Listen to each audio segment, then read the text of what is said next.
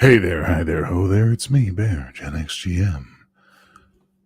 Welcome to a new idea that I had today, which is I'm going to have myself a Friday night heat stream. No chill stream, ladies and gentlemen.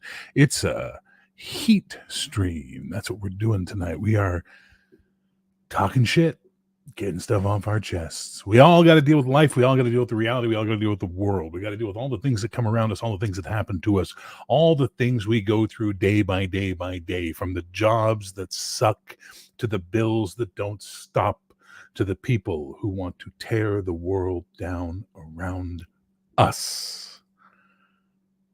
And like a man once said, I'm mad as hell and I'm not going to stand for it anymore. Because I'm at that point now where I'm just done. I'm 53 years old. I got less time left than there is behind. Why the fuck would I even remotely consider censoring myself or putting myself down for other people just so they feel comfortable? Fuck them. That's how I feel. Twitter is a cesspool. It's the fucking toilet of hell. And I don't know why people bother with it. I don't know why people go there, because it's just full of negative bullshit. For every good thing that happens from Twitter, a million bad things happen. TikTok is rotting the brains of a generation. Demonstrably, measurably, provable. And no one cares as long as little girls go up and shake their ass or boys run up and punch people in the head for clout. My Facebook feed has become a nightmare zone of commercialization and recommendations for shit I don't care about. Today, I was sent a message for a friend request by an American general, Douglas something or other, except the person spelled Douglas wrong. You stupid fucking moron. Learn to spell the name of the person you're impersonating. You want to catfish, you want to fish, you want to drill, you want to dive, do it intelligently and get the goddamn money that way. But when you half-ass it, well, ain't nothing there to be said. This week, I saw a friend of mine get dragged because he has the wrong opinion. I disagree with his opinion. 100%. But it's okay. He's allowed to have that opinion. But no. Someone very shitty decided to go after some other people and use him as the beating stick. And then, after the people who went after clearly informed him that lawyers were getting involved, that person backpedaled and started apologizing for dragging them in, but said that it was, as a YouTube personality, his journalistic obligation, nay, responsibility, to point these things out. You're not a fucking journalist any more than an Instagram girl is a supermodel or a Call of Duty player is a goddamn soldier. You are an asshole with a mouth and a mouthpiece. That's all you'll ever be. I studied journalism. I went to broadcasting college. Do you know what 90% of people who study broadcasting do? Not work in the field. I know it doesn't look like it now. It doesn't look like it in the world we live in today. It doesn't look like something people actually can believe in anymore. But once upon a time, journalists had skill. Journalists had perspective. And the Fourth Estate's job was to bring you knowledge. And then with that knowledge, you as a critical thinking member of Western society could then process the knowledge and make decisions. And those decisions were done at the time of voting. Municipal voting, city voting, state voting, county voting, province voting, nation voting. And you would vote for the people you thought best represented your interests. But now it's gang warfare. Politics is all about red, blue. I remember that episode of Babylon 5. Purple, green. They tore themselves apart. Is that what we're going to do now? We're going to tear ourselves apart over stupidity? Over people with money who don't give a flying fuck about us other than we prop them up, hold them up, and lift them up while they crush us down. We can't pay you $15 an hour minimum wage. It'll destroy the economy. 5 years later, no $15 minimum wage, economy destroyed anyways. And we believe their bullshit because the media fails at its task. Journalists fail at their task. The talking heads have hands up their asses, working their mouths. And the sooner you understand that, and the sooner we all understand that, the sooner we can free our fucking minds. And like a wiser man than me once said, free your mind and your ass will follow. So welcome to a Friday night Heat Stream where I'm going to talk shit. I don't care who I offend, and I'm going to speak my fucking mind clearly and with a clean heart and a pure conscience. Also introducing a lovely thing for tonight only. $5 super chat, I take a shot. Simple as that. You want to get me drunk and really hear me say some shit? Super chat it. Meantime, we're going to have a panel, of course. We're going to invite people in. People are going to show up. And right now, I'm going to add to the stage the one, the only Logan from the Hilt. And he's here to hang out with us tonight. And don't worry, I won't be doing this insane way of speaking all night long. But I got to get it out. I just pumped myself for 20 minutes with Rise of Mama on repeat, on loop, and that's my brain went. How you doing, Chris? What's up, buddy? Doing pretty good. Just decided to stop by and see how you were doing. I don't know if you want to be restreaming this to your people because they might not. Already done, man. It might be a bad idea. I might burn your channel while I burn mine. Let's go through the super chats and see what's going on. Bob the Odd, what's up? I hope you know now what's up. I look at I'm at my job that sucks right now. Well, I just finished my job and had to do this because I got to get it out. You're right. Twitter X is full of shit. Had to be said, and should be sung from the highest mountains. Howdy, KB. Hey, preach it, brother bear. Well, you know what, baby bear? I got to preach because right now I'm in that fiery place. I live in purgatory. I don't know what happened. I guess somewhere in the 80s, the God-forsaken rapture happened and no one told me. So now I'm stuck in the in-between. Never mind the upside down. The in-between's even worse. Oh my God, 5 memberships just bought by KB. You are the man. I guess at a 99 cents, I'll qualify that as a drink.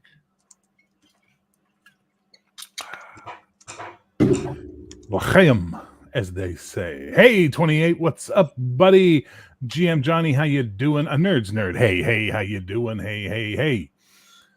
Can I get an amen? Maybe a hallelujah. You can get whatever you want at Alice's restaurant. Douglas is a female character in Dig Dug. Well, there you go. Half-assing something is what I do. What did I do? You half-assing something, what did I do? Justin, you did nothing other than be born, and that's what we all did, and now we have to deal with the fucking ramifications. I ditched Twitter, Facebook a few years ago for these very reasons. Lee, that is the wisest choice you can make. I've ditched Twitter. I keep Facebook because friends, those people that matter. I feel like I'm missing context, but I'm enjoying the dramatic readings by Bear. These aren't readings, sir. These are out of my brain. Straight from the fucking cerebral cortex to the fucking world. Trust me. I am far crazier than people give me credit for. But I know how to walk amongst us. I know how to hide.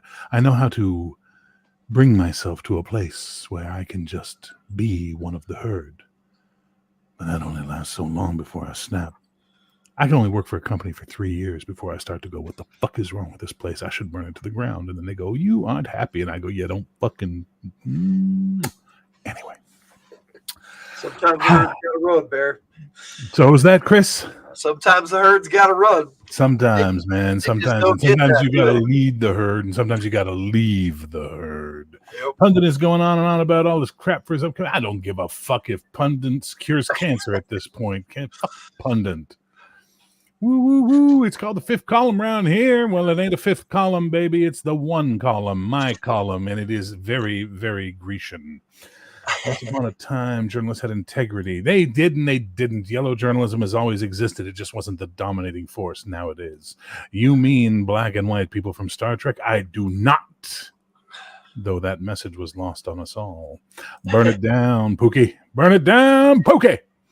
I want a seat on this train. You are on the train, sir. Woo. Next stop, I don't fucking know. Companies don't pay $15. It comes out of the increase in the cost of products they sell to the customers. And then we have inflation and we have all the bullshit and all that COVID nonsense caught up with us. And now we're all working poor. The worst fucking thing you can be. A slave for 40 hours a week. and they don't even give you enough to cover your food, to pay your bills, to anesthetize yourself from the absurdities of man in Western society. No. Fuck you. Side hustle. Go drive Uber. Deliver food. Gig. Fuck them. Damn it, Bear, if you started a podcast like this, I'd watch it every day. No, you wouldn't, because they would kill me. They would put a bullet in my head. Does George Clinton still live? The Parliament Funkadelic.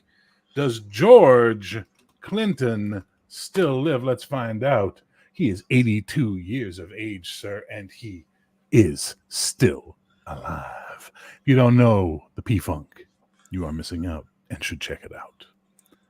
This is a heat stream before Legion of Myth chill stream. Well, they're doing their thing tonight. I'm doing my thing tonight, because at the end of the road, I'm sure Adventure of Conquer King 2 will be a massive success. It already is, and everyone will be happy, but I don't give a flying fuck about D20's levels and glasses anymore. So what do I care? I'm good. Let's do this. Let's be real.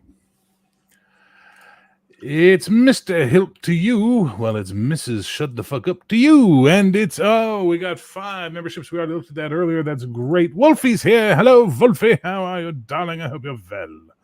Okay, Justin, you can call me Mr. Hilt, but just you, Justin. All righty, let's make sure Bear survives tonight without alcohol poisoning, eh? Well, Tim, don't worry, because I've only got that much left, and there ain't no more in the house. So... But thank you for your concern. I appreciate it. You can get whatever you want at Alice's restaurant. Exactly.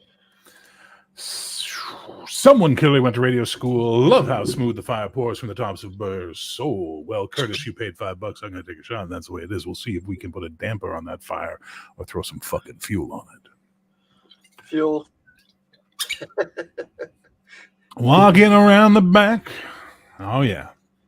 Love it. Love that people know that song. That's great. Who is that? I feel I should know. That's Arlo Guthrie, sir, as I recall. Am I wrong on that, Cody? I believe Allison Restaurant is Arlo Guthrie. Am I wrong?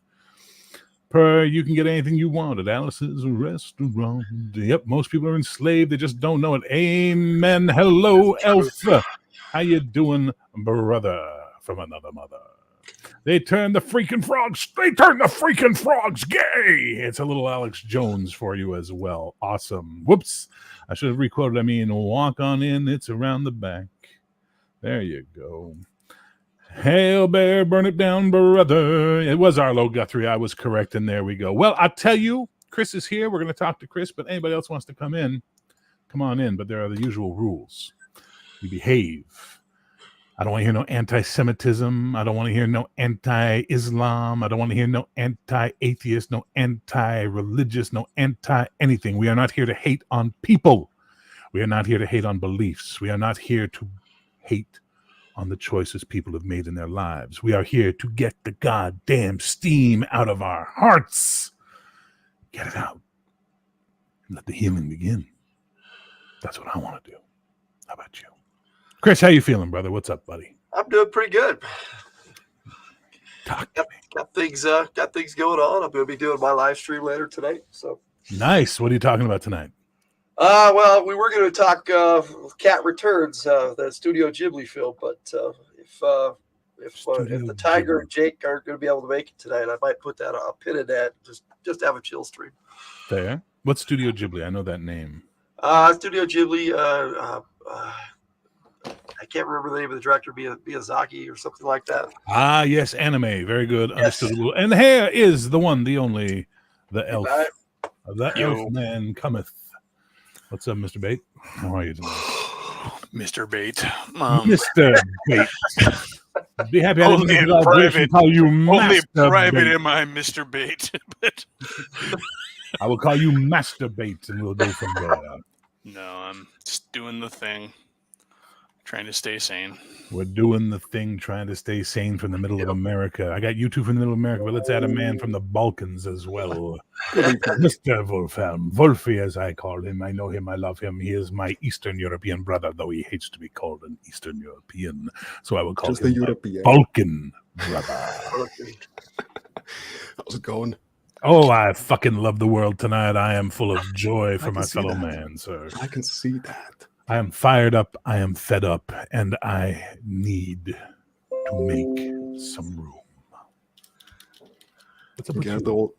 Get all that hate for the state out. We all got I'm it. sorry. What was that? Get all that hate for the state Oh, out. it's got to come out. It's got. Otherwise, if you don't get the hate out, it stays inside. It festers. It ferments. It becomes your blood, and then you become a hateful person. That's what the word hateful implies. You are full of hate. So get it the fuck out. Play a game. Skip on a rope. Walk a dog. Pet your cat. Talk to your friends. Do what you got to do, but do not hold it in your fucking heart 1 minute. All these people out there right now, shitting on everybody, canceling everybody, talking smack about everybody, both sides, left and right. They all watched Into the Pandaverse. All of them. And the one side that is anti-Kathleen Kennedy failed to notice that the show was making fun of them too by saying, why are you blaming everything in the universe on Kathleen Kennedy? Why is Kathleen Kennedy the devil of this scenario? You fucking moron. The world is more than Disney. The world is more than Kathleen Kennedy. They missed the point. They flooded YouTube with videos of them going, we won. Kathleen Kennedy's on the run. Pandaverse gets it. You fucking idiots. I never understood that one anyways, because if you look at her track record, she's produced some of the seminal movies of the 80s that everybody just raves about. She was, as Steven Spielberg said, fit to get coffee on those sets, sir. Well, yes. That's exactly how Spielberg and Lucas saw her, as fit to get coffee. Now, you want to talk about Gail Ann Hurd. You're talking about someone who was involved in the industry making movies that mattered and that we love to this day. And she had a thumb in the pie. Kathleen Kennedy brought the pie to the table. I'm just saying, on paper, there's like, if you're gonna go ahead and base it on something baseless anyways, considering nobody can really say what she did or didn't do much of anyway. Have you ever worked in the film industry, sir? You can say what everybody does on a film set. It's tracked. There's log sheets. There's call sheets. Everyone has a purpose. And that's why when you see the words executive producer, understand that means one of two things. Money or did nothing. But like me and 90% of the people screaming about it can't. I will not argue with you. I'm not here to argue. I mean, I'm not a fan of hers. I just find it funny that she always takes the flack. Alex Jones was in Deus Ex Machina. I did not know that. That is funny. I may actually play a video game. Exactly the right answer, sir. You win a prize. That prize is the freedom of your soul. Very good. Very good. I didn't want to say it. Very good. Who is Kathleen Kennedy? Who gives a fuck? That's where we should be. Right now, we live in a world where we are currently idolizing people who are not worthy of anything. I mean, you shouldn't idolize people, really. You should idolize their actions, if anything. Well, Kardashians. Kardashian was quite fine. I'd rather some Kardashians. They're more fun. But Kardashians are billionaires? Why? Why the fuck do we care what these fucking head-swapping retards think about anything? Yet here we are listening to them. All I have to do is watch that family and look at all the stuff around them, and you go, Caitlyn Jenner's part of that family, and Ray J was part of that family, and Kanye was part of that family, and then you meet the mother, and you go, oh. I got to just listen to her talk on anything, and you go, oh, I now understand why your children are morally bankrupt fame whores. Because you were. And you taught them that, it's insane. We idolized. Remember Honey Boo Boo? Anybody remember Honey Boo Boo? Oh shit! Holla for a dollar. Remember that one? Oh, that's Vaguely, yes. How big was that when it hit? It was huge. We live in a world where this is considered proper and good. I just watched Paul Chato breaking down the difference in television shows from 1984 and today on network TV. In 1984, there were 4 reality and or non-scripted shows on network television. Today on network television, there are 24. A full day worth of programming is that. That should scare us, but it doesn't. because we've learned to survive by going, just leave me alone. I'm going to stay here. You do you. I do me. We're fine. And as we retreat further and further and further and further into our caves, demons run the world. Kinda. No. All it takes for evil to triumph is what? Good Yeah, men to do nothing. And that's where we're at. We're at the part of the world where that happens, and we think it's proper. It's not good. Hello, Legion of Myth. How you doing, Omanal? How you doing, Crafting Gamer? How you doing? Lots of people showing up. Anybody wants to join in, I will throw the link in the chat again. But, again, this is not your usual chill stream. This is not your usual ha ha ha, hee hee hee, ho ho ho that we normally have. This is me, unfettered. Yeah, I'm doing a funny voice. So fucking what? Theatrics is all that gets through to people anymore. Theatrics works. Someone will It clip does. It's also Hey. why nobody complains about things anymore, because the moment you stick your head out, somebody's ready to tear it off. Exactly. That's Well, also you know true. what? This is a thick fucking neck. Yeah, but Come not get it. everybody's as bulletproof as you are, Bear. I'm not bulletproof. I'm not bulletproof. I am not bulletproof. I've got my faults, my flaws, and my hidden Relatively things as well. speaking. And hidden things as well. But the difference is I don't give a fuck because I don't have a wife. I don't have kids. I don't have things to worry about that they can take away from me or they can affect. What are they going to do? Make my cats' lives hard? Now, you guys with your families, I understand. I get it. You have to walk in the world in a different way when you're in the public light. I understand that. And I am not faulting you for it at all. In fact, I respect you for being able to do it, to be able to have a family in this crazy world and to try and raise them in the right way. That's the heroism we should be celebrating. That's the stuff we should be talking about. People who are raising children with special needs, children who are needing more than just a single "you go girl, get the purse" mother who tells them how to run life. Suicide's up. Mental illness is up. Everything is up that is bad, and all the good is down and being pushed down, and it's making me crazy. So I want to celebrate the good things. I want to see good people get the recognition they deserve. Eli, I'm not going to talk about your family, but you've told me stuff, and I respect that you do what you do to make sure they're okay and that you take care of them. That's a respectable fucking thing. Logan, you got extended family living with you. You're doing what you got to do to take care of your thing, man. Yeah. Wolfie, you're a crazy psycho living in Slovenia, but that's okay. You're my kind of people when you're like that. Excellent. All right, people in the chat, you want to ask questions, we'll answer them. Anybody in the panel wants to talk, we'll talk. But right now, I am, like I said, on fucking fire. Don't forget, $5 super chat, and I will drink.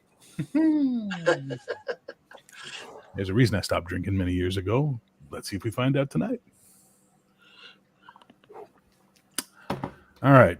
We have a conversational piece from Catherine who says hello, and we say hola pantera.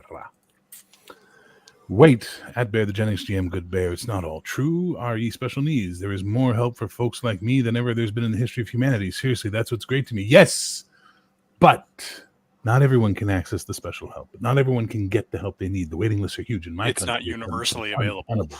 Exactly. And In my sometimes they country, push too far in the other direction. in my province, a 15-year-old girl was approved and paid for by the government for breast enhancement surgery because her psychologist said it would help with her self-esteem. But a boy who needed an operation to hear for the first time in his life was denied, and the reason given by the bureaucrats was, well, he never heard before. So Canada's fucked. Canada is beyond fucked, my friend. We have sold a bill of lies, and now we have tons of immigrants who come here and leave. They come here, they get a passport, they get their permanent residency, which allows them to get the Canadian passport, and then they get the fuck out of Dodge. They go to the States. Hell, Venezuelans are fleeing Chicago to go back to Venezuela right now Gee, I wonder why. because Western society is collapsing in on itself while we watch TikToks. Curtis, don't go crazy. But thank you. We might have to put together a fund to buy another bottle for Christmas. It was a gift from James, who may or may not show up in the chat tonight. He does sometimes. James bought me that for Christmas last year. It's from a beautiful brewery in Cape Breton, Nova Scotia. It is the only single malt brewed in Canada, and it's very good. No free stuff for you if you're not on the dole in Canada. Well, I have a friend of mine who has to go prove that his hearing has not returned every year to the government to continue getting his benefits. That's right. There's another guy who lost a leg that he knows, who has to go every year and prove that his leg hasn't grown back to keep getting his benefits. And I don't mean they just got to show up and go, look, I'm missing a leg.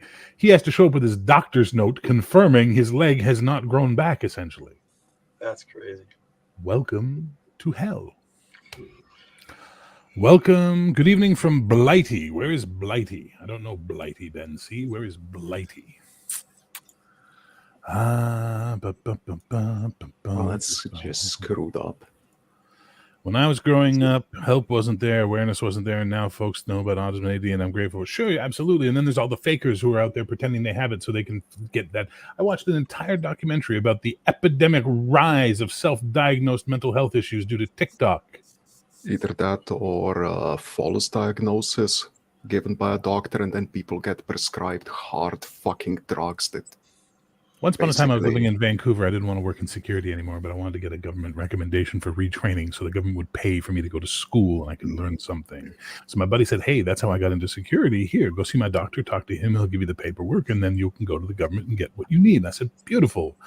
5 minutes into that interview with the doctor, he says, well, I can tell you're depressed and you have a chemical imbalance. I went, what? Well, I can tell that you have that. I said, you've done no tests on my brain chemistry. How can you tell me I have an imbalance? He goes, well, I asked the right questions, and the answers that you gave me show me that there's an imbalance. I said, really? He says, yeah. So here's a prescription, and he handed me a prescription for Zoloft. And I said, oh, and what are the side effects? And he said, you can look up side effects on the internet if you like, or you can take what your doctor tells you and take it. And I was like, okay. And then he said this to me, wait, it got better. Now, can you afford this prescription? I said, I think so. He goes, okay, because if not, we have a deal with the pharmacy downstairs in the building that will cover the first one. And all my brain said was, first one's free. That's how drug dealers talk. Yeah. I made $50 off it, though, because one of my colleagues, who was a Ferengi, and I swear he was short, had big ears, bad teeth, and he was always working at an angle. He's like, well, you're going to take this all off? I said, no. He goes, well, I'll buy it off you, and I'll fill the prescription. I said, really? And he's, yeah. He goes, I'll sell it. I'm like, all right. So I went and I filled my prescription of Zoloft, brought it to him, and he gave me $50, and he would do whatever he would with those pills. I don't give a fuck. I needed $50. It's a different time. But now that's where we live, man. That's the world we're in right now. Yeah, I know my kids had some problems with their psychiatrist for their ADHD and other meds for their things. I mean, they were legitimately diagnosed, and they went through an actual long process to get their diagnoses and stuff. But the problem is that the care changes often because your provider may move on or your benefits change and that provider's no longer in network or whatever. And this woman would just throw stuff at them, not listen to them talk about the ups and the downs of their reactions, and then would sit there and fat shame my kids and my wife. Oh yeah, you'd probably be better off if you lost a couple of pounds. Yeah. Well, no shit. But right now, help me with my ADHD and my depression and my anxiety, yo. Astounding. And you got a medical degree to tell me that, did you, fuckstick? Oh yeah, she just wanted the billing. Yeah. My youngest has ADHD, and he's way better on the medication, but it took us a long time to prove that he had ADHD. My nephew had such a cocktail of things going on in his brain that he was murdering farm animals at age 3 until they got his medications put together in the right. He had ADHD, he had acute oppositional disorder, and like some sort of reduced impulse. It's been a while because he's an adult now, but yeah, like he was an amazing kid. I mean, he could watch anything on TV that involved physicality and immediately imitate it. It was like Taskmaster. It's like, that guy just did a hip hop dance move. You're 4 and you're doing it perfectly. But he went back and forth between being a zombie and being hyped up and just not having this stuff right. Now he's an adult. He's functional. He's productive. But it took forever to get him on the right stuff. it was a slow ass process, and of course, it was also well before the current awareness that we have going on. So, But awareness is not always a good thing as well, and that's something we need to keep in mind, right? Awareness is important, but now it's gotten to the point where it's no longer awareness; it's almost cultism, right? Like that's where we get to with these things. Like we're aware of something and we raise awareness, and things are good, but then we don't stop raising awareness. We keep punching the awareness button over and over and over and over again until it becomes like doctrine, and that's really scary to me, because as a result, you're being told not to think for yourself again. You're being told to hold this opinion and hold that opinion, and those are the true opinions until they change. And we'll let you know then what your new opinion is. Why aren't we allowed to debate anymore? Why are we not allowed to disagree anymore? Why are we not allowed to have intelligent conversations where we both present our sides of the argument and let the people who are watching us decide who of us they believe? Why is one side always right now and the other side is always wrong? yeah. Well, part of that is people identify too much with what they know and what they believe, and they make it into identity Yep. in any shape or form. Yep. I mean, I don't care if it's just like what sneakers you like. Oh, you don't like Nike? Well, fuck you. No, but you're not wrong. Okay, I've taught over 3,000 people in my life. I mean, look at gaming. We're gamers, right? Look at gaming. Mm-hmm. You play Dungeons and Dragons. Oh my God, what's wrong with you? You don't I know. play. It's you play Pathfinder. What's wrong with you is what I hear most. Yeah, But I'm here's just the saying. thing. Here's the thing. I taught over 3,000 people in my life, and many of them came from other countries, a lot from the Middle East and Eastern Europe. And Nike, Reebok, who gives a flying fuck? What was the number one brand over there? Adidas. Always Adidas. Here, no one buys fucking Adidas. No one cares because they've been taught Nike, Reebok, Nike, Reebok, Nike, Reebok. That's the argument we're supposed to have, right? It's stupid. We are making an entire generation of stupid people. You know what brand I bought a shoe by? The one I can afford. Hey, brother. Absolutely thrilled, except for it was too little too late. Like the year that my kids left their grade school, I remember this conversation in the parent-teacher meeting. We're actually going to start bringing critical thinking back into school. I'm like, where was it before? How is this a thing we're even discussing? But yeah. Everything is left or right, up or down, black or white. Yeah. There is literally no more shades of gray in our world. Yet 50 Shades of Grey was hailed as a masterpiece and a bestseller. Never saw it or read I it. know the book. I don't give a fuck about the movie. Then when the movie came out, everyone argued that the casting of the main guy, what was his name? The character? The dude in the book. Yeah, but there was a whole I hashtag, didn't read it, not my whatever the fuck his name was, like it was insane. We live in a world where hashtag Me Too trended, with everyone forgetting that outside of America, hashtag is referred to as pound symbol. So an entire movement was called Pound Me Too. Sexual awareness. The stupidity of modern humans is astounding. The barbarians are at the gate, and it's us. We are our own barbarians now. We don't need outsiders to burn and sack Rome. We're going to sack and burn it ourselves and post it on fucking Instagram. Oh, is it the Gargoyles animated series from Disney? That was the question asked. The gargoyle, when they came to the future, why is there no walls around the city? And the cop said, because they're all the enemies were in the city. Yeah. My Dinner with Andre has a fantastic thing where the guy talks about the idea that modern cities are just open-air prisons. Self-governed, self-regulating open-air prisons. It's kind of true.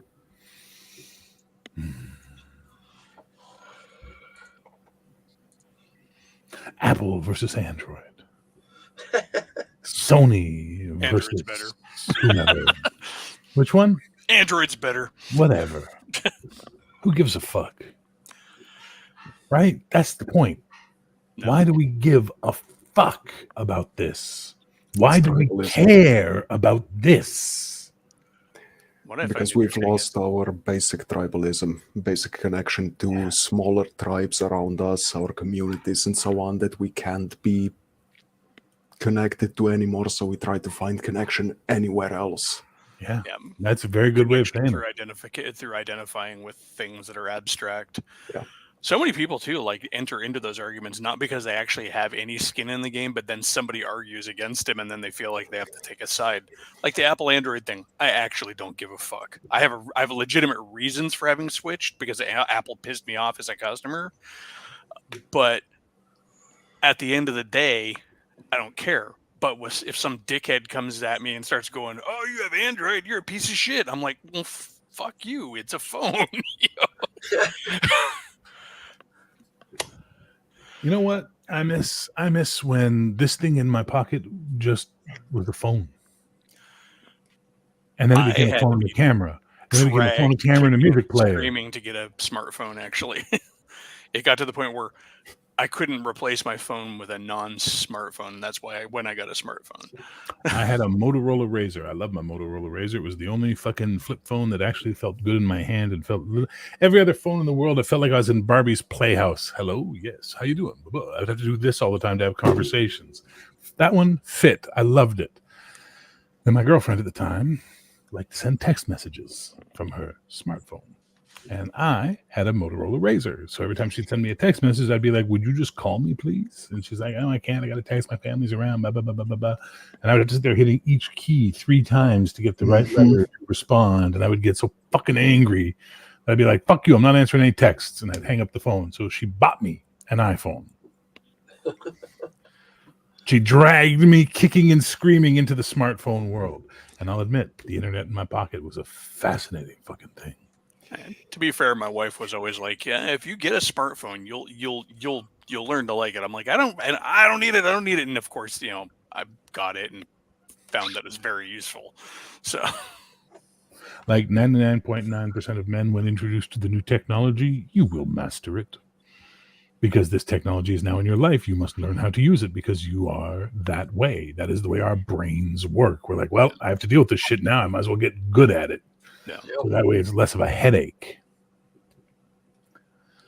Besides, I had the ultimate tech support, which is teenagers. How does this shit work? I think I yell at electronics more than anything else. I don't know. It's 50-50. Electronics or cats. One or the other. Yeah, there's that too. Just don't get electronic cats and you're safe. Do androids dream of electronic sheep? I love the idea of an electronic cat. That sounds wonderful. Do they poop? Do they shed? Depends on how realistic they are. Can I program them not to claw everything in sight or chew on wires? Our new nanofiber cats outgrow their own hair and shed it at a consistent rate. For that real-world experience, brought to you by Humanicore, the people company. As their deuterium power cells wear out, they will poop out the waste product. Which is then collected and used in building the next generation of smartphone batteries. Exactly. I spend a lot of time. I spend a lot of time avoiding social media and a lot of my time trying to help my son realize Andrew Tate is not a good role model. Amen. Which means I have to watch him so I know what I'm talking about. Andrew Tate is a symptom of the disease. That's all he'll ever be. Blade Runner intensifies. Those are good movies. Technically, we're living in the future of Blade Runner now. Thank you. I just tell people I have a phone for my convenience, not theirs. There was a great commercial they used to have in Canada back in the 90s when home phones would get cut and you wouldn't have connection before the Canadian government decided telephone was a mandatory service that everyone had to have. So they have these other companies coming in that would offer deals. You can get your own home phone through them. Even if you have bad credit, no credit, whatever, you can get the home phone. And they had a commercial of this guy, a Newfoundland guy, in his house yelling out the window at people like, "I'm not home right now. Leave a fucking message." Clang, or he'd stick his head out the window and be like, "I'm busy." It was like really funny. Because I think about it today. Imagine if you had no phone.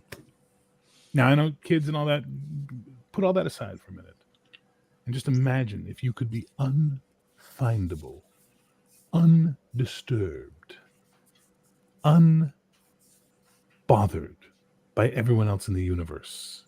I'm the wrong guy to ask. You choose to engage with them. I would find people. Yeah, interesting. Why is that? Me in a quiet room is not a good thing. Why? What do you do? I will make it unquiet. You're gonna grab some pots and pans there, Ruprecht, and run around going, Oklahoma, I'll Oklahoma, put on Oklahoma. music and then watch something on TV and be doing 4 things at once. Have I mentioned how ADHD I am? Well, what's wrong with that? What's wrong with you entertaining and occupying your time and doing stuff? Well, no. The thing is like I also like doing that with other people. I hate people and am social at the same time, so it's really hard for me. I have to find the right people, and then I will spend all my time with those people if I can. It's funny, but if I leave my keys when I leave the house and I forget my keys, I'll ask my landlady to let me in. I forget my wallet, I'll borrow $10 off someone at work to get lunch. I forget my phone, I could be all the way at the subway station. I'll turn around and walk back to my house to get my phone. The fuck is wrong with us? When was the last time you let the battery on your phone run out to zero? It's kind of hard to do that these days. My phone will literally last for 3 days. But the point is, when was the last time you said, fuck it, I'm going to let this thing run to zero and recharge it once it gets there? Gets down to like 10%. And it goes, hey, I need power. I gotta plug it in. I gotta charge it. Yep. I mean, it happens on occasion. I used to do it as a matter of principle with my other phone, my old Motorola. I'd just be like, fuck that. I'll charge it when it's dead. Charge it, leave it, and do something else. Because not everybody was calling you all the time. People weren't messaging you all the time. It was like, if you called me, there was a reason. If you texted me, there should be a reason. But I've also been telling my friends for the last few years, if it's more than 3 lines on a text, fucking call me. Yep. I will stop answering you now. I don't want people to call me. I see texting is backwards technology. It's like walkie-talkies all over again. I do not like talking on the phone. Me neither. Rather talk on the phone than sit there and do this. I'll text till the cows come home, man. 35 people are watching this insanity, but if I started talking about Star Trek, we'd be down to 5 in a heartbeat. No idea.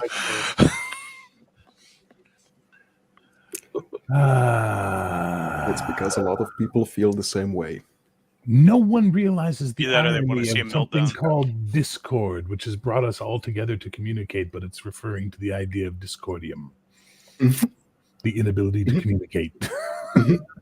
What a fucking world we live in. I can drink Eli loves me and he wants to spend all his time here. Eli, do you love me? Yes, but I do not want to spend all my time with you. Well, you know what? I love you too, as I love every other human being on this planet, though you're a little more special because I know you. What else we got over here? Old Motorola's, people bother me, texting is useful.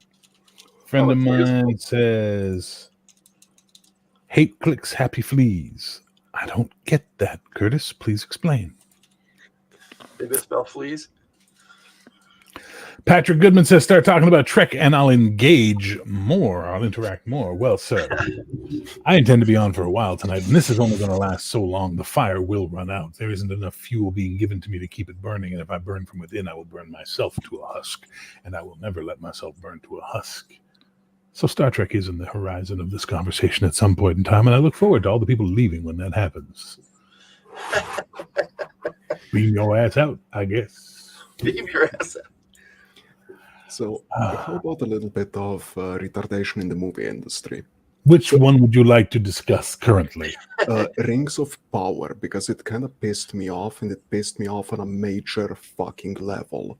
Oh, please explain to me how some product caused an emotional reaction in you that forced you to take a side. Oh no, not so much of a side as these people are shitting all over Tolkien's very philosophy. And, the very philosophy behind his book. and It just got me riled up. what if I told you you didn't have to watch it? I didn't mind it. What if I told you you can just turn that shit off? Pick up the professor's The actual problem work is, The problem is this goes hand in hand with the problem you mentioned before about the world going crazy, because people look at Tolkien's work and get the completely opposite message out of it than what he intended. That's it what I was trying about to say. anti-industrialism and language, right? That's And what a lot the of other core things. of what he was doing. That's why the Scouring of the Shire is the end of the book. Yeah, and a lot of other things as well. Technology destroying the bucolic The countryside. Scouring of the Shire is the best part of the book, and they always exclude it from any of the movies and stuff. It's kind of sad. It is. So, in your opinion, Wolfie, what was Tolkien's message? It was far more, as far as I got it from the Silmarillion, it was far more Iluvatar's conflict with Sauron. Not so much about Middle Earth, but God always prevailing over evil and the supremacy of the Almighty God in that universe. Because at the end of it, you don't really have a hero of the story. Wasn't Tolkien a Jesuit? He was quite fervently Christian. I'm not sure which I believe he was denomination. specifically a Jesuit. I got to look that up, but I believe he was a Jesuit. Hmm. And he and C.S. Lewis used to debate Christianity, which led to their two stories, right? But never forget, Lord of the Rings is Charlemagne. Aragorn is Charlemagne. And the dwarves are the Jews in diaspora, driven from their homes, living where they can. It's much deeper than people want to give it credit for, and that's absolutely true. But the nice part about his work is that you can just enjoy it. Oh yeah, on the surface level. Yes. Well, the other thing, Silmarillion wasn't intended to be a final work or anything to really be taken as part of his official story. Anyways, it's all his notebook, and it contradicts itself, and and the later work contradicts it. So fair. It's like looking at. I always look at it this way. It's like looking at a DM's campaign notebook and then saying, "Well, this wasn't in your campaign. You got this wrong. You said that all dragons are the same color. They just have different breath weapons." And you're like, "Well, I changed it later on. I wanted to write it differently." So That's fair enough. I also found it funny about. I mean, I enjoyed watching Rings of Power just as a show. As it was, I did too. I had a problem with a lot of gamers complaining about. I'm like, you will sit there and play in RPGs made for a world and tell your own stories in those worlds that are based on literary works or film works or whatever, and then complain because a TV producer does the same thing. So I had to go into Rings of Power thinking, if this is fan fiction, it's not Tolkien. And with that in mind, it wasn't bad. Also, what they ended up making made a little bit more sense when I realized that they didn't.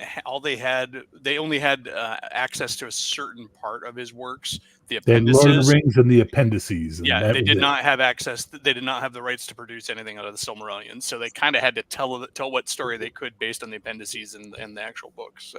So they bought the rights to Lord of the Rings, and they originally were going to do a retelling of the entire series in long format.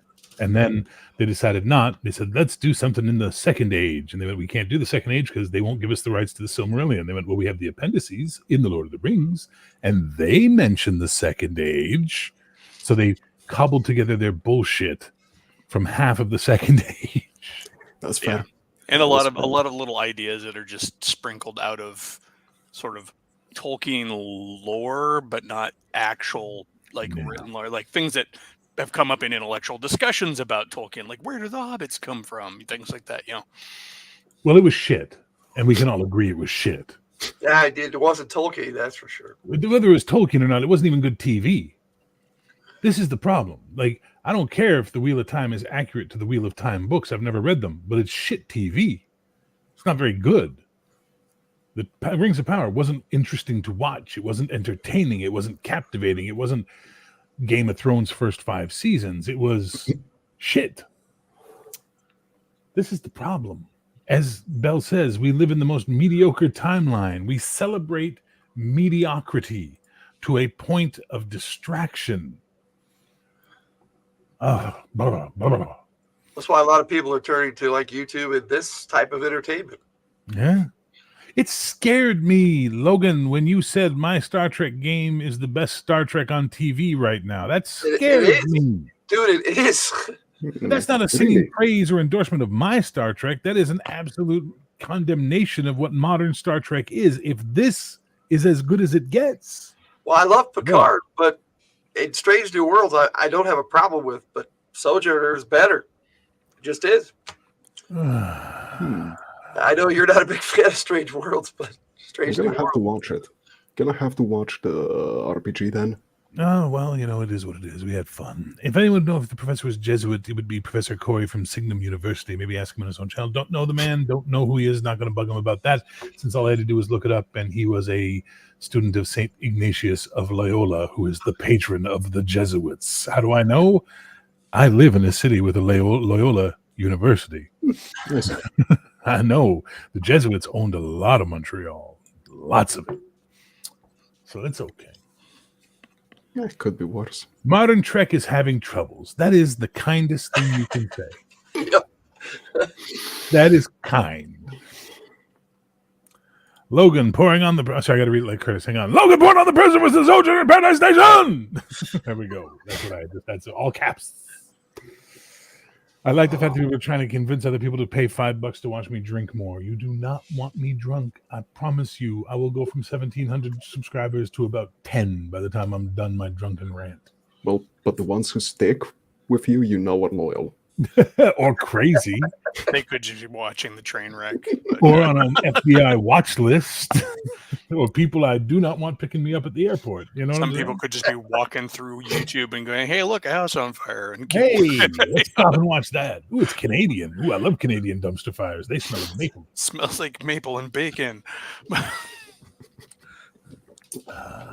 Subtle undertones of beer.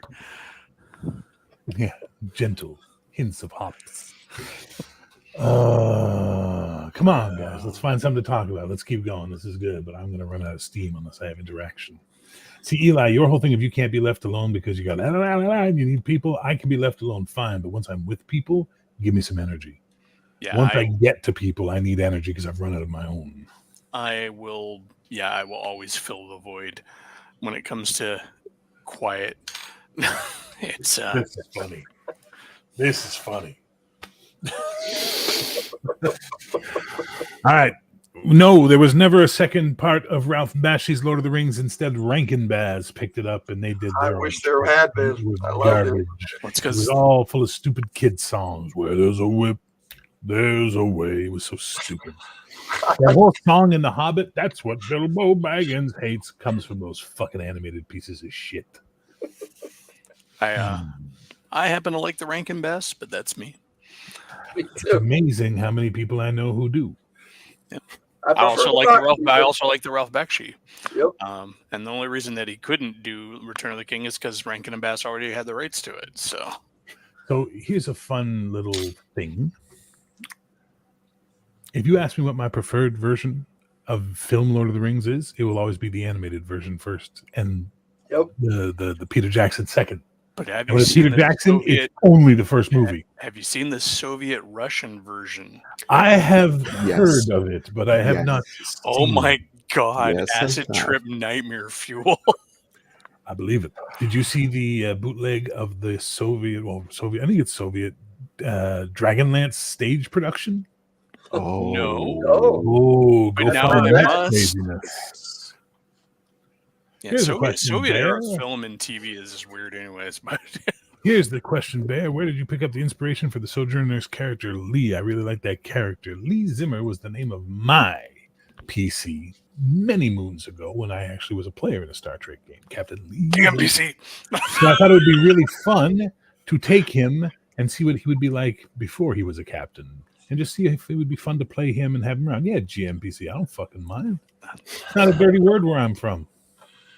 Yeah, it's always about the implementation, anyways. Yeah, I played Star Wars with a guy who would run his Star Wars character as an NPC in campaigns when he was the GM at the table, and then let his character keep the XP. So the next time we'd cycle around to where he was a player again, suddenly he's beefed up and had done all this stuff because as a GM he could move things towards his PC. And then we get back to playing, and suddenly his character's got all this extra XP and gear and stuff like that. And surprise, surprise, his character was a Mandalorian.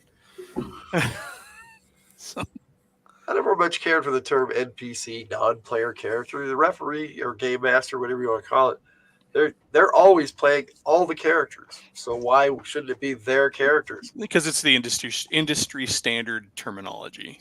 I know. Yeah. FMD, I must tell you something important. What you're failing to understand is that Lord of the Rings in its entirety is elf propaganda written by tricksy hobbitses.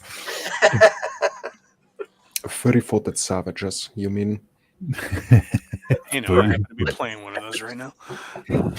That's okay. Nothing wrong with playing one of them. I'm the only character in that party who in 2 sessions hasn't got injured. That's true. That's Oh, is this in Cody's game that I decided not to play in? We've gone through 2 sessions, and I'm the only one who hasn't got hurt. So Can I tell you guys why? And Cody, if you're still watching, why I decided not to play? why did you? They were strangers. I understand. There were people that were Cody's friends that I didn't know. And therefore, if I played in the game, I would have been self-censoring and tamping myself down and being very, very aware of everything I said because I did not know them. With you and Logan and whoever else, I could just be myself and have fun. But with strangers, I got to be careful because I am the veritable bull in the china shop. I'm getting to know them pretty fast. They're pretty cool guys. I'm sure they are. I'm sure they're fantastic human beings. But I just went, oh, no, I don't know these people. Yeah, I don't usually play with strangers either. And that's, you've heard me in the conversations about various gaming topics. I've always had a very same, closed group of players, and I haven't played at conventions much. I haven't played pickup games at shops much. The most stranger gaming I've ever done is when I was the pro DM at the shop. So, well, this is about to take an interesting turn. Let's see where it goes. Hello, Hunger Claw. He's actually wearing a Santa costume. Oh, shit. It's beginning to feel a lot like... Well, if you were enjoying the fire and brimstone that was coming at you, it's about to leave because Hungar is here, and that means it's going to get a little goofy. Don't forget, $5 super chat. I will take a shot of single malt whiskey from Nova Scotia. I'm going to have to dip out here, guys. Every time I come on, you leave, Elf. What the Take fuck? it easy, Eli. My wife just got home with the groceries. I got to help her out. Go, sir. Trying to be a decent human being. Run. I've seen a picture of your wife. I know you better go before she kicks your ass. Yeah, she's as tall as I am. So later, folks. Later, buddy. Hungar, what's up, my friend? How you doing? I just woke up. Well, now you're awake and you're here. Cody, are you going to come hang out with us tonight, or are you going to keep talking shit in the chat, sir? That's all I'm doing. I will not feel comfortable, Cody. That is just the way it is. I do not feel comfortable with strangers. I could roleplay with all these guys right here. I could have a game with these 3 fuckers right here. I could have you in there. I could have Eli. I could have Brian. Add in one person I don't know, and I'll be like, I'm good. Oh, we could even add Justin. Do you really want to see me roleplay with Justin? Do you really want to see me? Because it's not going to end well, Hungar. It's going to go poorly. I love Justin. So do I you. love Justin too, but there are going to be lots of this happening at the game. Shut the fuck up, Justin. Actually, you know, he can be serious sometimes. I know. I've seen him on Mr. Max's show where he behaves himself. You And should he's see actually an the- intelligent human being. You He should gets see on your the- shit show and he just goes waka waka waka. It's insane. Oh, You Lord, should see Lord in the- mercy, speak of Beetlejuice 3 times and he shall show up. You are warned, Justin. The rules apply. Rules. I said them at the start. You were here. You heard them. If you forgot them, You well, left gingers out of that list. because you can make fun of gingers all you want if you are one, because only a ginger can call another ginger ginger. I have slightly red fringe in my beard. Does that count? No, it does not. Dale and I have met. So personally, what about this guy Dale? Dale and I have known each other for 5 or 6 years, man. When you have this, you Yeah. can make fun of gingers. hang on. I got one. Now that's pretty bad. Like that. I'm gonna say that's bad. That's not bad. That's awesome. That's my aphrodisiac. That's Okay. something. That is fucked up, and I want you to know deeply how fucked up that is. But just to prove a point, there we go. Because nobody ever believes me when I tell them that I am in fact a ginger because I am bald. That's a as the different day person. is That's done. Baron G Rock, not a Conan.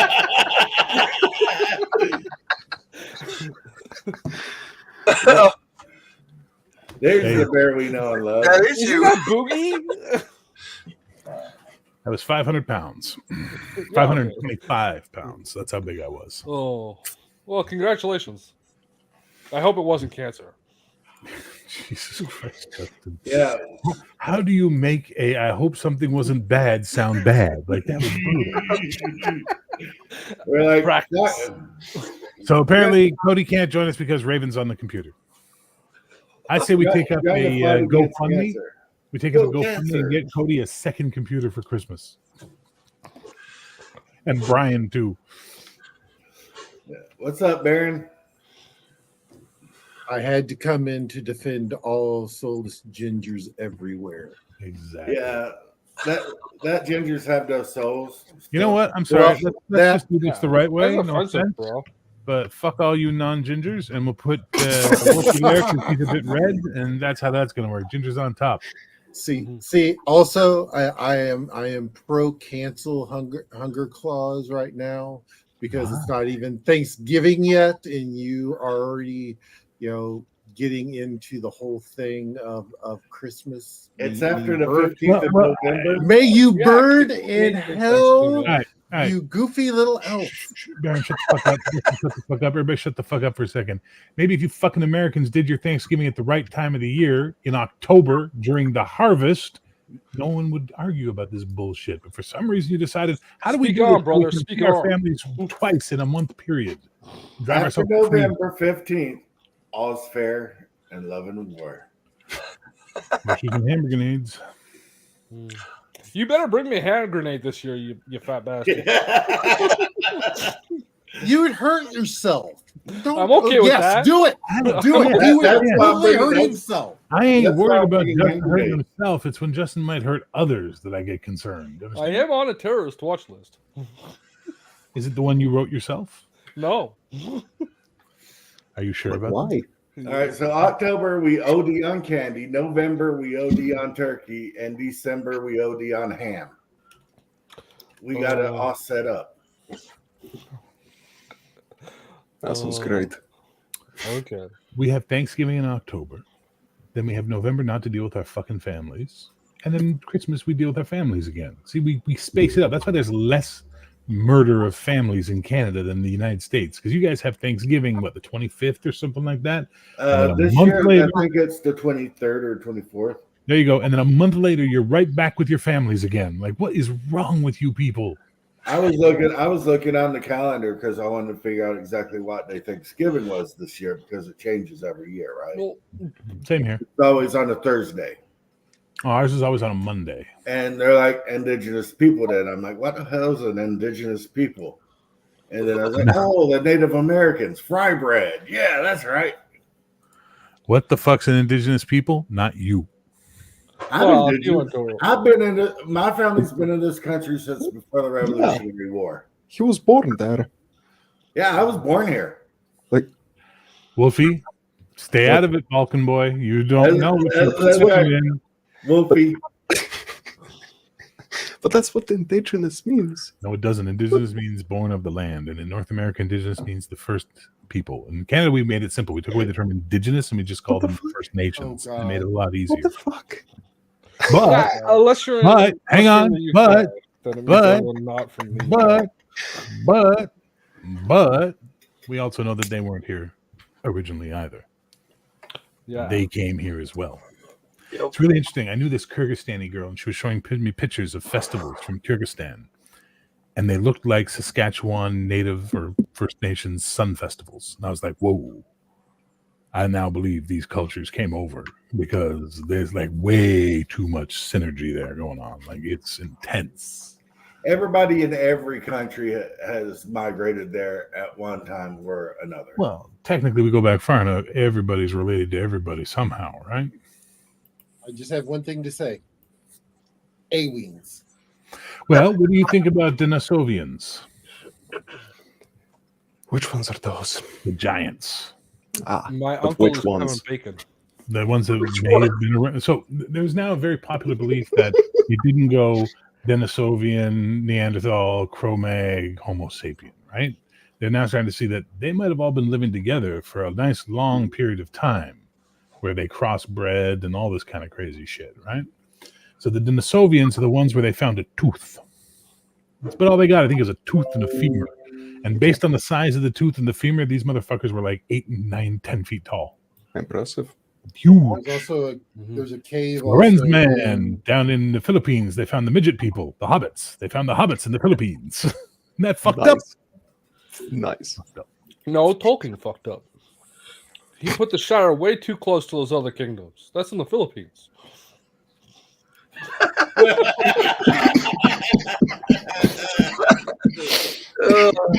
Everyone knows the Shire Too is bad you in can't New stay Zealand. Justin by now. Call it callback. Man from the Balkans tiptoeing into the minefield of ethnic definitions. That is good, actually. That I would think as a Balkan, you'd stay the fuck out of that fight in a big way. Yeah, I'm used to it. Former Yugoslavian. You were born in it, you would say? Yeah. Yeah. Was it still Yugoslavia when you were born? No, just after the After the war? after Slovenia left, after we got bombed, so Oh. on. Thanks for the help. Interesting. Were We we in sent that one? peacekeepers. Were we in that one? We sent A little, peacekeepers. a little bit. No. We sent blue berets. Yeah. You know, I love that sign. They got like it's in Africa somewhere. And it's like safe zone. And then they got the UN guy standing right in front of it. That's how it just is on. And it's all bombed out behind. The Unsafe zone. it's like idiocracy every time I think idiot. And then the fought the dinosaurs to protect us from. I like unit. Unit from yeah. Unit was cool. Next thing you Nowadays, when you say someone's a unit in England, it means something else. Curtis says next thing you're going to tell me is that landmass of the planet used to be one giant continent. Preposterous. Preposterous. Boulder Dash. Inconceivable. Rough. I haven't heard that word in a while. Well. That sounds like something Disney made up. We need to bring back old school language. Like back in the day, it was church hole or church bells. When somebody's talking their ass off, and you're like, that person's Stop or knock. shut your church bells. I want to call people poltroons again because that was a great word. We need to bring that word back. Hey, Mr. Max. Poltroon. Mr. Max, how you doing, buddy? Hey, Mr. Max, when are you moving? Moving all the time. We need to bring back defenestration, the act of being thrown out a window. Nice. I don't think it's ever left. On that note, I'm gonna bow out, Barrow. I love and have a good stream tonight, my friend. Take care. Thanks for hanging out, brother. It's good to be here, man. Thanks for having me. Have fun. Later, guys. We got Logan. Party on, Mr. Hill. Yeah, Oh Max, my I'm streaming. God! They're gonna kill. They're eating her, and then they're gonna eat me. It's Brian, Hey there. man. What? I'm streaming there. And I'm for the streaming record, there I've been on sitting my here in stuff. backstage for like 5 minutes. You've used StreamYard. You know that when you have a full panel, you can't see the bottom. But you know what people who are in the waiting room can do? Type in the private chat, hey, I'm waiting in the private Oh, room. that's fine. Or you could just wait. I've literally been up for like 15 minutes. I got you beat. I've been up for 30. I got up to pee, and then I'm like, huh, let's see what's happening with the drama from today.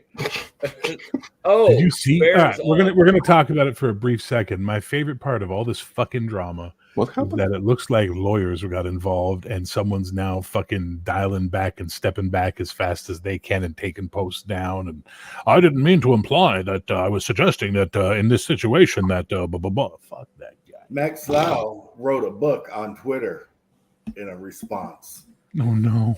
to the one you showed me. Oh, earlier. Curtis, the voice is gone. It's boring now. We're just going to be me.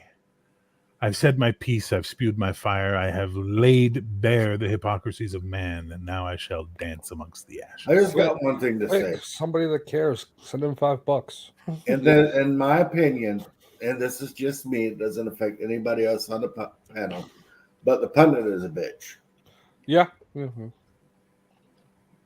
I've Have you read not some heard of me it. when I say I'm embarrassed to say he was Canadian before he went to Uruguay? What No, the hell I did that missed man it. have to do to get kicked out of Canada? No, he left on by choice, I think. He 'Cause I he think was too he's in poor. Alberta, so I guarantee you, someone over there was about to stab him or tie him to a horse and drag him through. A field. Exactly. Yeah, Alberta's pretty rough. They don't fuck around. That is the definition of fuck around and find out for Canada is Alberta. I would fit in Alberta. You would fit in Wild very West. well in Alberta, sir. It's a very I don't know. Wild You, West. you have to be a cattle rustler to go to Alberta, man. They got two industries there: cattle rustling and oil drilling. Hey, it's a stereotype, bro. I'm I running. grew with up on a ranch. I think Doesn't I can matter. handle it. One of my nieces works for the oil company. She's an environmental analyst, where she goes out to property where they're going to basically run a pipeline or do any drilling, and she has to do the environmental impact survey. She has been chased off more farms by farmers with shotguns it.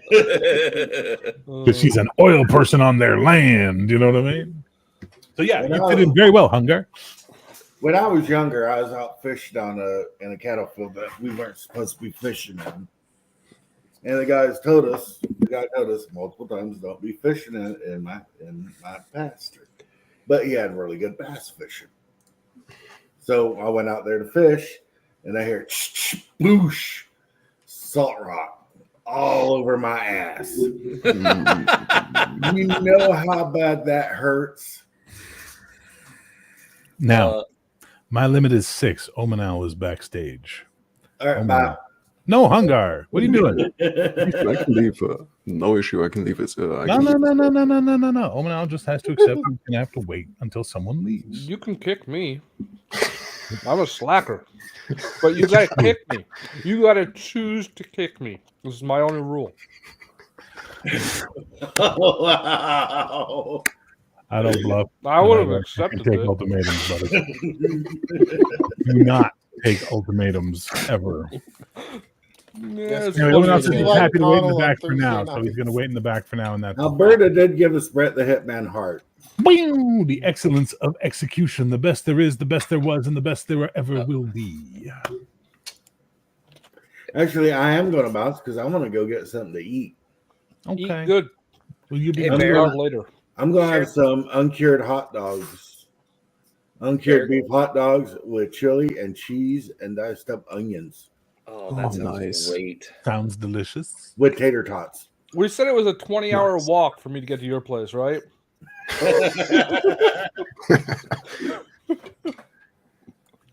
What is Yeah. Brian has sent me a Star This- Trek Babel chart.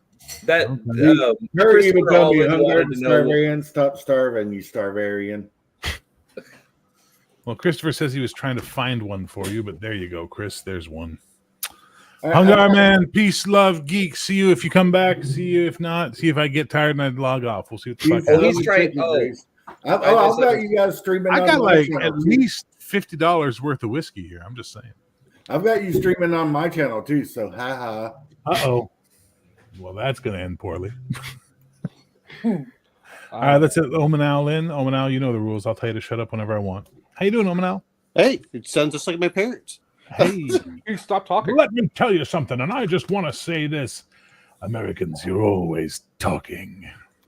No one remembers that. I just want the love aspect. I'm so tired. Stop bringing the drama in. Who the hell cares on who hates who? I got better things to do.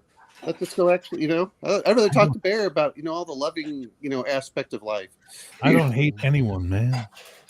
I hate the absurdities of people, but I don't hate Oh, yeah. them. Oh, I know. I don't. So, Brian, I saw you shaking your head. That's from The Meaning of Life when they do the death sequence and the British people are having a party and they've got turned canned salmon and they die and the Grim Reaper shows up and the Americans like, well, I just want to. And he goes, Americans, you're always talking. Let me tell you something. And I just want to say this. Well, you're dead now, so shut up. It's really genius. Oh, I'm so sorry about giving you the salmon. I didn't know. I'm so embarrassed. Should we take our cars? I don't see why not. And they drive to heaven. It's really funny. I still like the death scene. Like he gets to choose the way he dies as he's being chased by topless rollerblading girls. That's the life of Brian. Oh no, that's The Meaning of Life. The Meaning of Life. That was. I thought that was from Now for Something Completely Different. No. That's Well, that's Are what they you say. sure? And now for something completely different. But No, but there's a movie called And Now for Something Completely Different, Yeah. which has their best sketch Yeah. redone for the film. And I think that's from there. Is I it? think can't so remember. as well. no, it's in the Meaning of Life. Are you sure? I'll have it's to in- watch it again. Yeah, because it was that one along with the one where they give him one more. You can have the one like Andy's Mint where he explodes. Death by Naked Chase. It is in The Meaning of Life. Yes, it is. Yes. Fun. I've only watched like a couple. I only remember like 3 or 4 of them: The Life of Brian, Monty Python's of course, the Flying Circus. But I don't think I've seen that one. The Meaning of Flying Life. Oh, Circus yeah. is the No. series. Yeah. But I mean the Circus. it was, and of course the Holy Grail. Hi, Kim. That's actually my youngest loading the dishwasher. Oh, my God. Kim Jr. Did you have to bribe him? We usually do, yes.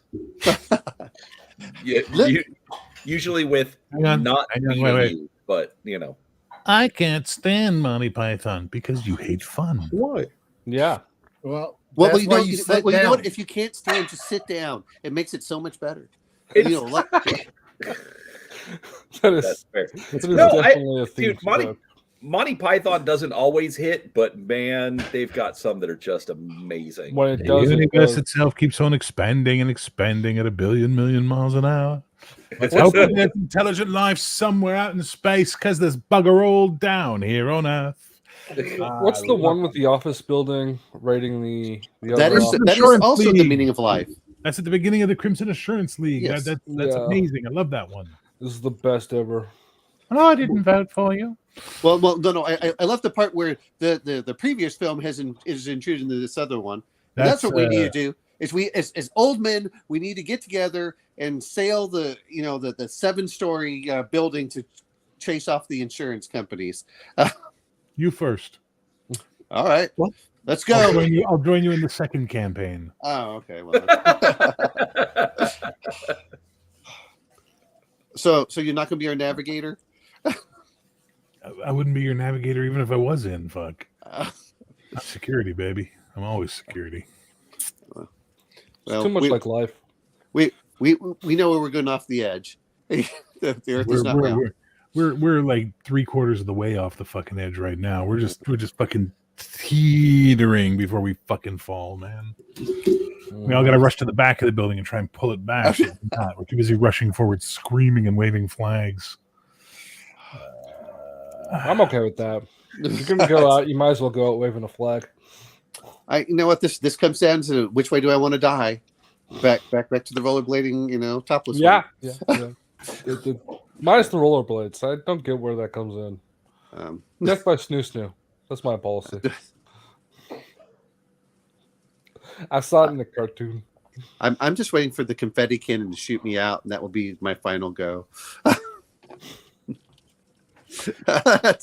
Can someone please save this conversation? Now preferred death method: death by t-shirt cannon. My confetti cannon, yes. Brian, I'm begging you, man. Yeah, I'm they don't begging make those you. anymore. Say something intelligent now. So, how did your son's trip go? Was it right? Is he still there? Is he done his mission yet, or is he still on his mission? Oh, that lasts for 2 years. He's been gone for 2 months. Forgive me all the fuck for not knowing the secret intricacies of the Latter-day Saints, sir. But was I right about the place? Hold on. What was that, Wilhelm? Was I right about the country? No, nobody got it right. Shit. Nobody at all. Oh, he Wow. went to England, huh? No, He went that to the is- Vatican. No, I forgot. Wow, that is The like, trip was to see him off. no. So like, first off, I haven't seen Wilhelm in forever that I can recall. So please forgive me. Sorry, I was But- lurking. I was lurking on your channel. No, that's fine. But I think it was. I think like I was just talking with Bear in his chat, and mentioned, hey, anybody want to guess where he's going? And so then Wilhelm threw in a guess. I don't even remember where it was. Forgive me. That was 4 months ago. I had completely and utterly Nigeria? forgotten that you and Bear had pitched in on guesses for that. Happens. Oh, I'm yeah. guessing Nigeria. So Brian, my guess is the Vatican. No. That would be I would Oh. fucking piss my pants if I was in St. Peter's Square and saw Mormons trying to fucking do a mission at the Vatican. Nah, I would like run over and give them money. I would be like, more money, stay here. Oh forever." I have no doubt that there have been missionaries assigned to the Rome mission that have gone into Vatican Square and just started talking to people. Have no doubt. That's policy. You want to I'd have done it. send them to the Wailing Wall? Watch what happens. Those guys don't fucking play.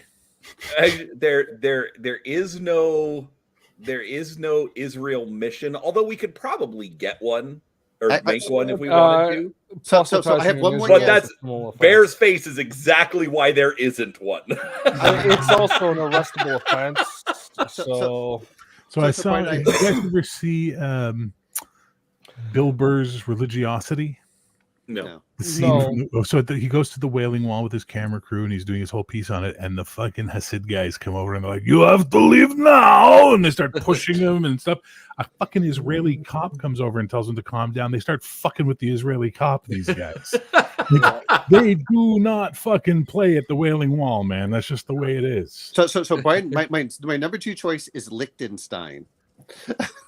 You realize that he's already gone, right, Omanal? Well, I don't know where he is, so I'm allowed to still guess. What's Terry Gilliam's other good film other than Time Bandits? I think I remember. I guess. Brazil? No, just that. What was Portugal. It was Brazil. that? Yes, sir. And that's where his son is. No, it is It was Argentina. You were in Brazil. Argentina. I was in Brazil. You were in Brazil. He's I in don't- Argentina. Listen, I don't Oh, have spot Mormon on. Tracker on my phone. Can he be You reassigned to logged in? Liechtenstein? That's He all. can't. He won't be reassigned to Liechtenstein. No, but he. Isn't that where Baron Underjaw is? No, you mean Baron Underbite? No, he's, Yeah, whatever. I don't care. It's just oh, fucking crap. picture Where- of the Crap, where is that? It's the Underbite. Oh yeah, we're all trying to figure this out. Unterland. Emmanuel Kant was a real pissant. It was very Instead of very Netherlands, it's stable. Unterland. My dear, I Yeah. was using No, but- beggar to think you under a table. Oh, David Hume Unterland without is somewhere consume. between the United Alright, States you and guys all Canada. Trying to get us off this stupid topic, and you guys are like, no, we must keep talking about No. small European countries Hey. endlessly. I Hey, was- hey, I aren't was we supposed to Unterland is the fund, Venture you know? Brothers. Yeah, Yes. the Venture Oh, Brothers. okay, fine. Where was the patents for Heath Ledger's character in A Knight's Tale said to be from? Underland. Is that your final answer? Uh, The patents. yeah, His the patents of nobility, nobility. that Chaucer made up for. Ah, Yeah, no, I think it was. Yeah, I think it was Underland. Anybody else want to argue with me? I can't remember now. Now you got me. No. Now you got me questioning my own brain. You Oh. fuck. Real quick, It's- Curtis. it's- Argentina. Gelderland, sir. Gelderland. Gelderland. Gilderland. Real The place quick, where they cut your balls off. Curtis. Ulrich von Liechtenstein Oh. of Gelderland. Curtis So it's with an E versus an I. Yeah, close. Brian went to the UK. Argentina? I thought Argent- Brian went to the UK. We made fun of you on Hungar stream today, sir. For what? For what? John Yield Geek showed up. We started talking about the UK, and someone went, gaming with ADHD went to the UK.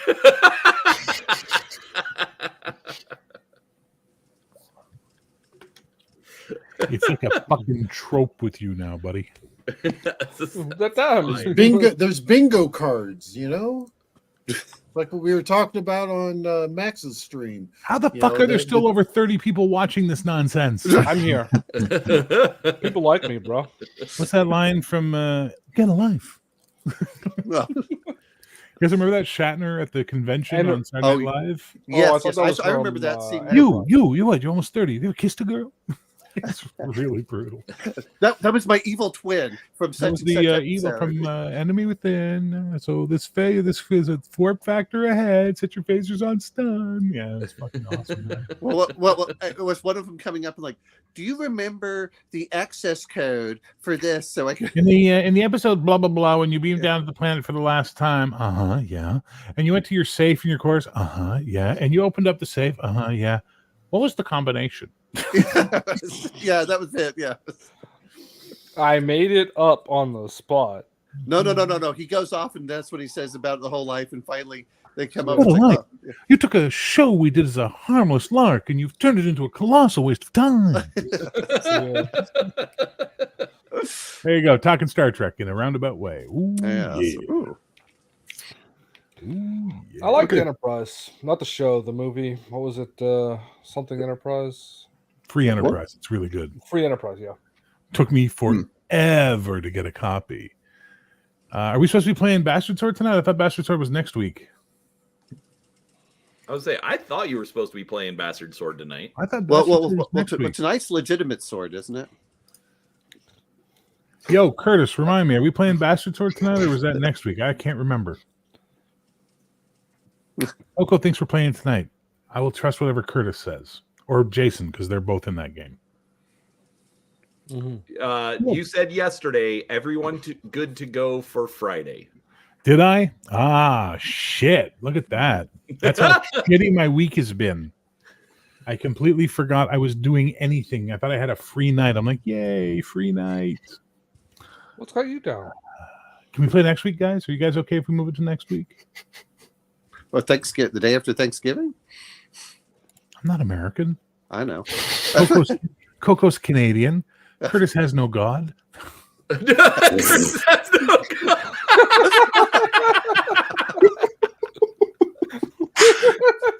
Thanksgiving is a non-denominational holiday. Whatever. It's not supposed to be, I think. Wait, did you say it is supposed to be? Not supposed to be, I It's think. an excuse to eat the crappiest No, it's- foul bird possible. Oh, you shut your mouth, Omanel. I agree with him. Turkey is evil. Even when Oh, prepared properly. God.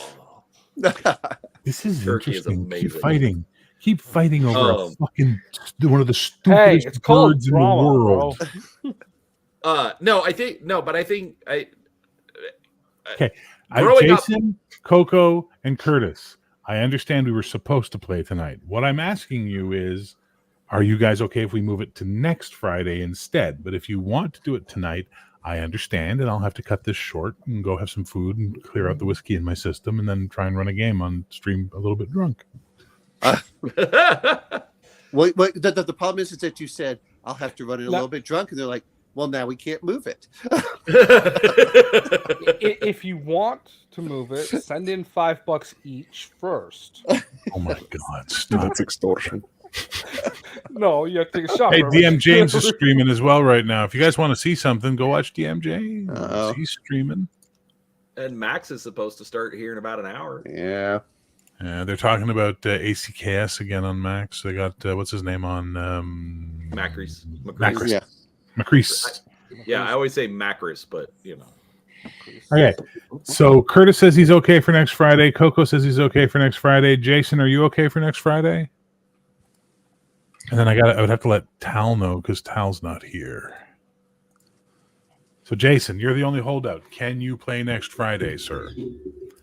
No, I don't have. I don't. That's gonna start when it starts because I got to deal with. I'll switch the 2 games. It's okay. I'll just alternate the weeks. It's not a problem. All we said was we were going to start after Thanksgiving, not the day after Thanksgiving.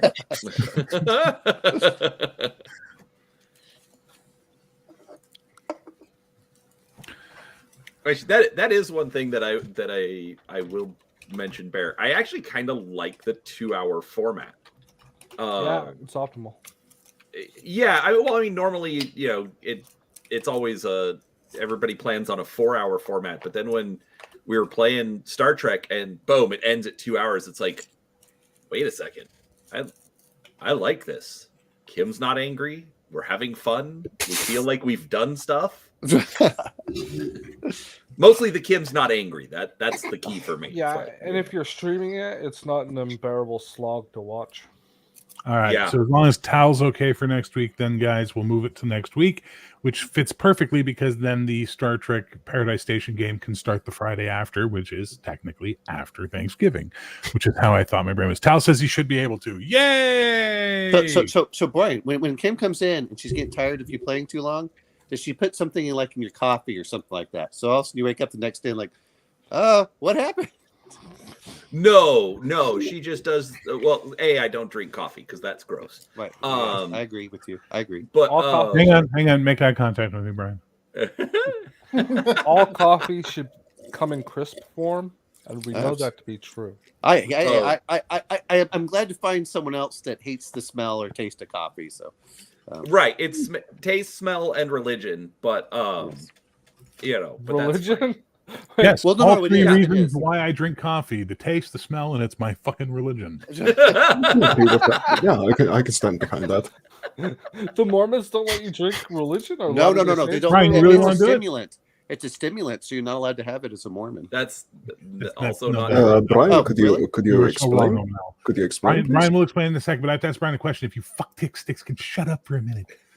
Brian, have you been on one of your streams? I would rather just make up reasons until Justin, shut the fuck up. Brian, yes, Bear. You've said that you would probably want to review the Star Trek Lower Decks. Are you serious? I bought you the PDF, sir. They sent me the free book, so I have to review it. Yeah, no, I know.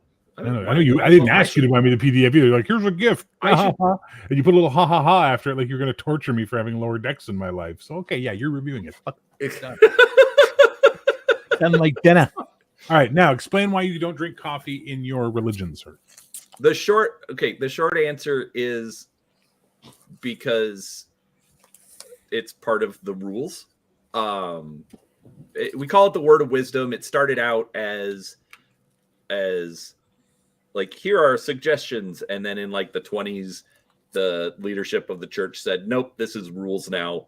And so coffee, tea, alcohol, and tobacco, and drugs that you aren't prescribed, essentially, is the list. What about decaf without any caffeine? It doesn't say coffee, caffeinated or decaffeinated. The rule is just coffee. I was asking more about tea in this case because. And tea is like black tea, not like herbal teas. Anytime you get into those things, like everybody starts like, oh, well, that nitpicky, and it's just like. So it's more anything with a felt actual effect on the body, stimulants, so on. Nope. Oh.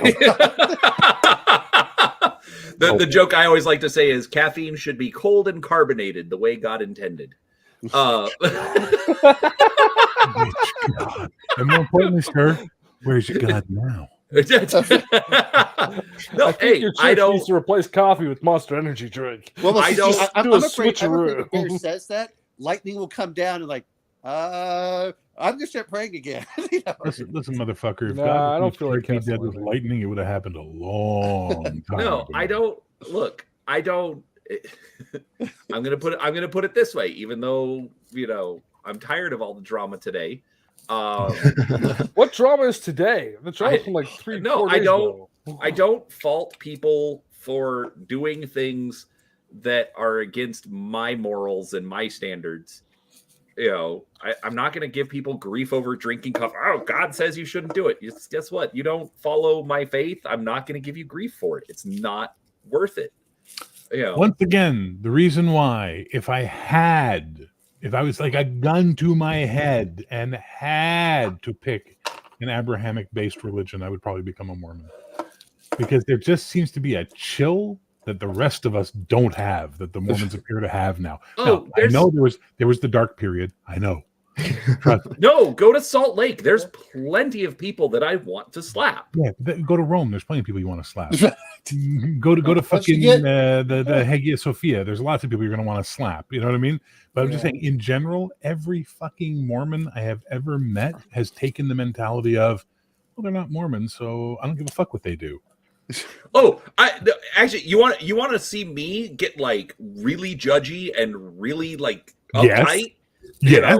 Yeah, no. Point me to Mormons who I don't bingo.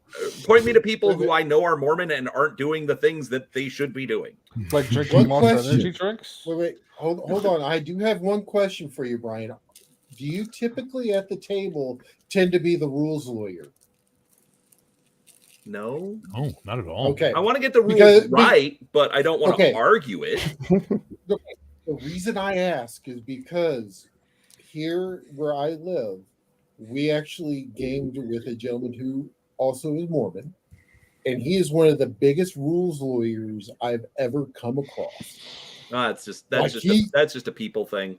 Yeah, but the thing is that he actually goes the way his church is any stimulants whatsoever. So the way he gets around it is drinking diet caffeine free stuff.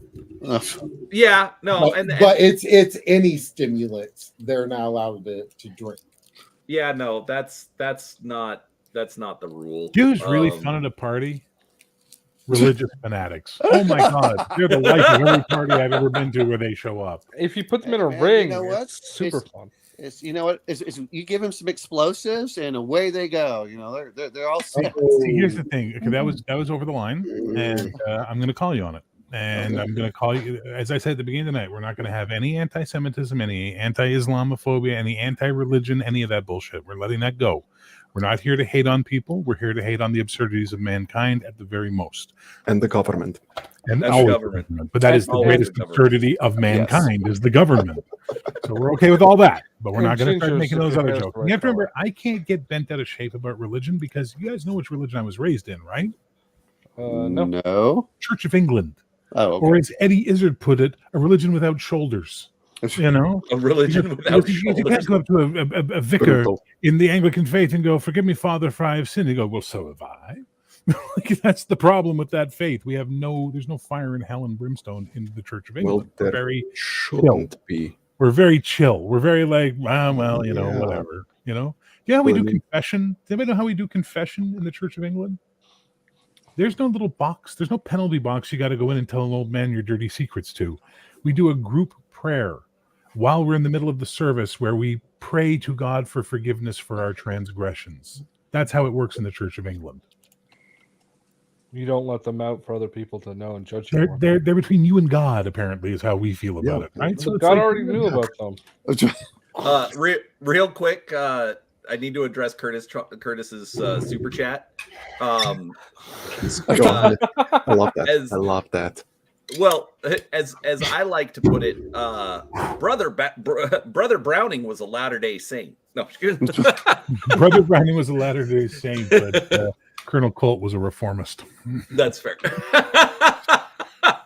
Yeah, but I mean, the Colt's not really in use as much as the Browning is. Okay, I'm not gonna again. I'm just saying. Shut up. Jesus Christ! Does everything have to be a contest with Americans? Yes. Is there anything you guys can just go, I like what I like and you like what you like and that's okay? Everything's like, well, mine's better than yours. Fuck you. Like, how do you live like this? Well, that's why. Very freely. No, that's why apparently not. Yeah. But yes, Curtis, the Browning M2 is still in service, and so is the high power. So And Colt makes machine guns and submachine guns that the Navy SEALs use. What the fuck is your point? There's still a Colt company making guns today. how would you know? You're Canadian. No, Wow. So let's bring it back to a little fact for my American friends. Per capita, Canadians own more guns than Americans. that's because there's like 10 of you north of the border. I mean, seriously, it's too cold. That's nice. There are 10 of us. That means I have several hundred guns. Good to know that. Oh, wait, no. Feds, I do not have several hundred guns. Jesus, his name is Justin. He lives in Toronto. Oh, you already know. What am I fucking? Yeah. Yeah, he's on watch We'd list. already It's okay. mandated you getting that information. Don't So- worry, you're good. So my son was 3 years old, and I took him, and his mother said he's not allowed to play with guns. Now the military views guns as artillery, and I took him to the artillery museum, and I was taking pictures in front of that, and she's like, "That's not what I meant." Well, it used to you be don't we had more play per with capita guns. nerd, and No, then you Trudeau don't. came in and You took train. all of our guns away. That's the problem. The last 15 years of Canada has been getting rid of our guns. So once upon a time, we had 15 more years. guns The per first capita. Trudeau started that crap. No, barely, dude. Come on. Oh, I have a it friend. wasn't. I It have a wasn't friend that Trudeau. works- It was Castro. No, I mean, Oh, Whoa! That's Wow. a good joke, bro. Okay, Canada has 34.7 guns per 100 people. U.S. has 120 per 100. Jesus. Okay, never mind. I take it all back, man. You guys went crazy well, down there. that's amongst a very small minority that have like 800 guns each. You know? I was gonna say, yeah, And that's the statistic that you're thinking of is a few Technically, years though, old. this is from Wikipedia, and it's also listed as estimated. So we could debate, but let's not debate. Let's just leave it at I trust a nerd's nerd not to be a dumb person. So my last boating You win. accident was a tragedy. It's not a legitimate excuse for gun disposal in the U.S. By the way, voting accidents. Well, I had You a friend should of be mine careful ask, with like, "Why that. do you have so many guns?" I said, "Why do you have so many shoes?" Yeah. So we have one for each, you know, depending on You what. got to what match it's your made for. outfit. Yeah. Are you going camping? Has Are to- you it going has- for fun? Are has you going to- out? Yeah. It has to match the shoulder holster. I mean, come on. I think okay, there it is. I think Max hit it. Per capita, we have more gun owners, but Americans have more guns. Okay, that makes more sense. That- Yeah, I was that gonna may, say, that may but- be true. It's what 40. It's like 40% of homes in the U.S. have guns. I don't know what Canada's is. So a lot more because there's a lot more hunters up here, man. I have to remember, other than the 50% of our population huddled in the corridor from Windsor to Quebec City, the other 50% live in very interesting places where things can kill you in the Hey, field. I resemble that remark. It's frozen Australia. Well, we don't have any naturally poisonous things up here. I don't think- you have I think- rattlesnakes? You don't need them. No, we don't. No, that's a southern thing. We don't. No, have because rattlesnakes. Alberta, I remember going up there and they had rattlesnakes. They might have imported them, but they're not indigenous to Canada. I don't think. I remember reading somewhere that we have nothing naturally poisonous, but a lot of poisonous shit has migrated here. Like we've got black widows now because of you guys. We've got brown recluse spiders because of you guys, and we might have rattlesnakes now in Alberta because we do have a desert in Alberta, the Badlands. It's like Well, very hot when I place. went to Banff, they offered bear, elk, and rattlesnake to eat. So that's why I just No, that doesn't mean that they fucking have them in the ground. That just means they imported the fucking thing. But you don't have to have a lot of poisonous things when you have a moose that can just like crush Walk you. on you. Yeah, like Okay, and it there are doesn't now even there have are to 3 struggle. species of rattlesnake found in Canada. The western rattlesnake lives in the arid grasslands of British Columbia. The prairie rattlesnake lives in the similar habitats in Saskatchewan, Alberta, and the eastern Massasauga rattlesnake lives in, and it cuts off. Mississauga, I'm guessing. Lives in where? And the eastern Mississauga. That's all it says. What the fuck? Where does it live? Oh, here we go. Lives in southern Ontario for the win. Look at that. We do have water moccasins. We do have water moccasins. That's true. The only thing you're missing are alligators. If you just had some giant alligators, then you would do that. Why would we want those? We have moose. Yeah. Well, yeah. So the most deadly thing in Canada is the grizzly bear, in case you're wondering.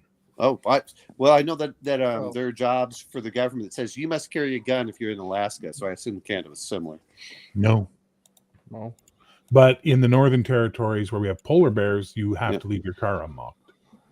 Oh, really? Well, think about this. You're walking through the streets of Churchill, and a polar bear comes wandering down the street and decides you look tasty. You run to the first car and try and open the door, and it's locked. Oops. So it's a mandate in those cities to leave the cars unlocked, so that way you can, hide in them. Get shelter. A car isn't going to protect you from a polar bear. Oh, yeah, it will. He'll flip it over and stuff, but he's not going to get in. He's just going to get bored and move on. But that's the one saving grace of a polar bear, is that he gets bored easily. Yeah, that's why. A grizzly does not. A grizzly will chew on your head for a while. Like, have you ever seen pictures of someone who's survived a grizzly attack? Their heads are just a mess of scars because that's what the grizzly does. He tries to chew your scalp off, right? Black bears, on the other hand, just make a lot of noise and run at them. They're so if it's black, fight back. If it's brown, lay down. It's covered, right?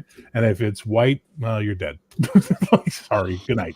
If it's white, good night. Because polar bear, you can't survive a polar bear attack. Like, you will not survive a polar bear. There was that one guy, I think he got an award. It was in the 90s for fighting off a polar bear with a Swiss Army knife. Jesus. And that guy's got balls. Yeah, like, well, I don't.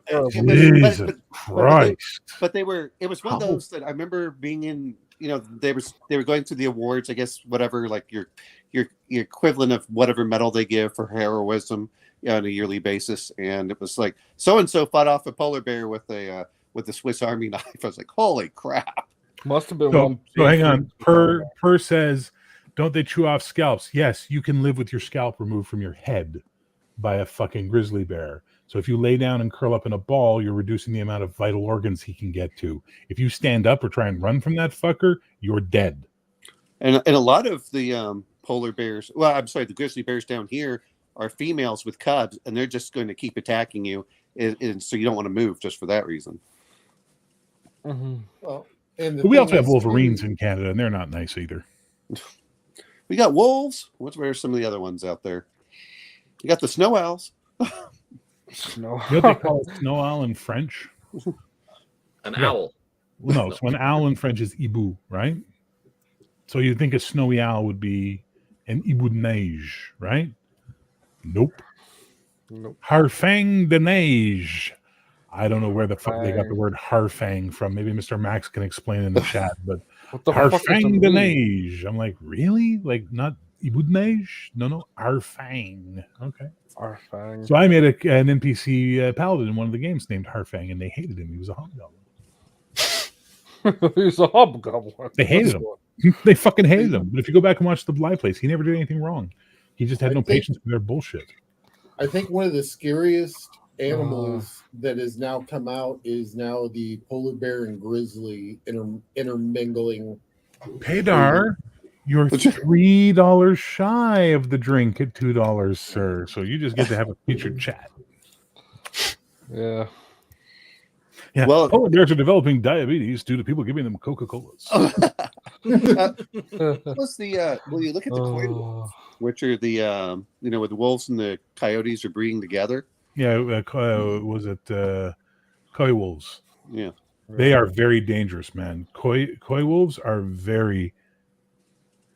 Also, bears are bad climbers. Are you fucking insane? Bears climb the fuck out of trees. Yeah. Black bears. So when we're kids, we're taught simple rules with bears, right? Black fight back, brown lay down, and white good night. Okay. We're also taught don't run and don't climb a tree. Walk and don't lose eye contact with the bear as you're backing the fuck away from him as fast as you can without running. If you have to run, find a downhill, run down it. The bear will chase you down because their front legs are shorter than their back legs. There's an option that there's a really good chance they're going to roll, at which point you turn around and run the fuck back up the hill at that point in time. But trees, no, don't climb a fucking tree. Yeah. Oh, Black bear can climb the fuck out of a tree. A brown bear or a Kodiak or a grizzly can break the shit out of a tree and just fucking go, I'm going to get you out of that fucking tree. There is one rule that trumps them all, though. Have a slower friend when you go camping. Well, Justin, I'm going camping. Would you like to come? No, I'm not that slow, bro. I More don't. than me, bitch. I don't have to outrun Especially the after bear. I, I especially just after I have to cut your outrun you. hamstring with a knife. Oh, what? Definitely Did you see that climber that was attacked by the black bear? Oh, look at this. Powder no. Fang comes from hair fang, which is Swedish for hair catcher. I did not know that. Thank you, Mr. Interesting. Pleva. Okay. More useful. Hair catcher. Okay, makes Okay. sense. Yeah, but did you all see the? It was on. I guess they had the guy was climbing, and this black bear charges towards him, and he just pushes off, and the bear tumbles down the hill. Oh yeah, no, That- they can't run downhill. They're really bad at running downhill Yeah. because their Yeah. front legs are shorter. I didn't know that. Yeah, so they Okay, tend to funny. tumble. Right? It's like, well, physics. okay, even though pandas have more in common with raccoons than they do with bears, they have that same problem. So you ever notice pandas are always tumbling down hills? Well, that's the No. bear short leg problem, right? What about a snow owl bear? Okay, I don't know, but that's my Oh. new Marvel character. What's Snow Owl Bear? That's my new Marvel character because that's the stupidest idea you could ever have. Let's make a polar bear fly. Fuck. Wait, isn't that like That's the stupidest Sharknado? idea. And give him wait, and give him which echolocation. Fuck. Which one would No, you no, cocaine. Sharknado or the snow owl Yeah. bear? Cocaine snow owl bear. My It's a nephew whole- that's getting $150 whiskey, bought 2 bottles of Paladin whiskey. Nice. All right, All right. gentlemen, I need to cut out. I apologize. My food has just arrived. So Take care, G-Rock. Party Yep. on, man. It will. And I am going to leave as well because Kim has told me that it is officially date night, and so we're going to go get food and groceries. Oh, Good why don't luck, you have man. fun doing that, sir. So, Have fun. anyways, thanks everybody. Take care, Brian. Great night. Bye. Have fun. Is Nerd coming in or? I don't know. She's more than welcome. Lots of Oh, people yeah. are welcome. You're always welcome. I always limited at 6, but you're welcome, Nerds. If you want to come in. There was a Yeah. bunch of people in the background before, wasn't there? Or was No, it- there was nobody. There was just Omenal, and then Yeah. we bounced out, so we brought him in. Okay. Bears are bottom-heavy creatures. To be honest, Bear, that run downhill is a bit of an old wives' tale. I've seen it with my own eyes, bro. We go bear hunting in this country. Come on, man. Yeah. Where I grew up, listen, never mind. I'm never going to get into it. The amount of animals that are being killed in the wild, I'm not going to get into it. Well, my mother had to deal with a bear in Florida a couple months There you ago. go. The snow owl bear drops Oh, 2d12 on yeah. people. There you go. The Oh. only time people use D12s. Well, 2d12 is Bear's favorite die roll. Google searches don't prove anything because I've seen shit on Google that I'm like, well, that's not fucking true.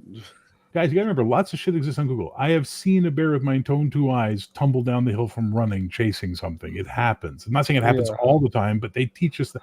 I grew up in the fucking woods, man. I didn't grow up in some city. I grew up in a fucking country where we had fucking bears in our field some mornings. We were taught how to Yeah. survive. It can work. You don't want to count on it, but it's better than getting eaten to give it a try. Yes. Rule 1: everything is better than getting eaten. Bear meat's really gamey. I don't like bear at all. Mm. It's got a nasty taste. I don't know. I had bear jerky once. It wasn't bad. Wasn't But the jerky best. kills the but- flavor of anything, man. Yeah. Well, but it's So, jerky. so Jerky's Bear, not what bad. was your most frightening experience with bears?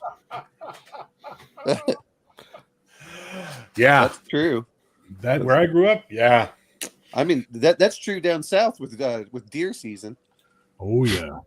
Most frightening experience was when I was in Vancouver. We went white man camping, as I like to call it, which is not camping, and that's why I don't go camping because I grew up in the country and I like civilization. I like hot water and electricity. But we went white man camping. We went up into the mountains, and we were sitting around the fire having a great time, drinking and singing and having a good time. Everything's great. The cars were right there. You had a boom box. You know what I mean? It's not really camping. And we got the smell, and someone said, "Oh, it smells like a skunk," and then I was like, "No, that's not skunk. That's..." And before I could finish my sentence, he walked into our camp. It was a grizzly. Woo. Sitting down, his shoulder was almost at my head. You know what I mean? And I'm tall. Yeah. And even sitting down, I'm tall. His fucking shoulder was almost at the top of my head. I was like, oh, fuck. And all I could say to these stupid city kids, because I was the only country boy there, was, nobody fucking move. Do not fucking move. He walked over, he looked at us, and he was like, and he kept walking, went over to our food, helped himself, turned around, looked at us, and went, and left. And I immediately went, okay, get up, we're leaving, pack up everything, we're the fuck out of here. And they're like, well, he left. I'm like, and he'll come back because he knows we have food and we're not going to stop him. Let's get the fuck out of here now. Otherwise, we would have been a fucking statistic. You know what I mean? Like, Yeah. No. My Do not fuck with bears. I had a Well, grizzlies. I had a coworker talk about when he worked in Yellowstone, and they used to call them Turons, and people just going out there and they're like, "Hey, look, it's a bison. Let me corner it over here so I can get a good picture with me next to it." These things accelerate faster than a horse. All right, and they weigh 2,000 pounds. I used to work with a native guy in Vancouver who, before he started working in security, he used to do salmon fishing, right? Because that's what a lot of the native guys do out there. And they were down at the river when he was young. He told me the story. He was with the old guys, and they were pulling salmon out of the nets. And he goes, they kept throwing for every 4 or 5 salmon they pull out, they'd throw one off to the side. And he finally goes, what's that for? And they said, it's for the chief. And he's like, well, aren't we taking this back to the res? And they're like, no. And they pointed up to the mountain. They went, the chief. He says, I turned and looked, and there was this big old grizzly just sitting on the edge of a bank watching us. He was like, okay. They left to take stuff back. By the time they came back, all the fucking salmon they left was gone. The chief had his fill. You know what I mean? This is like, yep. I can totally respect that shit, man. I can totally respect that shit. 100%. Mr. Max, if you want to join us, by the way, you're more than welcome to. I don't mind. And anybody else wants to join us, you're more than welcome to join in. This is a heat stream. We'll talk shit. We'll fucking yell at each other. We'll give each other the finger. It doesn't matter, man. Okay, just picture me giving you the finger. I don't feel like I try not to let you in my mind's eye as much as possible, Justin. I'm the most handsome person. I'd like my know. penis to be for more than show in life, and if I have to think about you, well, then I cut my dick off. The government will pay for the surgery. In Quebec, in all of Canada. Yet I had to be on a waiting list for a gastric bypass. What the fuck? Yeah. Cosmetic, okay. Essential. Not so much. Still packing stuff like your humility. Yeah. Bro. There are 31 people watching. Someone must want to join us at this point in time. Please. This Spartan ginger tells us he owns stuff. Let me explain what's going to happen. If one of you doesn't join us and bring some conversation, Wolfie will smoke and not say much, and then every now and then bless us with a nugget of Balkan. I'm still talking. Hold on to that. He'll bless us with some nugget of Balkan wisdom. Justin will try and say funny, inappropriate things to cause reactions, and Omanal will start talking and not stop. Ever. So I have at least 4 hours consistent. Now, you were going to say something. Oh, a Nerds here. Yay. Thank you. I didn't bring great conversation, though. Keep the expectations in check. Right, what was that? I did not bring great conversation. So, expectations in check. Have you seen the rest of the panel, please? Yes. You could literally. Yeah, it's been pretty boring today. I thought you were going to be raging and yelling at clouds. And I worked for about an hour, and then I let show. these assholes in, and I had to be the base grounded one to keep them in check. Otherwise, I was going to get fucking kicked off of YouTube if you let Justin go without censors. Bleep, bleep, bleep, bleep, bleep. Have you seen Justin when he gets going? Oh, boy. All right, Wolfie, you were going to give us some Balkan wisdom. What was it? Well, you wanted a more cheerful topic. Favorite Star Trek episode? No! Didn't want that. Okay. No, it's not that I don't want that. It's just everyone expects me to talk about Star Trek now. So now I have to subvert those expectations. Oh, shit. Mine was Star Wars. The one where 7 and 9 wasn't in that uniform. She was in like some like normal looking clothing. And there's Justin making sure we all have no doubts. Was that called Dracula 2000? That was a good movie. Actually, the sequel to Dracula 2000 was really good, surprisingly. What was that one called? 2001? No, it was just called Dracula 2.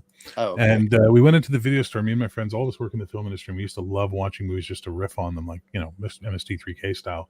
And the guy at the store's like, here, this is the sequel to Dracula 2000. We're like, fucking rights, we're in. Took it, threw it in, made 2 jokes, and then we were all just watching the movie. Like, it was amazing. We made like 5 minutes worth of jokes, then we just got sucked in, and we're like, And then it I'm was gonna over have like, to check it out. this wasn't fucking bad. I mean, it's not good, but it wasn't bad. It was fun. It's got some neat Yeah. stuff. And the guy who plays Dracula in it is in Braveheart. He's Edward II's lover that gets thrown out the window by Edward the Longshanks. It's that actor, and he plays Dracula, but they bleach his hair white for some reason. It's kind of cool. Ah, fuck, we're in trouble now. Stop your grin and drop your linen. Yeah. Like big part of my setup is like my camera is all wonky now because my setup is like half the dismantled. But I say I'll jump in a little while. How you doing? That should be on the box. Dracula 2 doesn't suck. What's the It's point a vampire then? movie, isn't it It's a supposed to suck? gag, get it? He doesn't suck.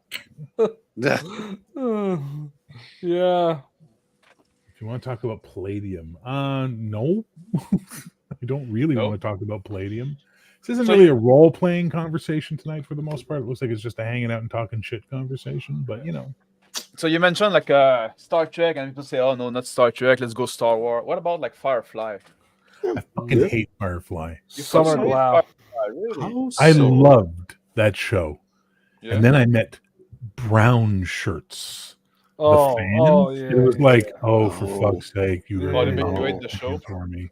They're worse than all the other fandoms put together. Yes, Pedar, the one that got defenestrated. Very good. Very good, sir. That was good. I rather bronies than brown shirts. I was working at a place and I made a Firefly reference, and my boss went, "Oh, you're a brown shirt." I went, "What's that?" "It's a fan of Firefly." And I went, "That show's never coming back, right?" His face was- Well, I still love the one that they had for Family Guy. It's like, we've been canceled. They're like, Yeah. oh no, what can we do to come back? And they ripped off a lot of great shows that all got canceled before, and then they Yeah, I just stumbled across Firefly within the last month. Shadow, etc. and Sons made me watch it. I say made, but it was an absolute pleasure. That show was so amazingly charming. I loved everything about it. it was Oh, yeah. it was. They did everything they could to make sure it was a failure. They showed the episodes out of order. They kept changing the day it was on. Sorry, Whoever- brown coat. Sorry, not brown shirts. My apologies. That's right. Yeah. Brown shirts died in the night of long blades. Yeah. Crystal Yeah. Max. But yeah. How sorry, was brown for you, coat. Mr. Max? It was, and then Yeah, I'm surprised it took Hadar to point that out and not Well, I didn't- Max. I'm a little. I didn't want to say anything. Well, like, me. not throw oil on the fire. The ice under your feet are fairly fucking thin right now. It's a good point. Chris. It's a very It got good point. past me, and I'm a little more.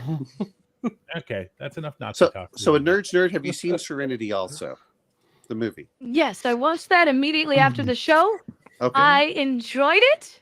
I But- didn't absolutely get why you would hate it if you watched the show.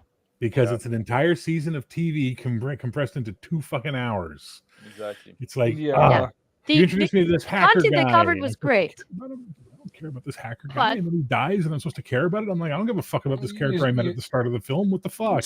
you step over the mystery of the Reverend what's his face and how he disappeared. Yeah, I was Brooke. so bummed about that. I wanted to learn his background so bad. I was so hooked on that right from the very first hint when he kicks the crap out of the agent in like the first episode. I'm like, okay, who is this guy? And then they let him on and give him the medical attention. As soon as they see the card, they're hinting at something big, and they go to the movie and they're like, again, he's dead, and we're moving on. I know. So- Well, so at for least me- they got an ending. So for me, my biggest disappointment with the movie Serenity, other than Wash's death, which actually was really good and it was emotional and it hit hard like it was supposed to, so I have to give them respect on that. Even though people it's a stupid death, it was a good death. Yeah, but But I know he planned it from the start, but I absolutely hated learning the origin of the Reavers. I enjoyed the idea that they were just Yep. people who looked into the abyss and snapped. That made it sense. was a good season 3, like season 2 finale, season 3 explanation, but not a movie. Like if you built to it over a few seasons, Yeah, maybe. right? Monsieur like- Man, we are going to be watching the first 3 episodes of Farscape tomorrow night on my Discord, and then hopefully every Saturday thereafter, we're going to continue watching Farscape together. But I love Well, I mean, Farscape, or I did. there's- There's a little bit too much, I guess, by season 2 with Scorpius, but Hang on. Yeah, Clearly that I'm guy doing was- something wrong because I haven't lost any subscribers yet on this live stream. What the fuck's wrong with you people? Why are you still here? Jesus Christ. Your Hold on, one audience second. isn't a bunch of cooks. Thank you, nerds. Nerd. Thank you. You're so sweet. Drink more. What universe has the best fandom, do you reckon? Oh, it's Star Trek. 100% Star Trek. They produced more scientists, doctors, and astronauts than any other fandom could hope to. Babylon They've 5? produced Babylon civil 5? rights lawyers. They've produced fucking civil servants and social workers. I and like would people who actually agree try and with- change the world, you know? I You know would that, agree with you up until about 2005. Do you know like Okay, modern Trek sucks dick, and we know. do you know What that, about Babylon 5? Bear? Where Ness you- actually said, "Can we use that's, this?" That's not a true accusation or anything. It's just like an interesting fact that there's a correlation between being a Star Trek fan and being a pedophile, right? Oh, Or yeah, I should. yeah. You heard that? Like they say, like, well, 9 time out of 10, when they go arrest a pedophile, they're gonna find a bunch of Star Trek thing, and they're like he's a Star Trek fan. The cat alone has told you you're full of shit. And more than that, I'm gonna use the old Wikipedia on you. Citation needed. Show me the Yeah, facts. it's right. I'll believe you. It's You know from what? the I police bet of you. I bet Toronto. you if you were to go through their stuff, you'd also find lots of other things too that you could correlate as well. Yeah. Correlation is not With- causation, sir. No, Would it be like I 98% didn't mean to imply that. omnivores? I didn't mean to imply that at all. Like I don't Yeah. want to say So that. You know, Star that. Trek makes 10 out of pedophiles. 10 That's what drank you water. said. No, That's what you said. Well, Mr. RPG pundit, And help I don't- me! I don't mean to say that making like being. I don't mean to say either that being a Star Trek fan make you more likely to be a pedophile. I'm saying being a pedophile may make you more likely to be a Star Trek fan. You know, it's like I just the want other to way say around. this. I just want to say this. Mr. Max is the biggest Star Trek fan on the stream right now. No, I'm not. I don't think anybody would By- have a problem with me by kicking out the entire yards. bottom row at this point. I'm just saying, like, you know. I think he's at least in the top 5 out of 6. No. he I love he knows Farscape. more I think obscure stuff than anyone else Farscape's here. amazing, sir. It's an absolutely amazing show. What show? Farscape. Farscape? Mhm. I agree with them now. Freaking bondage lizard guy is in it way too much. Did he give you feelings in your pants, Justin? Is that what scared you? Yeah, he made my pee shrivel up. Yeah, I don't think that. I think it's the reverse because, you know, it's No. No, it's Claudia Black that did the opposite. No. you. Okay, Claudia Black was a fucking mega crush for me in 99 to 2003. I'm telling you, man. I was like, fuck shit. But I actually like Virginia Haymore. Because I had a huge crush on her in Road Warrior when she was the Amazon, right? Yeah. So I had a huge crush on her. So to see her in Farscape all blue and that awesome makeup, I was like, I'm kind of into it. Farscape, is it the one with the weird alien with the big sword and the Yeah. But I liked it because it actually had non-humanoid aliens. Oh, they used Jim Henson's Oh. Creature Shop. Yeah, Brian Henson was one of the exactly. producers on it, right? So everything was a Muppet. Yeah. But it worked. It worked really well. And Rigel is probably one of the best characters in the history of sci-fi. That little fuck, you know, he's such a little shit. I just wish the budget could have been a little bit higher on that, or at least the technology was Really? Yeah. I mean, they did pretty well for what they had. Yeah, they did that, but I was just, it's just a little. Well, you're younger than the rest of us. We actually had to deal with like really bad, where you could still see the strings. the strings. Okay, and stuff. dude, Huffington Post is not a reliable news source, Max. Come on. Oh, it's the first one I found, but like, Come it's the first one I on. found, but like they also like Post? it's not the only one I It's saw. It's the first one I saw when I yellow looked up. Huffington Post. We're here to tell you how listening to Eddie Murphy makes you a right-wing psychopath. Well, Yeah. you know what I've heard is that No, but it talk most about another murderers are people like that omnivores. as well. It's like at least I'm sure. Look, I'm sure there's some correlation there. Absolutely, I'm not going to deny it. I can see why it would happen, but HuffPost that's a bad call, dude. Give me something credible. I don't remember Yeah, any of like the a Star Trek women shoebox. looking like they were 12. All the ones I remember were quite busty. Yeah. What do you want? You I'm want sorry. the We're National talking about Review Star talk Trek and about it as well? pedophilia, and I come back to Omanal going something about Busty. Omanal, read the room. Yeah, I agree with Busty. Busty is good. Oh my No, God. I just said that I don't remember any of them looking like 12-year-olds for the women on there. No, I don't know why Yeah. there would be. I mean, a connection Yeah. between the two. Who fucking Exactly. knows? But I mean, I can see it. I mean, I'm not doubting it. There was a weird connection between Superman and something as well. I can't remember what it was. I remember reading about that in college, and it was like, Well, really? What was that? But that's one what the about- FBI does, right? Yeah. They just gather data, and then it's just data mined into strange statistics. You know what I mean? And, It's like they're yeah. doing baseball cards. Well, they're looking for ways to incite things. And up and down, like you know. Okay, the things Justin, that are go kinda- back to your fucking bare bulb in the woods, sending anthrax and bombs to people, please. Also, I like, don't things that are talk with not the seem FBI. correlated, but Hey, like look. they kind of are, but by a third factor. You know what I mean? Just like they're not directly like linked. You're just like Yeah, there's yeah, another thing. That, Yeah, there's you got like 3 or 4 things, and you start getting those patterns, and you start going, okay, now there's something here, right? And that's the difference. Like I guarantee you, there's a lot more crucifixes found in pedophiles' possessions than best of Star Trek Well, videotapes, right? well, they're- But does that mean anything? No, it's It's just another happening, religious symbol. you know? See, Max, it hurts when someone goes after your religion, huh? well, no, because I know it's not true. You know, I know Yeah, it's I like know. well, It's true. I know. The Catholic Church has never done anything wrong in the history of humanity. They're the greatest people ever. They're No, the they- biggest, most generous, fucking giving people ever.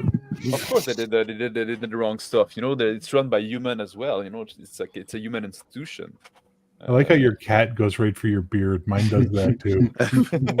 one of my cats, like Beans won't do it, but Misty, if I lean close to Misty's paw goes right to my beard. Like no, Oh, no.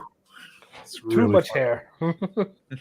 All right, let's go for D&D. Let's go for role playing games. Let's bring it all down.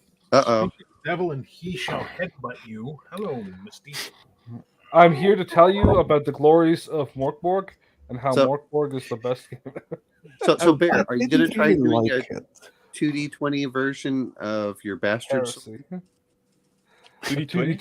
20 version of your bastard sword. No, they have the SRD. I'm just asking, because he said he was looking at OSE or trying to do his own stuff, and I was just curious.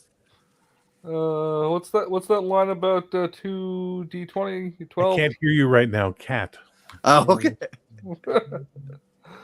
You good, Misty? You want to go down? You want to stay up? What do you want to do? You want to look at the people? What do you want to do? That's Mark. That noise, right? You hear Max? Meow. That's what it is. I was trying to figure out why he was like, look, he can hear your cat. Okay. Yeah. Would I do a 2D20 version of Bastard Sword? Like a Modifius one? Yeah, I don't think so. Okay. Bastard What about Sword. So Bastard Sword's origin and DNA is 1 part Pathfinder Beginner Box, 1 part Marvel superheroes, and a little tiny part basic role playing. Those would be the 3 biggest influences on Bastard Sword. Basic I role playing. BRP? I heard that cat say no. CRP, yeah. Like my cats are trouble because I almost have no more furniture, so they have Yeah. nowhere to go. Yeah, so they're You can store them in your beard. yeah. One of my cat when I had him was very little, and at the time I had like, a bigger beard, and he would like go sleep on my neck under the beard. He would hide there. Oh, nice. Now he's too big for that, but It was just trying to suffocate you. That's all. no, it wouldn't be the first. You got a Started tattoo on with his my chest mother. that says "Die Bart Die." Actually, it's German. It means "the Bart." The well, no one thinks German could be evil. No one. Absolutely. So, all right. So yeah, Morkborg of no fucking interest to me. I'm not into the edgelord grimdark shit. Like, grow So, up. That's my don't- only word for that. don't Go put live this in the out. fucking Norway and go play in the woods with your other death metal friends, or grow the fuck up. It was written by Swedes, not I don't Norwegians. give a fuck if it was written by Charlie Chaplin's Ghost. It That would holds be no impressive. interest for me. It's grimdark edgelord shit is childish. It's Is it self-aware? it's Yeah, adolescent. it's self-aware. Is it self-aware? Yeah, but it's Oh, yeah, also it written by is. Swedes, so you got. So they're making fun of the Norwegians. Makes sense. Yeah. Fucking Swedes. The fuck do you have against the Swedes? Nothing. It's just well, fun to say. The modern Swedes. I wish they would man up. Jesus Christ. Okay. So Continue. I agree with you. For every 50 women in Sweden, there's half a man. Stop. I just, Stop. I need more fatwa in my life, you know. Behave. So I'm calling out the Swedes. What are they gonna do about it, you know? Well, yeah, exactly. Let's They have just people start here. throwing. Let's just take care of business. Let's see. Bye. There we go. That's how that works. Yeah. So I don't know. So Modifius, the problem with the Modifius system is that it's not skill based enough for me, and I prefer a more skill based system. Like I like it for Star Trek because the skills are very loosey goosey, and you just I have a security skill. Like that makes perfect sense to me. But if I was trying to do a fantasy game, I don't know, man. Like Well, I was used to Conan and how they did it, which was a bit more crunch. So that's why I was just curious on. See, and I didn't like the Conan game when it first came out, so I'd have to go back and reread it and really look at it and even play it to get a feel for it. I find it very strange because I found like the 2D20 system seems to me to be a very strange fit for Star Trek, and you like it, but for me it's a very good fit for Conan. What does security skill encompass? Like, does that encompass your fighting abilities, your investigation? Yes. You put on the shield. Yes. Okay. Security systems, hacking, lockpicking. Yeah. Probably.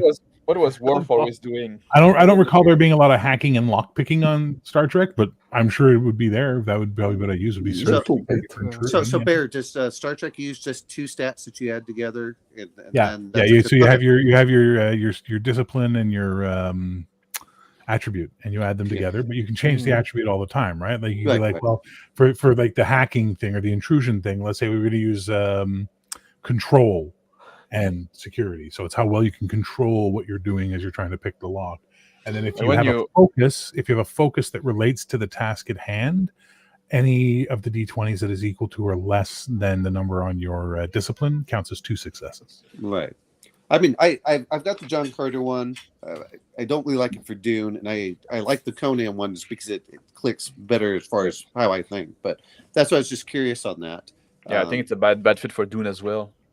Yeah, Dune. Dune is just so abstract for the RPG, and it's like, oh, really? Wow. Well, I've made my statement on what I think about Dune as a role-playing game, and people don't agree with me, but that's okay. But I just don't see it. I don't see it. Like, I don't see why you would play a Dune game. What are you doing in Dune? It's like the entire universe of Dune was designed to tell one fucking story, the story of the Emperor Leto. I think the other story you could tell is if you go in the Butlerian Jihad. You go back and you say, now we're playing in that. But the problem is, which Butlerian Jihad are we going back to? The original one from the Dune Encyclopedia that Frank Herbert believed in, or the garbage that Brian Herbert and what's his name write? I think you just keep with what the Frank Herbert wrote, because you wrote little enough about it that's interesting to roleplay, and because now you can figure out. But if you're going back to the Butlerian Jihad, you're playing Star Trek now. Because that's the level society was at, and computers were running everything, and then bad men used the computers to take over the war over the galaxy, right? And that's where the Butlerian Jihad rises up and overthrows. Is there any more? Is there any more of that story? As well. Huh? Is there any more of that story? I'm aware. That's the thing. Herbert that's the whole story. All of these seeds in his books, but never went back and expanded them. They're just there as seeds to give you an idea of where society. I read the prequels. I didn't mind them like as a standalone story, but Brian Herbert, and what's the name of the author who's actually writing them? It's not Brian Herbert. His name is just there, so there's a Herbert name. Paul Anderson, I think. Paul Anderson, yeah, that's it. Yeah, his standalone series, the Seven Sons or whatever it's called. That was garbage. Oh, really? That was hot garbage. He is. Is he like in the Appendix N? No. For what? Dune? Oh no, that's a different Anderson. Yeah. Oh, okay. So the Klingon Lower Decks actually has an episode where we get to meet the Klingon version of the Lower Decks people, and there's actually a really good line, which is one of the Lower Decks guys turning to his mates and going, "Save me a space at lunch, unless I die or am killed by someone, and then give the space to someone else." And it's like, that's the Klingon crew, you know. Well, Nick Cage, they actually have the Kevin J. Anderson. Yeah. But I mean, Star Trek has the pure Klingon book just for that, doesn't it? Is it? I'm sorry, they have there's a version of Star Trek Adventures that is the Klingon core rule book. Yeah. I would have loved to seen instead of this new Trek, I would have loved to seen a short series just that was like a Klingon ship. You know, like Yeah. a 1-year voyage in the So the here's bird the of problem with prey. that, Justin. Sci-fi Makeup. has to have a human. You need to have a human in your sci-fi so that Ma Pa Kettle in the middle of Middle America can relate to someone going through the experience. He becomes the avatar of them for the audience, right? So if you have an all Klingon crew, only the nerds are going to watch that, and there's not enough money in them. I thought we were talking about playing an That's RPG game of all Klingon. Well, no, he just said he wanted a Klingon series, so I'm just Instead of Discovery, I would have loved a 6-episode miniseries or something. You know? Yeah, hang on a second.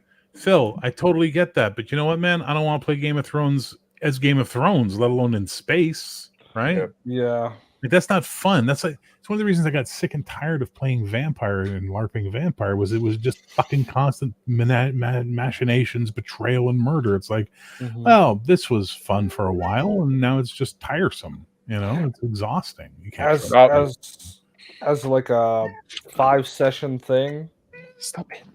Yeah, sure, but as an ongoing beginning, a middle, and an end, absolutely. Yeah, and just to clarify to Per in chat, no, that's why I was confused. It's not Paul Anderson. It was like No, it's Kevin J. Anderson. Kevin J. Anderson. Yeah. Paul Anderson's actually a really good writer. Yeah. But I can't place any of his books right now. So if you play like if you're on a Star Trek campaign, do you have to do like a holodeck a session every few sessions? You don't have to. No. Well, there has to be a time travel episode in there as well. No, you don't. You don't have to do it. I know. I'm just where we're just. You don't have to do a Mirror Universe episode. You don't have to do a Klingon episode. You don't have to do a. Now, I would love to do a campaign in the Mirror Universe episode. You can skip all that. That's something. That's something. Like some people because like basically what you're doing, you're trying to emulate some adventure happening in the world of Star Trek, but some people try to emulate the series, the TV show, right? Like I hate that in RPG. Like there's some role-playing games that are written like that. Like I'm not trying to emulate a fucking TV show. I want to play maybe in the world of that TV show, but like I don't want to do like there's a director and then we're gonna say cut and change scene and then, like once per scene and like man, that's fucking stupid. I don't have a budget, right? I think that would be like if you're going back to Dune, if you're playing maybe 50 or 100 years before Paul's birth and one of the other houses, just like internecine assassinations and shit like that, but it would have to be like full on that level of play play. Traveler. Well, To yeah. answer your question, Use the Traveler rules. Hagar, for me, it would be Elementals. Bill Williams Elementals. I wish those rights would get fucking resolved so someone can do something with them. Well, you know, when does Mickey Mouse's IP right expire? 5 or 6 years, I think, something like that. Something like that. Yeah, but they're gonna push it again. There'll be a long. They'd extended it like 10 times. Yeah. Oh, I know. Well, that was before Disney starts going down. You know, for its It money doesn't matter. making. They still have the Well, every it'll time be the mouse is trademarked. about to enter It'll- public domain, Friends, somehow a I new play. law comes into fucking every time. Yeah. It's it'll getting be ridiculous trademarked. now. That's what they'll do is they'll use the trademark even if it expires. Yep. Just like they do with John Carter. Our heads are too big. Let's make them smaller. Oh no! Does it Chris really Gamer. work for me? It just shrinks the box around my head. Doesn't change my profile pic. My head stays the same. There was a fuck I thought I gave, but no, it's gone. Sorry. I apologize for getting y'all excited. I was going to give a fuck. Okay, so look, Dune. Some people really want to play in that universe. Some people don't. Okay. Star Trek. Some people like it. Some people don't. Okay. Firefly. I think Firefly is an absolutely gameable universe. You can play in the Firefly universe and never have to even remotely touch on any of the shit from the show. You can have fun. Easily. That's what I said. Babylon 5, no. Babylon 5 is another one of those universes designed to tell one fucking story, you know? Oh, is it? Well, see, I would like it But I also feel that way about Lord of the Rings, and people argue with me, but I go, no. Lord of the Rings is a story, universe, the game, the setting's designed to tell the story of the ring. You know Well, what I mean? see, to me, I agree. You go before the main events of whatever story. I don't want to play fucking prequels any more than I want to watch fucking prequels. I'm tired of this obsession with going back in fucking time. Move forward. Yeah. But I agree with you, Bear. Like Lord of the Ring, it's too much. Like there's too much background. Like too much. Like the big story is too big. But like, I don't want to play in the Every Elden Ring world. leaf in Middle Earth has a name and a story. Well, the core events are Like too. the Wall of Conan, I think is well suited for role playing. Absolutely. Yeah, because There's no Conan's meta just a plot to guy, Conan. right? There's Yeah. no Yeah. meta Yeah. plot. Exactly, and Conan is just a dude, right? He's just a dude living in this world. He's an awesome dude living in this world, but Well, a lot of it You is. could also yeah, run that. You could also run Hyboria without him even existing, and just yeah. Yeah. there is no Conan. Or And at now least- there's no story. So I want to do the Tower of the Elephant, or I want to do the Frost Giant's daughter. You know, I can do those Mhm. stories. Yeah. Well, that's you can do the Frost Giant's daughter even after Conan deals with her because she escapes. Yeah, but that just feels hackneyed at that point in time, Well, right? And Yeah. if Like, you okay, so when we played Star Trek in the 80s, we never met the Enterprise. We never met Kirk. No. We never ran into any of the named characters because we didn't have to. when you bring those characters in, you just fucking shrank your world. Small Quite a universe bit. syndrome. Yeah. This is my Exactly. biggest Oh, problem with Lower Decks. Lower Decks could be entertaining as hell, and it gets better as it goes on, but it's such small universe syndrome. Everybody knows Beckett Mariner. Everybody. Like, Jesus Christ. Well, and no, I agree with you. For me, it's like, well, if we're going to play this, I'm like, you're not going to meet any of the main characters in whatever we're playing in. It's like you're going to create your own universe, and I'll put you at the edge. You know, okay, you're not dealing Yeah. with whatever they're dealing. Also, it's Oh, because yeah, I don't want I've the heard players to people be the say main that. They folks say, that- oh, you could play the dwarves fighting in the north, or you could play the Dunedain who are raiding into Agmar to help offset the pressure on the Fellowship. And it's like, great. Can I also play the assistant chef when we do the restaurant game? Can I also be the assistant to the mechanic? Like, what the fuck? I play games and I run games for my players to be the stars. Yeah. I agree. Robin is not the person I want to be playing in a superhero game. Thank Yeah. you very much. And I also like, I want to figure out where the story is gonna go through play, right? I don't want to be bound by some kind of like, oh, this is gonna happen. You know what I mean? Like, it's just like, no, I don't know what's gonna happen. When I start my campaign, I put some conflict in the world that I know what the world kind of is, but then we develop that through play, right? And we see where Yeah. it goes through play. So I'm like, running 3 New Dawn of the West campaigns right now. All right. And they all started as Against the Dark Master, but one of them became Bastard Sword. That's fine. But, and this is the point, I decided all of them have the same origin point. Not all of them have the same enemy. Each one of them will have a different enemy, and based on what the players do, I will decide what the enemy will become. Only 2 of them so far have locked in their enemy. The third one is still on the road, and we're gonna figure out who their enemy is. You know what I mean? Like, that's fun for me because I get to Yeah. play at that point in time. Like you're saying, Max, I get to explore my own world and explore stories. Yeah. If I was running Star Wars, I'm like, okay, well, they're gonna blow up the Death Star on this day, and then Hoth is gonna get raided on that day. It's like, oh, that's not interesting to me. Well, to Yeah. me, I would You just do it cut it that right way. off there. It's like, guess what? The main characters are gone, and we're going to just play from point X forward, and that's it, and just leave out Yeah. a lot of the main characters. Like, it's Star Wars adjacent kind of thing, rather than being the actual Star Wars. The starting point is where you start. Everything in the universe that happened after that isn't relevant to your characters. So this Yeah. is what Harn does. In the setting of Harn, everything is stuck at 1 year. Every product they Mhm. produce is at that year and no further along the timeline. So And when you start your campaign, it's now your Harn world, and you Yeah. take it. Yeah. where you and that's how you have Yep. to treat. That's how you have to treat every game that you're using an IP for, or even history. The date you start at is the date that we have information for. Everything after that point didn't happen. Well, see, that's Doesn't one thing exist. I hate about Vampire the Masquerade because they followed that meta plot so much, and it determined how the rest of the books went on. Okay, look, I just want to play the game. Yeah. Well, yeah, but Vampire sucks. The World of Darkness sucks. I'm sorry. Like, it's so fucking D&D with teeth. These are the fighters. These are the druids. These are the wizards. It's like every fucking clan. Okay, who are the Get of Fenris? And Okay, yeah, where- fair. Okay, yeah, you got a fair. Fenris and a fighter, Who are the Sabbat? the barbarian, the sub. Who are the Tremere? The wizard. Who is the Pentax Corporation? Who are the Ventru? Like, every fucking World of Darkness books just takes the same template paints it a different way, and presents it as a whole new idea. Now the Changelings have their version of the brouhaha.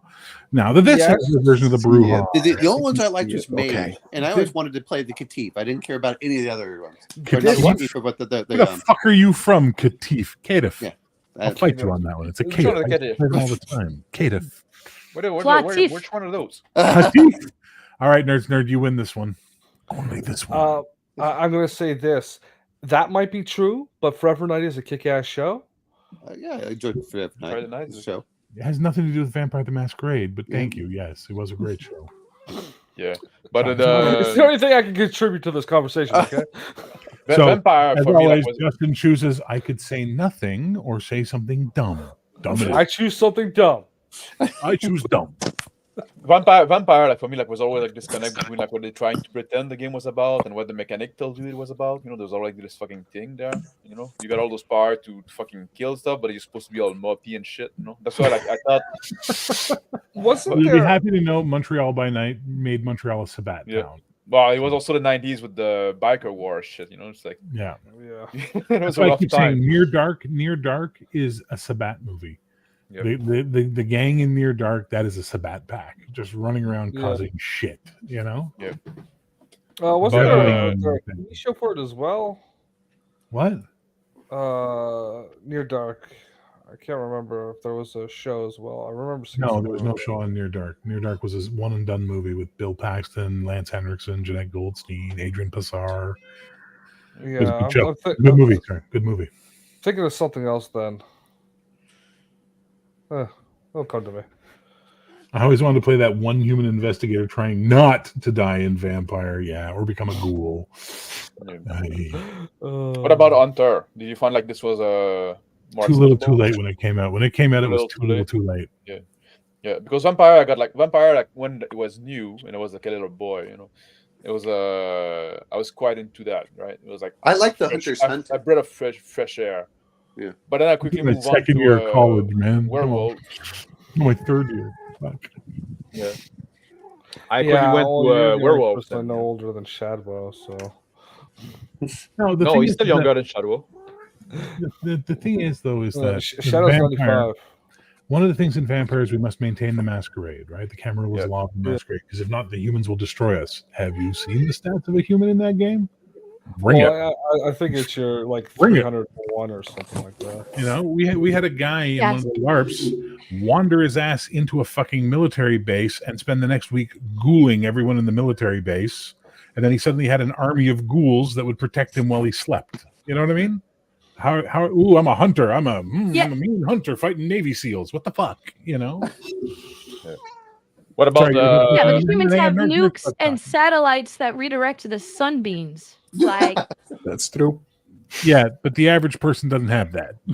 Yeah. well, it's not you break the masquerade. It's not the average person. It's all of humanity. That's 8 billion people with flamethrowers and nukes and the sun. Well, and the other part is that What did is- Van 8 Helsing million have? people controlled by 40, right? Yeah. Read Van Dracula. What did Van Helsing have? He had a Knowledge. wooden stick. Knowledge. He had knowledge. That was his only Yeah. weapon against the vampires was knowledge. They failed miserably at making the humans a threat without having to go to satellites that can redirect sun or nuking a city. You know what I mean? Like that's just silly. You know, like for me, for other people who loved it. And you know, like great. those satellite too, like are a new thing. Vampire or not, right? Vampire, they're like from since like the fucking dawn of time, like since Abel and Cain. Oh well, don't get me started on antediluvians. In the No. Later they became something very terrifying. They really expanded it, but in the original game, Cody, really were humans that terrifying in the original game? Well, that's what you call bad writing. Well, Hunter's Hunted, I enjoyed for looking at that. You know, that book that came out early on. I think that was within the first year or two of the game. Oh fuck, Lee's still awake. But I think the whole thing about Vampire is like the dilemma was supposed to not just like, oh, we're gonna get exterminated if we reveal who we are. It was all about like preserving humanity, not just becoming a monster. Yeah, no, exactly. That was the Yeah. mentality. You want to keep feeding. No one wanted to play that. Everyone wanted to be a No, Sabbat exactly. Yeah. Yeah. Yeah. And that's the amount of games I played in where the Sabbat eventually took over the city, I was just like, what the fuck? Why aren't we just playing Sabbat games at this point? Like, Jesus. Well, you're supposed to play the monster too, you know what I mean? Like that's kind of like the You would know. No, playing a monster kind of sound cool. You know, it's a different way than we used to. Thank you, But, Phil. Thank you, Phil. Thank you. Yeah. Someone sees it my way, finally. Yeah. What do you think about the when they brought the setting like Dark Age vampire and shit like that? No, I never got into that. I was out. By the time all that stuff came along, I was out. I like Sorry, the changes. was fun. What was that? Dark Ages was fun? Yeah, it was quite fun to play. But The it has the same problem. Lasombra were around in the Dark Ages stuff, right? It was more Yeah. Lasombra. The Tremere weren't a thing yet. Yeah. Mhm. No, that was the Celerbi, or whatever they call them. You said Tremere? I always say like Tremere. I say Tremere because I played the game with Anglos. Yeah. Well, what was the other one that they had in there? Tremere. the- Hey, bibbidi bobbidi boobidi. Changeling Dark Exactly. Ages. That's how I like say it. how they did the Changeling or the Fey book for Dark Ages in World of Darkness, because they gave them a lot of the what do you call it? What is it, echoes or whatever they call them, where you could like if you hit the bell it would hurt them and stuff like that. Don't remember that. I was out by What the fuck? No, I think I know what you're talking about.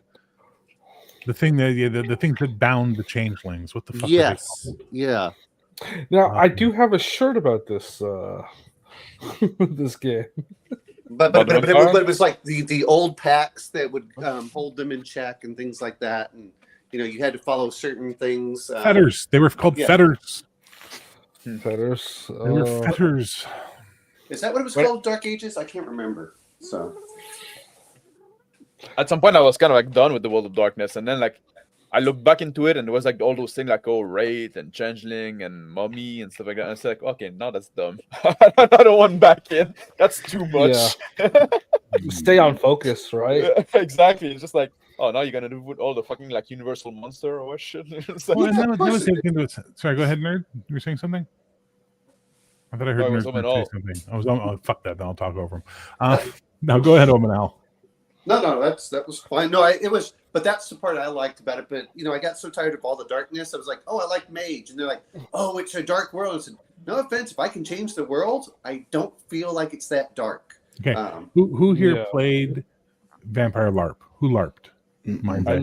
I did briefly. Okay. Horrible thing. I got a shirt just for you. out west in the Vancouver games, we had a joke, which was because remember you use hand signs, right? Like this is out of character or whatever it was, right? You had your thing, mental challenge, and all that shit. We all decided that this was the universal hand sign for Toreador. Okay, yeah, fits. Because every fucking person who played a Toreador was just emo as fuck. Yeah. Before emo was a hairstyle, when they were just emotional, That was supposed to be the this guy. Yeah, that's not a good thing, Phil. You might want to, seek help if we are agreeing on shit. I'm like, someone called me the voice of reason on Hungar's stream, and I'm like, if I'm the voice of reason, we're fucked. Well, that's on we're Gar's not stream, right? The bar is pretty low. Yeah. That's what I'm saying. So if I'm the voice of reason, we're all gonna die. Yeah. I'm gonna bounce, guy. I'm gonna go back to try to fucking pack and shit. Well, I sent you that shirt in Discord so you can get one. Yeah. Have a good night, Mr. Max. Thanks for stopping by. Safe packing and all that. When do you move? What day? I move on Monday, but tomorrow I'm judging a competition, and then I need to go see some people before I move and shit like that. So. Oh, that's right. You're gonna go watch old men wear speedos tomorrow. That's right. We'll enjoy that. Exactly. No, well, yeah. We wear a singlet, not speedo. Speedo is in oil. You got a T-shirt for that, Justin? I can make one. Remind me about it later. Yeah. Anyway, I need to fucking get rid of my stuff because like I can only carry 2,000 pounds apparently. So.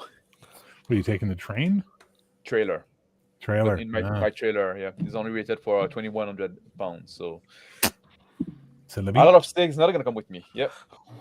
That's Rodney Gaming. No, that's what I'm bringing, but that's half the way. 1,000 pounds of books. Yeah, exactly. Well, that's mostly what I have. Books, dude. Whoa, what's this? You don't read. Yeah, that's true. I just collect them. He looks at the pretty pictures. Yeah. Some of them are vintage. No. Okay, guys. Bye-bye. Party on, man. Have fun.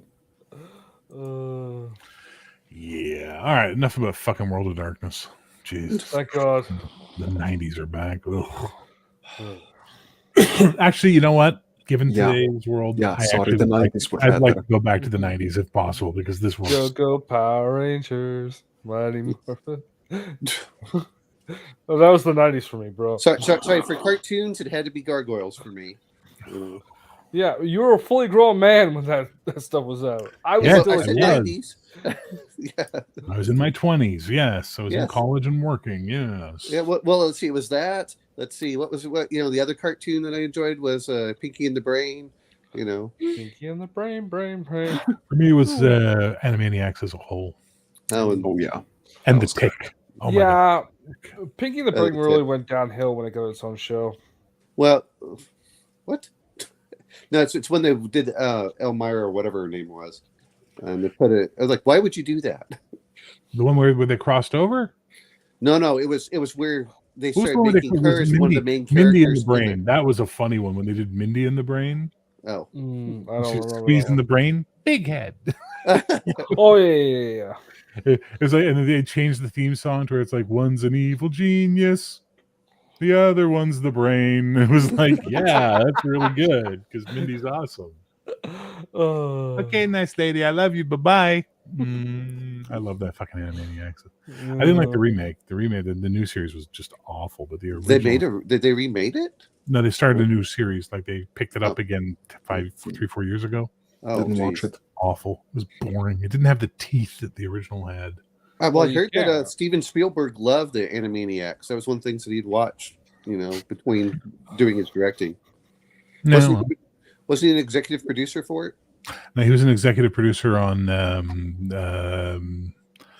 They're Tiny, They're Toony, They're All a Little Oh, yeah. Loony. I think that's the one he was on. Tiny Toons. I think he was on Tiny Toons. I could be wrong. I thought he did Animaniacs too, but I could be wrong. He might have. I could be wrong. He has a lot of executive producer credits. Oh, You might be right. I could be completely. No, IMDb. he was the executive producer on Tiny Toons for sure. Okay. Yeah. Second animated series produced, And by he was Steven executive Spielberg. producer on Tiny Animaniacs as well. There you go. So executive Yeah. producer only means one thing. Getting paid. Money.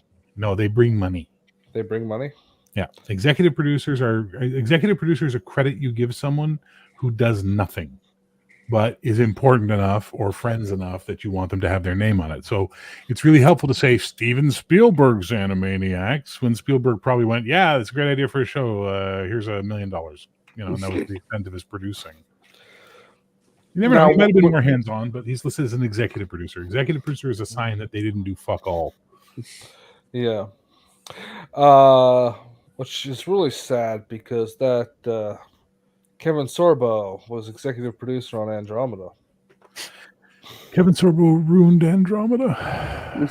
I Took it from a really interesting show and turned it into Hercules in space. agree with you there. But that first Andromeda season of could have been Andromeda great. was so good. Oh yeah. That one episode, Ouroboros, is such a good episode, man. I'd have to go look at the show notes for it. I like that That's show. great. Though. It's the the same. same with- I think I only saw the first season, and then I got a job and stopped watching TV for years. It was the same with Earth Final Conflict. First season, there was some interesting stuff going on. Second Didn't watch that. season, no. Never watched that. If you do, stop after the third season. It's just totally downhill after that. Fair enough. It's a good life choice. I think the only reason I watched like Xena Warrior Princess and one was I had a girlfriend that liked it, and then the other, and the fact that it also came at like 3 a.m. and I worked night shifts. So That was a weird show. yes. Well, it was also the Hercules, but they would come on at like 2 a.m. and they were the only things that weren't like infomercials at that Yeah. time. Oh, I got to watch the entirety of DS9 in reruns because we had all these in the 90s. We had all these cable channels that were from like the City TV network from all over Canada, and the Yeah. cable system had them all on the satellite TV. I'd get them all from Bell Satellite. So in the middle of the night, every one of them was running DS9 but every one of them was running a different episode of So DS9. you had choice. So I get to see like Oh. 5 different episodes a night, but they were all from like different seasons and shit. So I Oh, kind of had to piece jeez. it all together, but it was fun. Yeah. Well, Nice. I loved growing up. After school, we'd watch 2 episodes of Next Generation back to back. City TV, then Fox, or the other way around. Well, Babylon 5, I couldn't get into until they did until they put on TNT and they did every episode, one every day.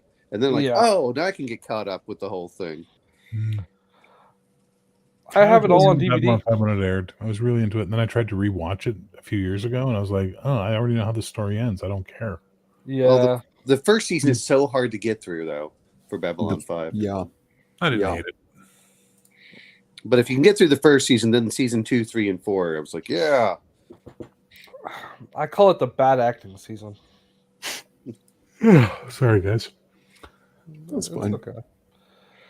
Yes, Love I Street remember Left- that, Peter. I remember that very well, sir. The actor that played the Kurgan from the Highlander movie. On what? Oh, on Space Above and Beyond? No. Are you talking about? You're talking Oh, about. Earth 2. Earth 2, yeah. Clancy Brown was in Earth 2. Earth 2. He He was has a great the voice doctor. for- Yeah, he was really good in Earth 2, actually. I liked Earth 2.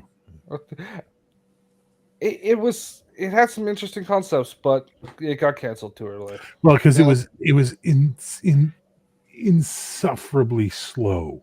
Yes. Like they were trying to build a mystery, but they just weren't doing it at a nice speed. They were just like, you know.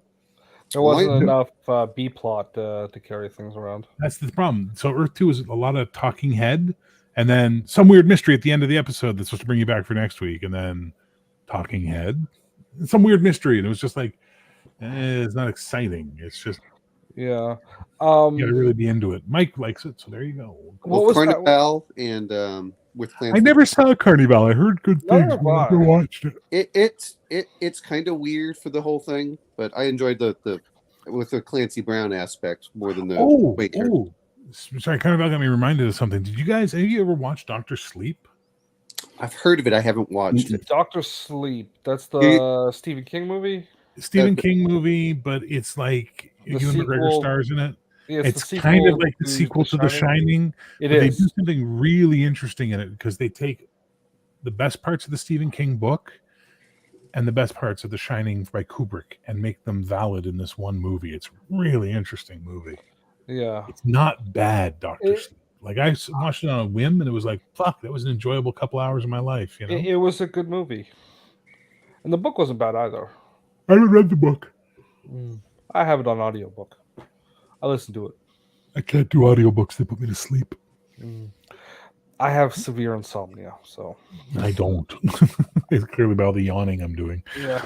Well, if you want to go to bed, I have no problem. 7 o'clock at night, dude. I'm not going to bed.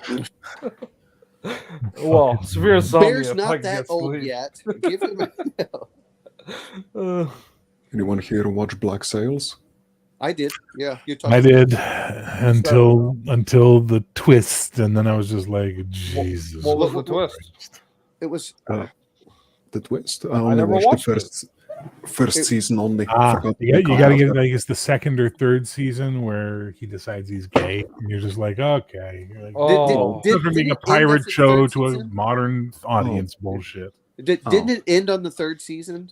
I mean, did they make anything after it? Well, if that happened, I could see why. If it did, It's not that happened. I don't give a fuck that a character's gay. It's just it didn't feel organic. It's not relevant to the story. It just kind of was like, what the fuck? Like I kind of liked that he was all into the Stoics and Marcus Aurelius and all that kind of stuff. It was Yeah. interesting, but sadly, it just as Sayfire said, they raised the rainbow flag hard in the last season, and it was like, okay, I get it now. This is Didn't know that. What was the? I liked Penny Dreadful. Never watched it either. Making his first appearance of the night. Oh, well. Mr. Beans. So Penny Dreadful was the one where the first season was vampires, the second one was devils, and the third one was werewolves, and then they ended it. Okay.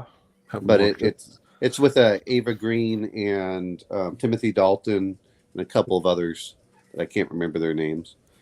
I can't take Timothy Dalton serious as an actor anymore, like as a threat actor anymore. After Hot Fuzz, Oh, Hot Fuzzy was fantastic, He and I was loved it. so good in that, but that's all I'll ever see him now as.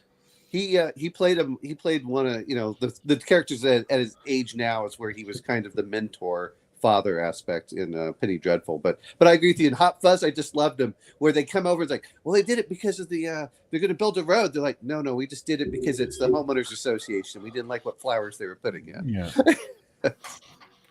Yeah. Yeah. Oh, and Yarp. Yarp. That's Sandor Cleghorn. Yes. It's like that one, LARP. Yeah, What? but maybe.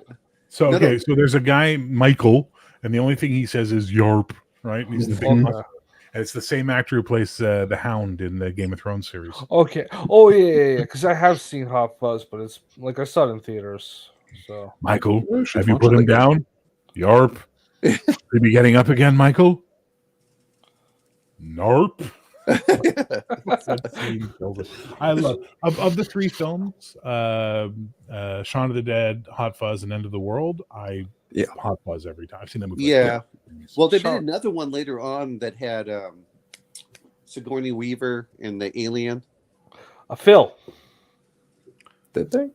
Yeah, that Yeah, was Phil. yeah, that wasn't a really good one. No, That's it was Seth not. Rogen voicing. Yeah. I will be so happy when Hollywood's obsession with Seth Rogen dies off. Or Seth Yes. Rogen does off. One or the other. Hey now. Notice I didn't wish anyone's death, Justin. Hey now. I'm a little edgier than you are, bro. No, you're not. You're trying, but you're not. I really hate Seth Rogen. That's okay. You can hate him, but I'm sure you wouldn't stab him if he was in front of you. I'd laugh if someone else stabbed him in front of me. No, you wouldn't. Probably. No, you wouldn't. Trust me on that. As someone who's seen people stabbed in front of them, no, you wouldn't. It's one of the stupidest things I can say. Anybody who's been in military service knows what I'm talking about. Is extreme violence in front of you is not TV. It's not movies. It touches you inside when you see it. It's bad. You don't forget it. No, you never forget it. No, sir. And you remember absolutely every moment with perfect clarity forever. Yeah, that's true.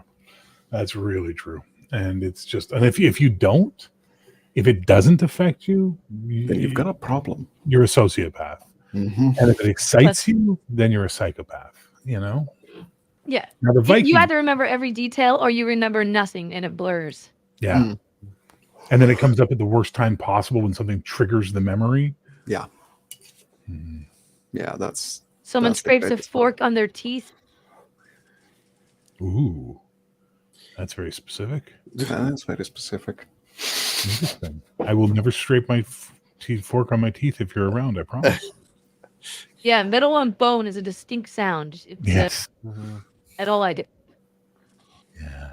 I once heard a hipster's arm give a spiral fracture when a bouncer grabbed him by the upper arm, and we heard the spiral fracture. It was like, oh, what is? And then we heard the little girly scream that came out of him. But Jesus, that initial sound was just like, what the fuck, you know? Mm.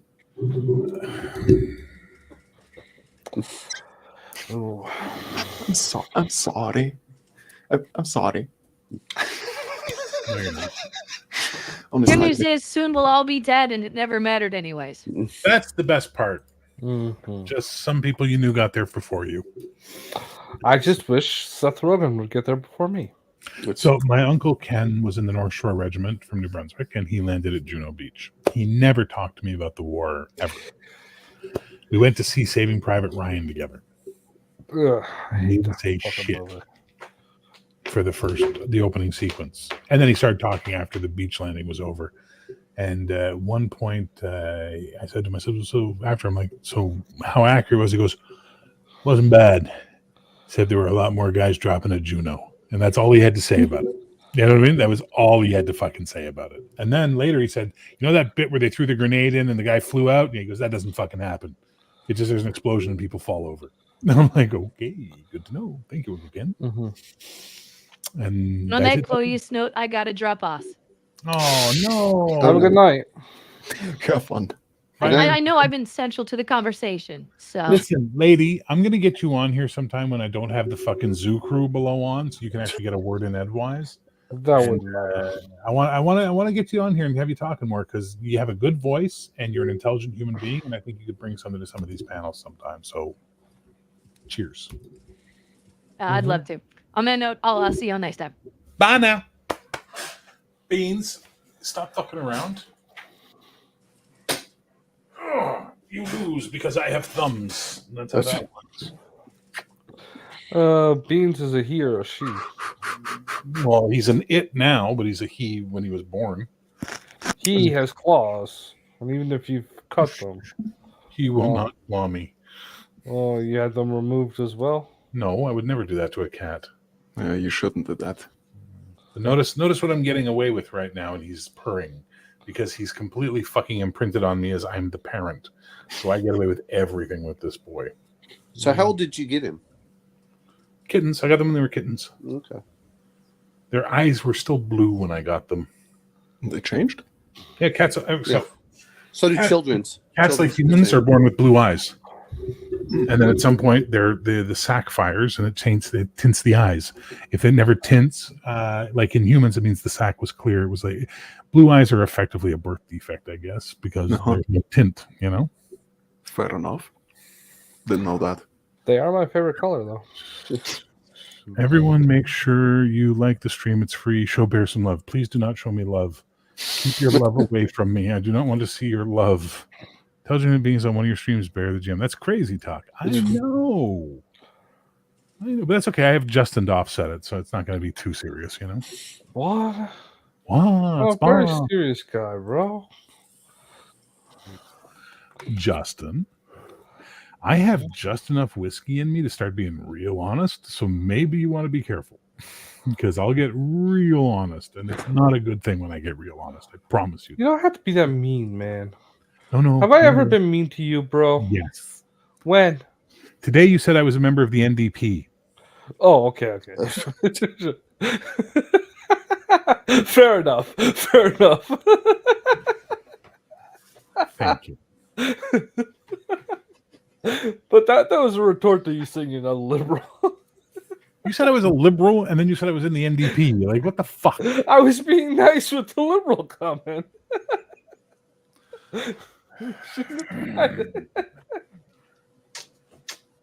I guess you could be a member of the progressive conservatives. I am a member of no party, sir, because like the man said, I would never want to be a part of a party that would have me as a member. You shouldn't hate yourself so much, bro. I don't.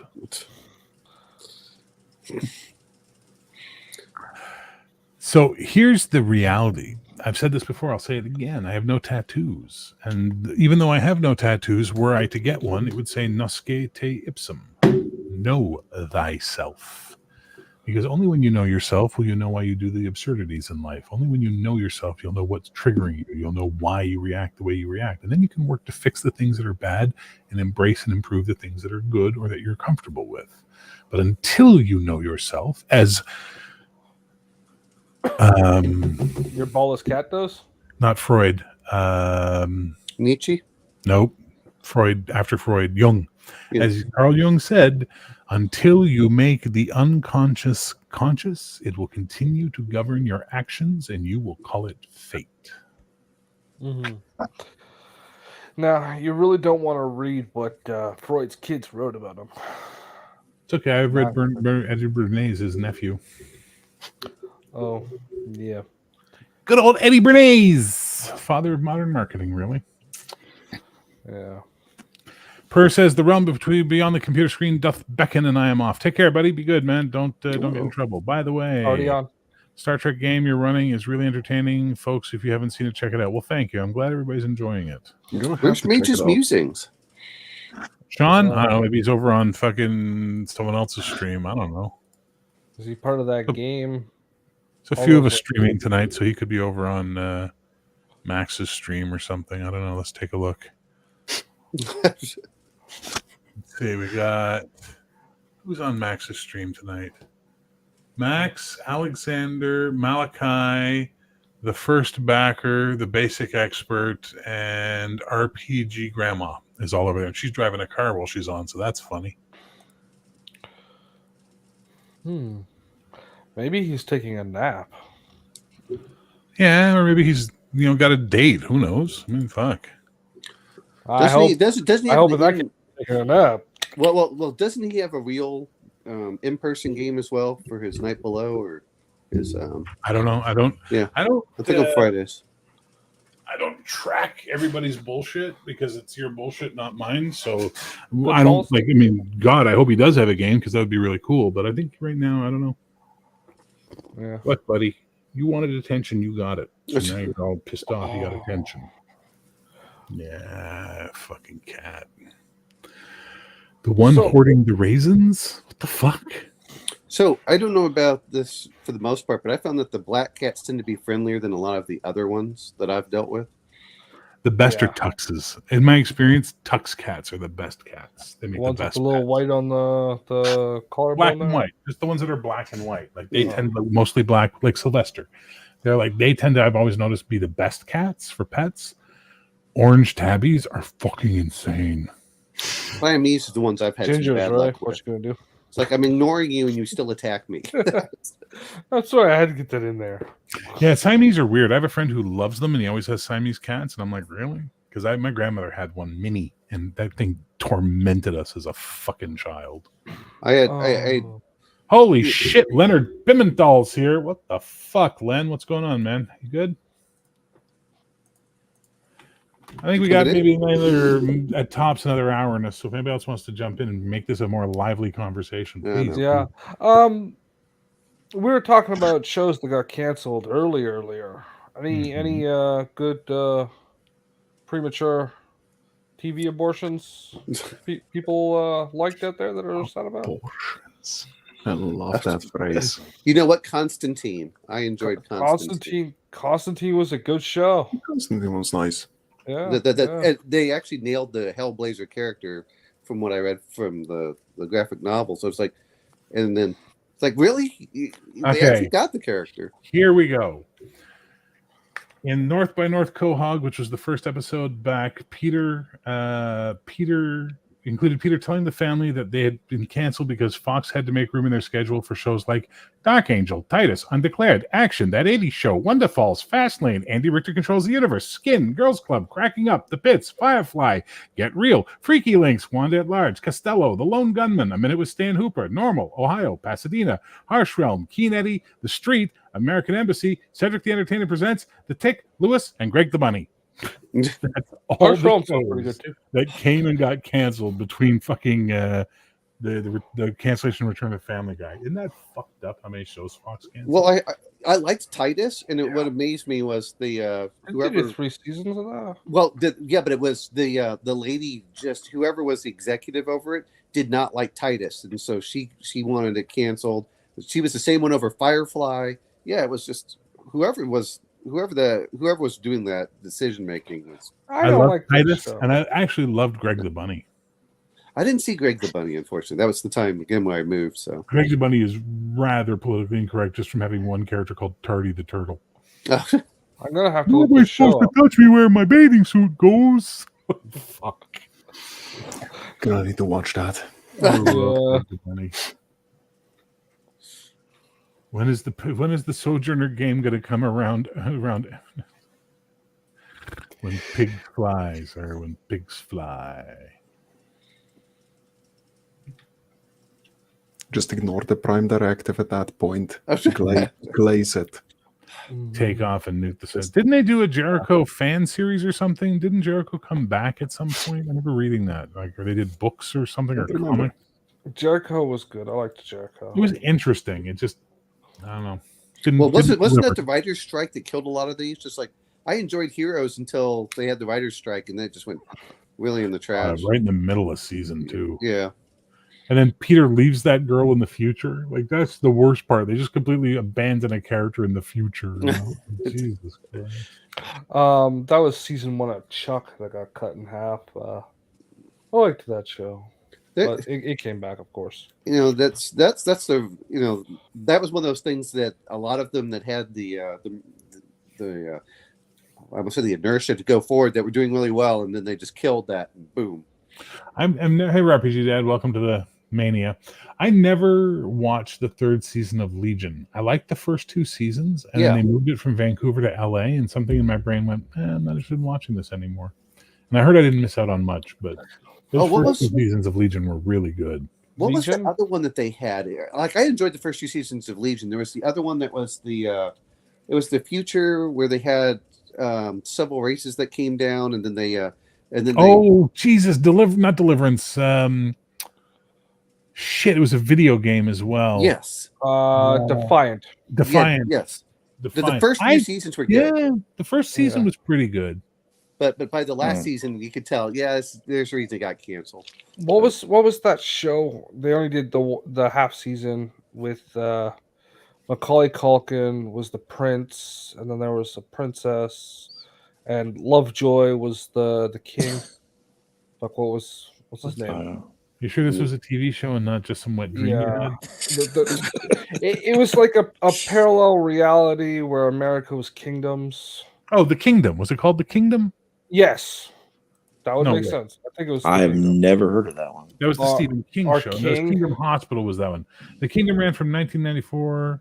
No, it's not. It's not the hospital. That's the miniseries. No, Danish Absurdist. Kingdom series 21 to 23.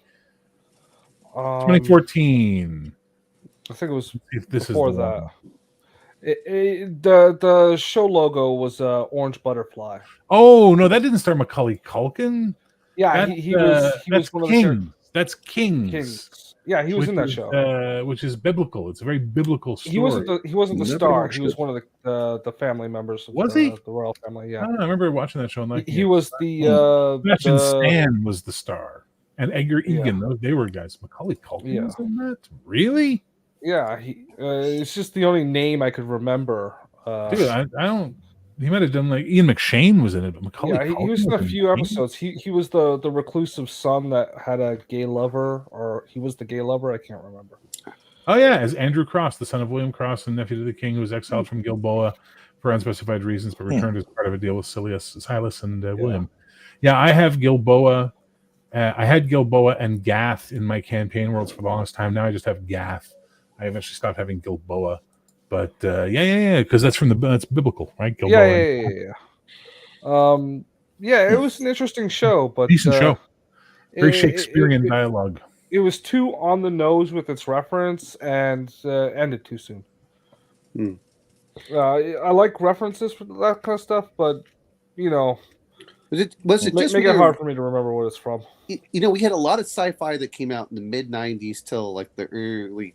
Until the late 2000s, and then it's all just like gone, with the exception of The Expanse.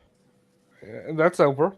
They're not making that anymore. Yeah, well, I know The Expanse is over, but yes, I remember reading that too. That the MMO failed, so they just there was no money left for the show. Yeah. I must have lived in a hole. It would make a fantastic role-playing setting. Well, right? So basically, look at the premise. For those of you who don't know what the premise is this alien sleeper ship arrives in orbit around the Earth, and then I think it gets shot down or something. But as it breaks up, all of its weird energy stuff and plants and stuff land and mutate the world where they landed. And now, or it's still in orbit or something. So there's always like these crashes of technology, and people run out to try and get the technology and stuff like that. But there's like a destroyed civilization, and there's like 3 or 4 alien races. It's really wasn't there a giant space battle? I can't remember what it was. I'd have to go look it up. But I remember that something happened. Whoa! Oh, dude, I thought you fell over. I was like, Jesus Christ!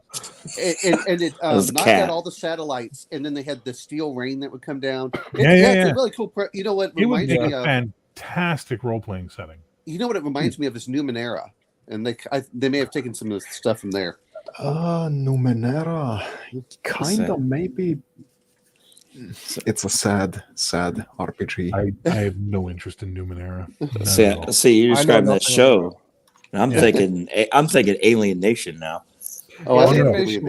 It was way more Road Warrior than Alien Nation. Yeah. Like, civilization has collapsed, and now there's like little outposts. Like Defiance is the name of the town where they all sort of out in the wild, savages and fucking raiders. Wasn't it built around the ruins of like Seattle or something? No, like it's that? St. Louis Arch. It's the Yeah. same saint.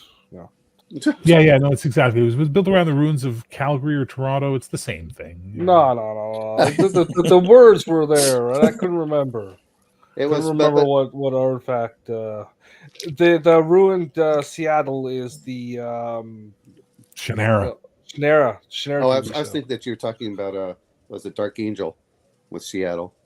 And what? Well, Dark Angel was Seattle. Yeah. I never watched that show. The first season I heard was good. I was like, oh, good. And then I heard the second season, it just tanked. Yeah, I never got into Jessica Alba. I was never on the Jessica Alba train. Beale is the one where you want to be. Well, you watch Seventh Heaven a lot? No, but Jessica Biel. You go down there for that comment, sir. Look at that, Curtis. You got promoted because Justin has bad taste in American actresses. You don't like Jessica Biel, bro? She's all right. She's all right. Yeah. Blade Trinity, best film ever made. Horrible Actually, my buddy had the best line about Blade 2, the movie Blade 2. He's like, Are you talking about Jessica Biel, Jessica like Alba? actually Blade 3, and we never got to see Blade 2 because it feels like something's happened and suddenly things are going on. But it's like there's a movie missing in the middle between Blade and Blade 2, and I'm like, yeah. Well, I couldn't believe in what their plan was to bring out the new Blade movie and make him a side character. Holy shit! When I heard that, I was like, wow. Oh wow. So freaking Hollywood today. I'm like, why can't you just create good characters that I would actually be interested in that are unique? Why take the old characters and say, well, we'll just destroy them? And I'm like, why? So, you know how easy it is to remake something or reboot something than to come up with a new idea for these fucking empty shirts in Hollywood, sir? I've worked in the industry. Well, they care about money and only money. So, Blade is a successful franchise we might be able to make a lot of money on. Oh, I'm sorry, what's the name of your script? Megarian Rules? Who the fuck is Megarian and why would anyone go see this movie? I've never heard of him. That's a risk. I'm not taking risk. I'm risk averse. No, I understand that part, but why would I go, hey, we have this successable character, let's completely destroy that character and bring in have a these new characters? successful actor. Like Yeah. I know Wesley Snipes isn't the greatest actor in the world, but he's done his fair share of movies and he's pretty good. Man, They're holy recasting shit. him. With the drubbing that the Marvels took in the theater, I couldn't believe they released that trailer. I'm like, Yeah. read the fucking room, Sony. This is not the time. The girl Haven't for seen some freaking like. It's actually comic book accurate. All those characters exist. better. Whatever. It's really interesting, and like if they do it right, it could be a really good story because that whole story in the Spider-Man comics was good. Except Spider-Man was involved. Yeah. Yeah. Spider-Man was involved, and if this Marvel movie, Miss Marvel or whatever it's called, hadn't come out, I think like if all the hype for that had been the hype for this movie instead, people would have liked it. Is it a movie or is it a series? It's a movie. I think it's a movie because it's got a release date. I watched it this morning. I think it's a movie. Well, for me, it's Marvels. No, just like Madam good Web. female There's a character. new Spider-Verse universe story that's coming out from Sony. This new movie, which has like all the Spider Women in it, like all the. So I don't know if they're gonna have Jessica Drew or not. I hope so, but they've got Jessica. What's her name? Carpenter. The fuck's her first name? The one from Secret Wars. Julia Carpenter. Sorry. Hi. Nerd. Anyway. Well, let me just open it up here on IMDb and check. Well, to me, just write good female characters that are engaging like storylines. That's all that it's required. They give you that tiny bit of fan service, and then they just like pull the rug out from underneath you and just destroy it all for you. You fucked up, man. Omnal, you fucked up. You said write good female characters. These people can't write. No, they can't write. They can only indoctrinate female characters. I know, but I meant stop. They've trying to got use Mary this Parker. excuse, I didn't even hate the second season of Witcher, even though I know Witcher fans didn't like it, but I didn't hate it. But that third season, what the fuck was that shit? I show? agree with you. The second season was just kind of slow. Ben Parker and Mary Parker are in it. Like May Parker? Yeah, May Parker. Sorry. That's Peter's aunt May. Yeah. Well, Uncle Ben and Aunt May. I'm spacing on shit here. Okay. You know the kind of great female characters that I grew up with as a child. The mother that killed a fucking alien for the sake of her child. The mother that killed a fucking cyborg robot for the sake of her child. The mother that killed a fucking dinosaur for the sake of her child. What's the consistent theme here? Like, Don't fuck with mothers. yeah. Don't be a motherfucker. Yeah. It's fun. Well, but here's the thing, right? So you have Unless to you're the remember, Ripley father. starts life as a male character, and then they said, "Fuck it, let's read some females for the character and see how they do." They like Sigourney Weaver, they cast her, and they made a choice not to rewrite any of the dialogue in Alien. So if you look at the difference between Alien and Aliens, Sigourney Weaver's character is cutthroat in Alien. She is cold as ice because Ripley was originally a guy. It was a dude, you know what I mean? Who was like in competition with not Parker, Dallas. But when they get to Aliens, they rewrite her and they introduce all the maternal stuff. James Cameron brings in some really nice stuff, which is why losing the scene about her daughter having died before she goes into the meeting was really sad, because I always had such a hard fucking problem with, whoa, you're going back for the little girl?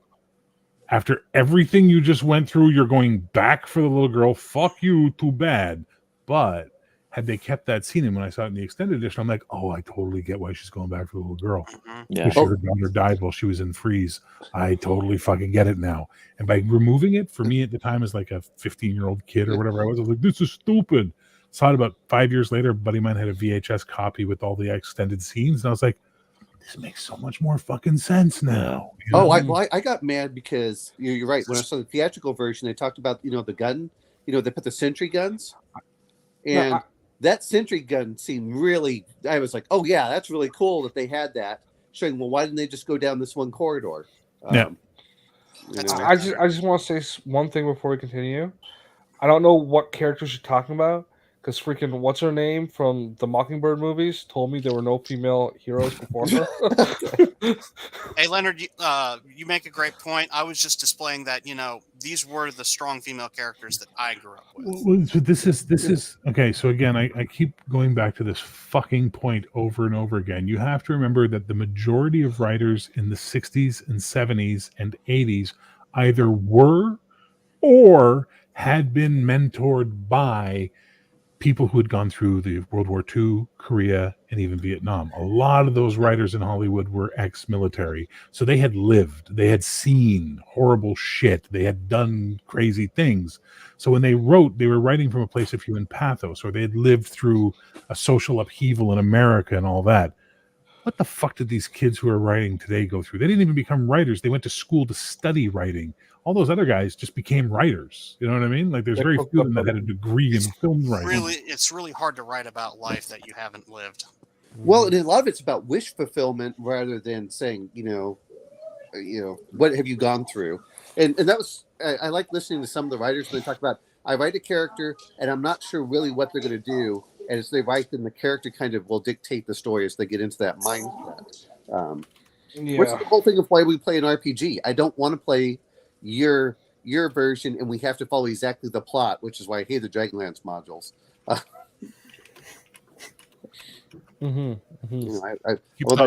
I've noticed that theme too. People either absolutely love the Dragonlance novels and modules, or they absolutely hate them.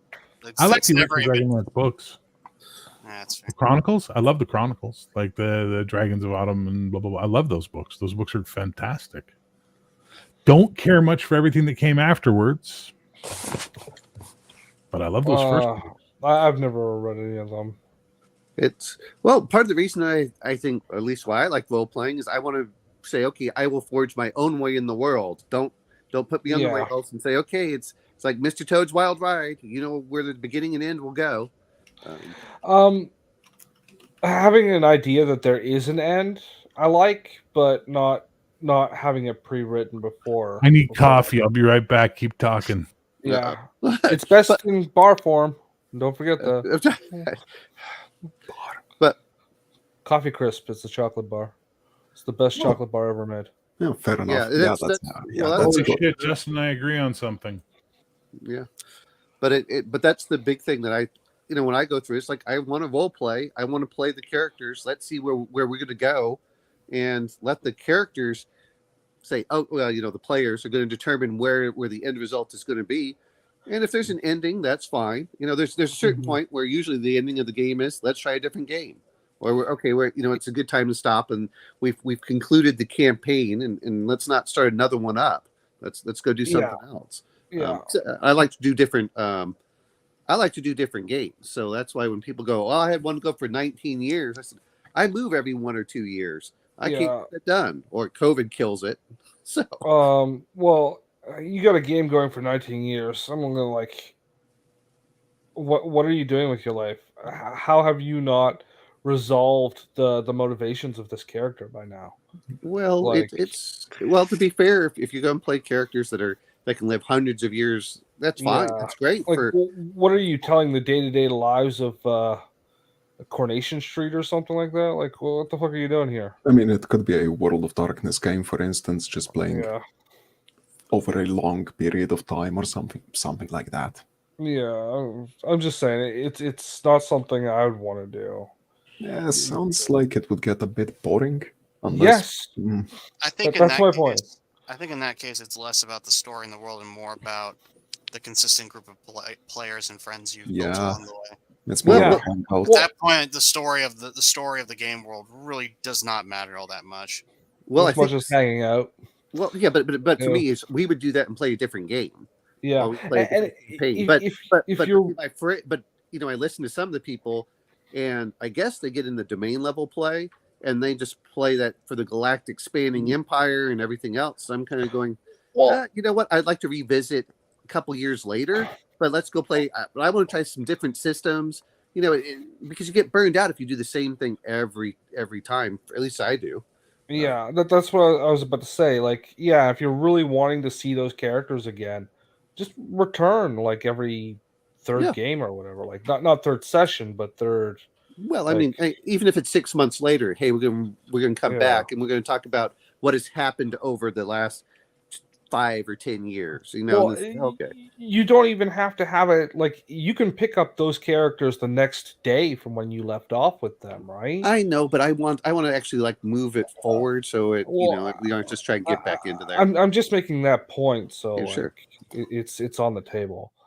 But yeah, I agree with you. You can come back years later or the next day or whatever. Just like There's also the concept tell more stories than just one. You There's watch also- more than. Oh, sorry. You go. there's also the concept of a generational game where, like, you Yeah. play through a campaign, True. you jump 100 years, play through a new campaign with their descendants, jump 100 years, that kind of thing. Like Now that means the culture Shannara. of your world is very stagnant, but that's Well, even every Yeah. 10 years, like, okay, your character has retired from adventuring, now they're king or whatever, and now you just go to that domain level play. And then if you want to go down to their heirs, then you play those for a bit. And it's like, oh, okay, you can play at multiple levels. But yeah, that's the problem with like Star Trek. Your It's a 5 years, or MASH. My favorite's MASH because it's like it was 17 years for seasons, which is longer than the entire Korean War. that was always what got me, was the fact that like if you took all the episodes and truncated them down, it's like this literally lasts longer than the actual Korean War did. And so now you're in the situation where you're like, certain stories now occur like literally right after each other. But they're thematically months apart.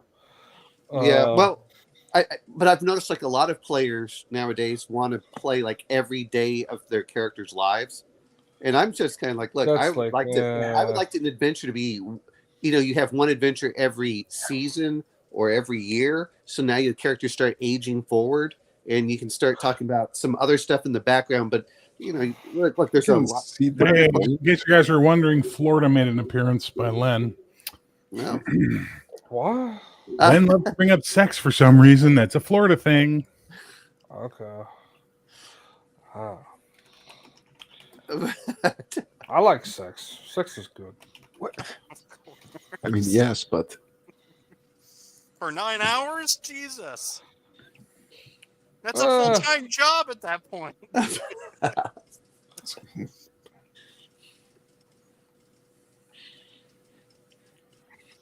That's the one that's the one that What are you guys has talking about? I was making coffee. What were you guys talking about? domain level play and moving forward for campaigns. Like a lot of people are talking about having campaigns for 19 years. Hey, can you not turn my fucking channel into an OSR bullshit conversation, please?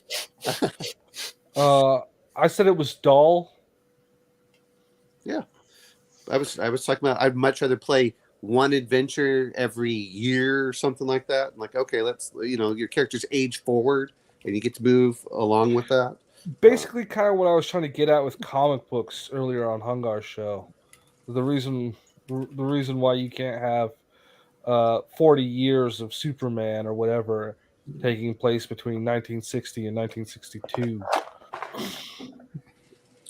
is that eventually every second of his life was mapped out. But a lot of players nowadays want to do that. That's what gets me. It's like you need what happened to your downtime in between? It's you're not adventuring every day. It's just like soldiers off in war. They're not fighting a war every day, even when they're deployed. No, like I literally saw stuff like that when I was running a West March server for 5th edition. Like we would have players off in one of the other role play channels, literally role playing like their entire lives together, and it's just like, Jesus, guys. Why do you guys gotta keep watching me have a bowel movement, bro? A little space. It wasn't quite that intensive, but it was still one of those things where it's like these players really like the slice of life stuff, and it's just like, okay. Yeah, I have no problem with it. I told those guys over on Black Lodge if they want to have a Jane Austen role playing session, I'm down to be one of the people at the table. I don't know, man. I just think it is what it is. People like what they like, and I have no problem letting people who like what they like fucking play the games they want to play the way they want. But if I'm going to run a game, I'm going to run it the way I want, the way I like. And if you don't like that because it's not what you want, it's best for you to drop out and not play then. I assume you're one of the guys that doesn't play 19-year-long games, though. Most of the things. It was yet. Depends on the subject matter, because like Bear's got enough detail in his brain to be able to pull it off. Yeah, but I'd get sick of it. I get bored. That's my opinion right there too. Like I would get bored of it. Give me a little breakup. But that's what we're saying. I like to try just new stuff, different worlds. It allows you a chance to refresh too. It's like, okay, even if I love this thing, I don't want to have it every day that I do it. Let me try something different and let me recharge my batteries. Play games other than fantasy. Yeah. Right? Yeah. Like I ran so much fucking this Trek game I'm running, I haven't run Trek in decades. Eons. Decades. Like the last time I ran an ongoing Trek campaign legitimately that had teeth was like 2004. Okay? Because I ran so much Trek, I ran out of stories to tell. Mm-hmm. I was like, fuck, I can't run this anymore. I ran superheroes almost exclusively from the 90s till 2010. And then I had to stop because it was I think I ran some in 2012 as well. But I mean, up until about 2010, 2011, I just had to stop running superhero games because I had done so many I had no stories left to tell. You begin repeating plot lines, or you begin I just can't think of new plot lines. Right? I'm just like, I'm burnt out on it. Yeah. Fantasy, I burn out on even faster because it's such a finite fucking type of thing to do. It's really not as wide open, I find. Now, Len's going to argue with me and tell me 17 reasons why I'm wrong with his treatise on it. But for me, I find it a very finite thing. And based on the way I design my worlds, I don't leave a lot of room for woo-woo, to get the woo-woo factor in. So I can actually just run the game in a world that makes sense. So I get burned out on fantasy. Problem is, the only other genre I want to run at that point in time is cyberpunk, and I only want to run that because I want to shoot all my players. I definitely want to be in a cyberpunk game you're running, bro. Well, I think Lavazza makes fantastic fucking espresso. Its coffee to me tastes like poo, but that's okay. You can enjoy it. I'm actually drinking something Krispy Kreme. I bought some Krispy Kreme Cape Pods. They were on sale, and it's a decent enough cup of coffee. I'm not snotty about my coffee ever. Mm-hmm. I just like coffee. So, Bear, for your cyberpunk, do you like it to be more pulp, or do you like it to be that very gritty, dark aspect? My players have learned the following rule. fantasy, superheroes, Star Trek, all those games. I run them for them. I'm there to run a game for them to have fun. Cyberpunk I run for me. You might want to make 8 characters when you show up to the session, because I will kill your character in a heartbeat and not even think twice about it. So a buddy of mine was running Cyberpunk, and he had played with me as a player, and he was running Cyberpunk. And he goes, my players think I'm mean. I went, you're not fucking mean. You've told me about your sessions. They're not mean. He goes, I know. Would you mind running a one-off for us just so they can see what you do? And I'm like, abso-fucking-lutely. So they made all their characters. They were all cyber SWAT, and they had to do they were special. They were cyber SWAT. They were like special missions, and their mission for the session was a bunch of terrorists have taken hostage at this building. Oh, I was never in that building. You have to go rescue them. So they landed with their AV, and they shot the snipers on the top of the building, and they land on the roof, and then they walk over, and the guy says, I opened the door to the roof. And I said, you do what? He says, I opened the door to the roof. And I said, okay. And I pulled out the 20d10 that the explosive damage does, as basically the roof collapses in on itself from the explosion that they wired the door with. And if you didn't have the right biosensor, the bomb's going off, and you didn't even bother to check to see if there was a fucking bomb on that fucking door, you moron. So boom, and they're all dead 5 minutes into the game. Yeah, that's why you don't they all look at him and they go, okay, we were wrong. You're not mean. All right. Well, you all have a good night. I gotta go pick up my son. So take care. All right, be safe, man. Good night, Drive bro. well, buddy. But yeah, so for me, Cyberpunk is the game I run for my fun. Yeah. And I do it to basically work out my bullshit with players and just go, ugh, I don't care about keeping you alive anymore. Because I'm not that kind of DM who's like, well, I'm going to kill you. I don't give a fuck. I'm going to keep you alive because I want to tell stories and have a good time. And you just met this fucking NPC in the last session. So if I let you die in this stupid moment now, that whole subplot I started is not going to pay off. Cyberpunk? Yeah. Fuck you. I can understand that, but the thing is, what I've made clear to my players, if you're dumb, I'm going to kill your character. Like, if you're actually dumb, I'm just going to do it. The Bastard Sword it's going to be be on a Sunday game I ran. A cursed sword and a cursed dragon horde led to 2 dead players, 2 dead PCs, and a dead primary NPC. I didn't want to kill them; they killed themselves. They did it themselves. That's my favorite kind of death. It's all on you, asshole. No, that was all on you. I set out to kill them. But I think I've made my players way too careful over the years.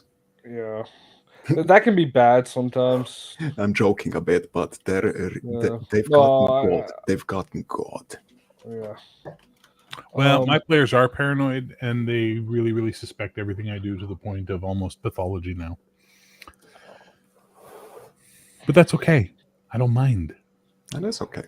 Maybe the real adventure was the mental trauma we made all the way. Exactly. That's a shirt idea. If you guys don't do shirts, I'm stealing that. None of us do shirts, dude. That's a you thing. I mostly do it so I can say. maybe that's the channel I need to make, because Brian has gaming with ADHD. I should do gaming with OCD. Isn't that technically my channel at this point? Kind of. It's certainly my Discord when someone posts in the wrong place, and I'm like, do you mind? I made a thread just for this type of post. Did I ever post in the wrong place? So far. The fact that you have to ask means yes. When moderators are doing it, though, it's like, guys, really? You should make me a moderator. Fuck no. I said hello. That's in the wrong place. In general, said hello. That was I at least went through the effort to like freaking find the right thread for my freaking thesis. Yeah, it's fun watching you write your 5e thesis. You were wrong about 4e with spellcasting. You said all spellcasting is the same until 5e. Yeah. 4e is very different spellcasting, and I prefer it. Yeah. Oh, how's it different? I need to actually because it's all power based. Because all the powers are based off of daily, encounter, and at will. At will. Yeah, and basically it's like they have cooldowns and stuff like that. But the thing is that they're all level 3 spells happen at level 3. Level 4 spells happen at level fucking 4. Man, that's so easy for new players to understand. Versus the 5e game I'm running, where the cleric starts writing level 2 spells on her sheet. I'm like, what are you doing? Well, I'm level 2 now. You don't get level 2 spells until level 4 or 3 or whatever. Like, fuck no. Well, that doesn't make any sense. Why is it like No, that? it doesn't. I didn't make the game. Go dig up Gary Gygax's corpse and yell at him. And plus, in 4th edition, whenever you level up, you get a new power, but you have to lose an old power. And it's like, I like decisions like those. Mm. Phil the Maybe. Thrill, you have not been on here long enough. Like I was saying at noon on Hungar's channel, we tried 4th, the red box for 4th edition, and we got into it for a couple of hours, and it was like, nah, we're going back. The red And box was a very bad representation of 4th edition. It was a I'll take very your word for it. I'll take your word for it. But I ran RPGA for 4th edition. Okay, I was Okay. running 2 to 3 sessions every Wednesday for 4th edition. Yeah, I don't know. That's why I said I'll take your word for it because I don't have enough experience. Yet. You don't need to. All right, cockfight Well, later. I'm yeah. showing off the best game ever written by man. Yep. I don't know. It's not Morkborg. Fucking hate Morkborg. That's okay. Then it's your It's question, mostly my a joke, friend. with me, bro. And it's not because I dislike death metal, because I think some death metal is really good. It's just the fact that like they took a death metal album and made an RPG out of it, and it's like that's not fun though. It's no, for a no. certain They took audience. cover art. and made it Winner, chicken dinner. Star Wars D6, yeah. Second best game ever written, Star Wars D6. Oh, True. Well, first place for me, but okay. Yeah, well, that's because you're wrong, and it's okay to be wrong. Yep. I thought you loved the D6 system, I Bear. love it. Second best game ever written. Mm. Marvel Superheroes is the best game ever written. And that's your rip-off face system, or Rip off phase. No, that is the origin of the fucking phase rip system, man. mini D6? Hey, here's a tip for D6. comedy, Dustin. Never laugh at your own jokes. It makes- No. I love laughing.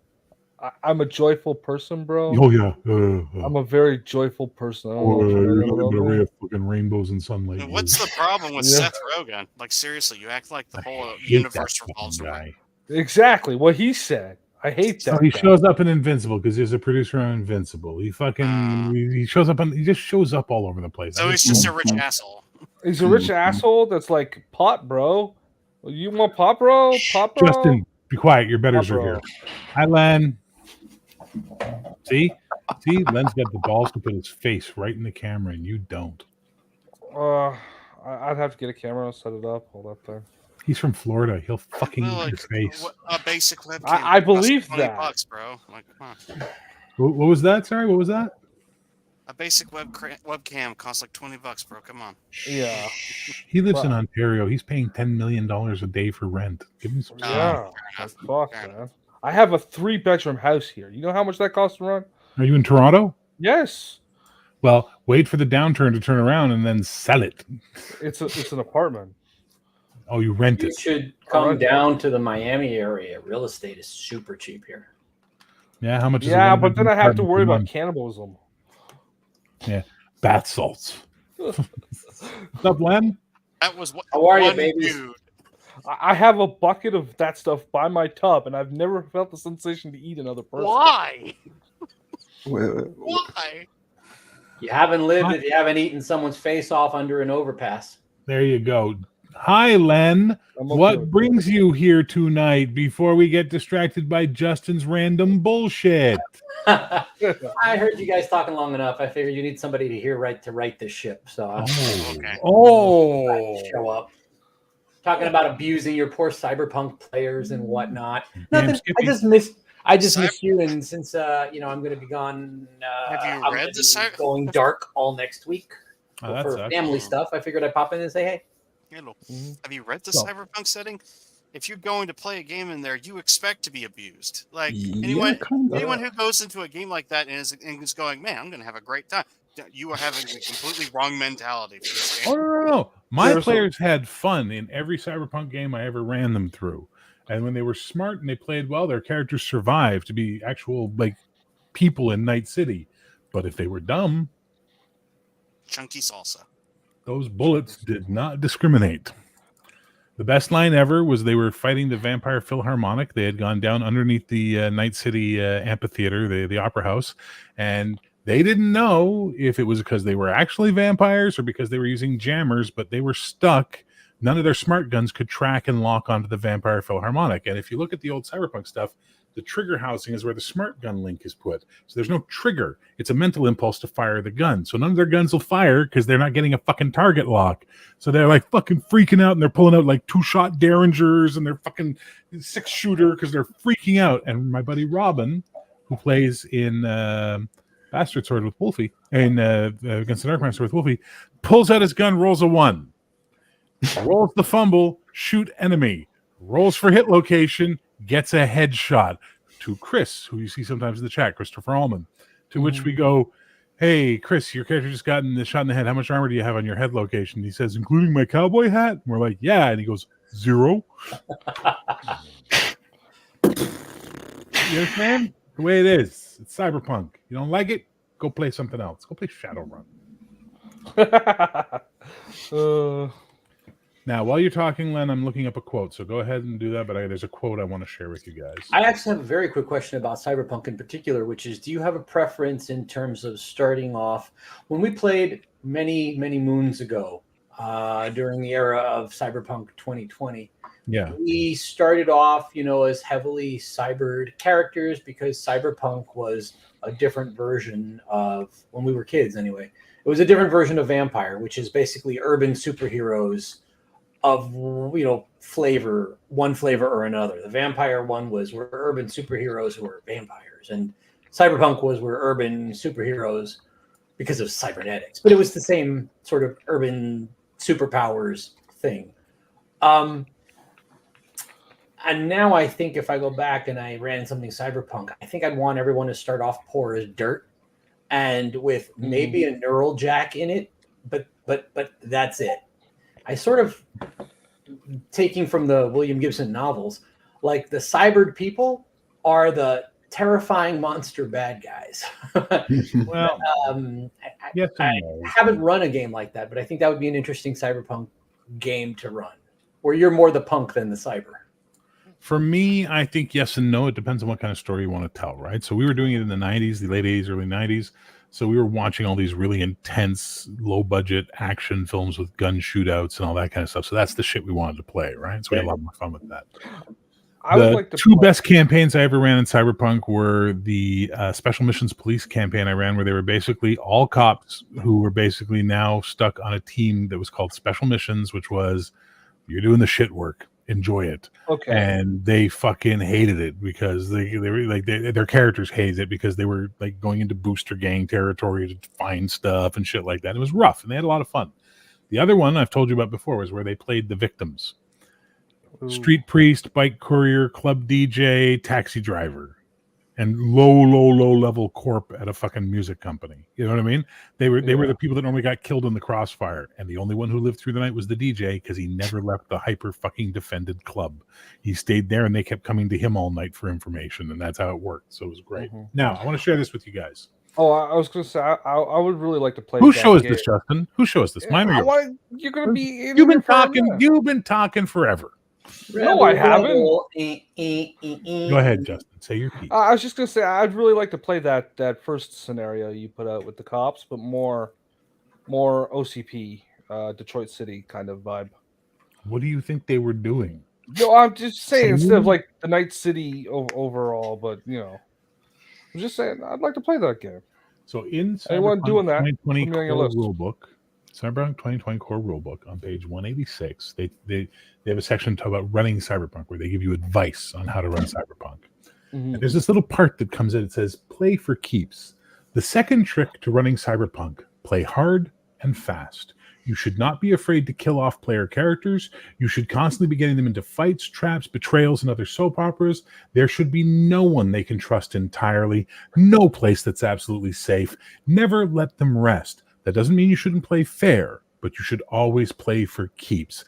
If they cache weapons somewhere, steal them. If they stop for a rest, mug them. If they can't handle the pressure, they shouldn't be playing Cyberpunk. Send them back to the nice role-playing game with the happy elves and the singing birds. I took that to heart. Good that man. became my fucking motto for how to run Cyberpunk. And you That's know what? one of my favorite RPG things, and yeah, I love that. I read that. I'm like, woohoo! Oh yeah, but that's the thing. It's Cyberpunk needs to be survival gaming. You know what I mean? Like otherwise, you're not fucking playing Cyberpunk. You're playing Shadowrun. I shit on Shadowrun a lot. That's just because I fucking hate the fucking D&D and Cyberpunk aspects of it. Like I just fucking hate that. But that's me. But as a Cyberpunk game, Cyberpunk presents a far deadlier world. Far deadlier. And that's what I like, personally. It's There's no a nonsense. corporate apocalypse. No, I hate all that corporate war shit they did. Like everything No. after the rule book where they get into all this weird, like, oh, they nuke Night City. And I'm like, fuck off. It's just retarded. You know, it's bad. That's not what I mean. I mean, like, civilization's broken down to the point where it's just corporate influence and advertisement and that kind of stuff. So the best That's way to what- run Cyberpunk is this. The cities are Akira. Yeah. The countryside, Mad Max. Yeah. Yeah. Yeah. That's pretty clear. I think From that's my favorite part about Cyberpunk as a setting and as a rule system, because in Shadowrun, a lot of the shit you'll fight is usually like Wendigo or Hellhounds or fucking ghost bugs and shit. In Cyberpunk, the biggest threat you ever face is other people constantly. Yeah. Well, Augmented. if you ever watch AD Police? Yeah, I believe so. Yeah. That's With the boomers the and that fucking first thing where they have to go to the restaurant where the boomer's gone wild and it's killing everyone. That's fucking Cyberpunk. And AD Police was what the Special Missions Cop campaign was like. okay. Yeah. Oh yeah. I don't, Nick. By the way, When Gravity Fails is my favorite Cyberpunk book. I read the whole series, all the books he wrote. George Alec Effinger before he died. It's a great series. The Budayin is awesome. I wish we'd get a Cyberpunk source book for Canada. I don't need that. I'll make my own. You know what I Yeah. mean? Like, make your own. Just, Do they have GURPS mentality of we need a source book for everything? I'm just like, no. do they have an open enough license for that? No, Artel doesn't do open license. Are you kidding? That's I think they might have something now, but even then, I'm not giving them my best creative work. Fuck that. It's the same reason I won't do anything for DM's Guild. Go fuck yourselves. No way. The absolute worst part about DM's Guild is that you can't even publish your own settings for it. No, you When have I to read publish that- theirs. Yeah, when I read that, I was like, "What the fuck are they smoking?" Like, Now, I know it's a fucking trope with me, but Morkborg lets you publish your own settings and collect all the revenue yourself. Don't care. Take your Morkborg, your Pirate Borg, and your Cyborg and shove them straight up your Arseborg. I want to see you. I want to see you make Arseborg, bro. I'm glad I'm not the only one that like thought that whenever I saw the name of that RPG for the first time. Morkborg, is that the guy that like from the Muppets, chef? the Yeah. chef?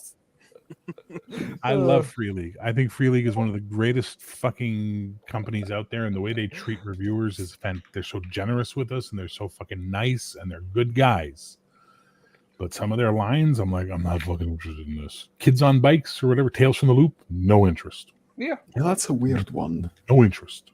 Tales from the Loop was based on an art series. Yeah, I know. I know the history. There's no interest. Morkborg, Pirate Borg, Cyborg, no interest. You know. It's fair. And I'm now at the point where if your system is a D&D clone, no interest. I've lost all interest in it now. Hey, Cities Without Numbers coming out. It's like D&D Cyberpunk. Fuck off. I'll just play Cyberpunk. Yeah. Like, Now I hear Cyborg does run Cyberpunk better than Cyberpunk does. I doubt that highly. I'm just saying I hear it.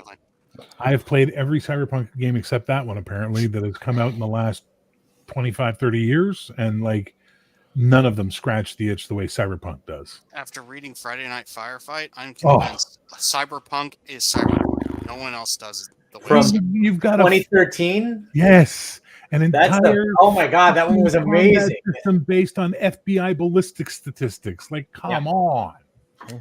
Yep. I remember the first time I read that, my view on gaming changed dramatically. When? It was incredible.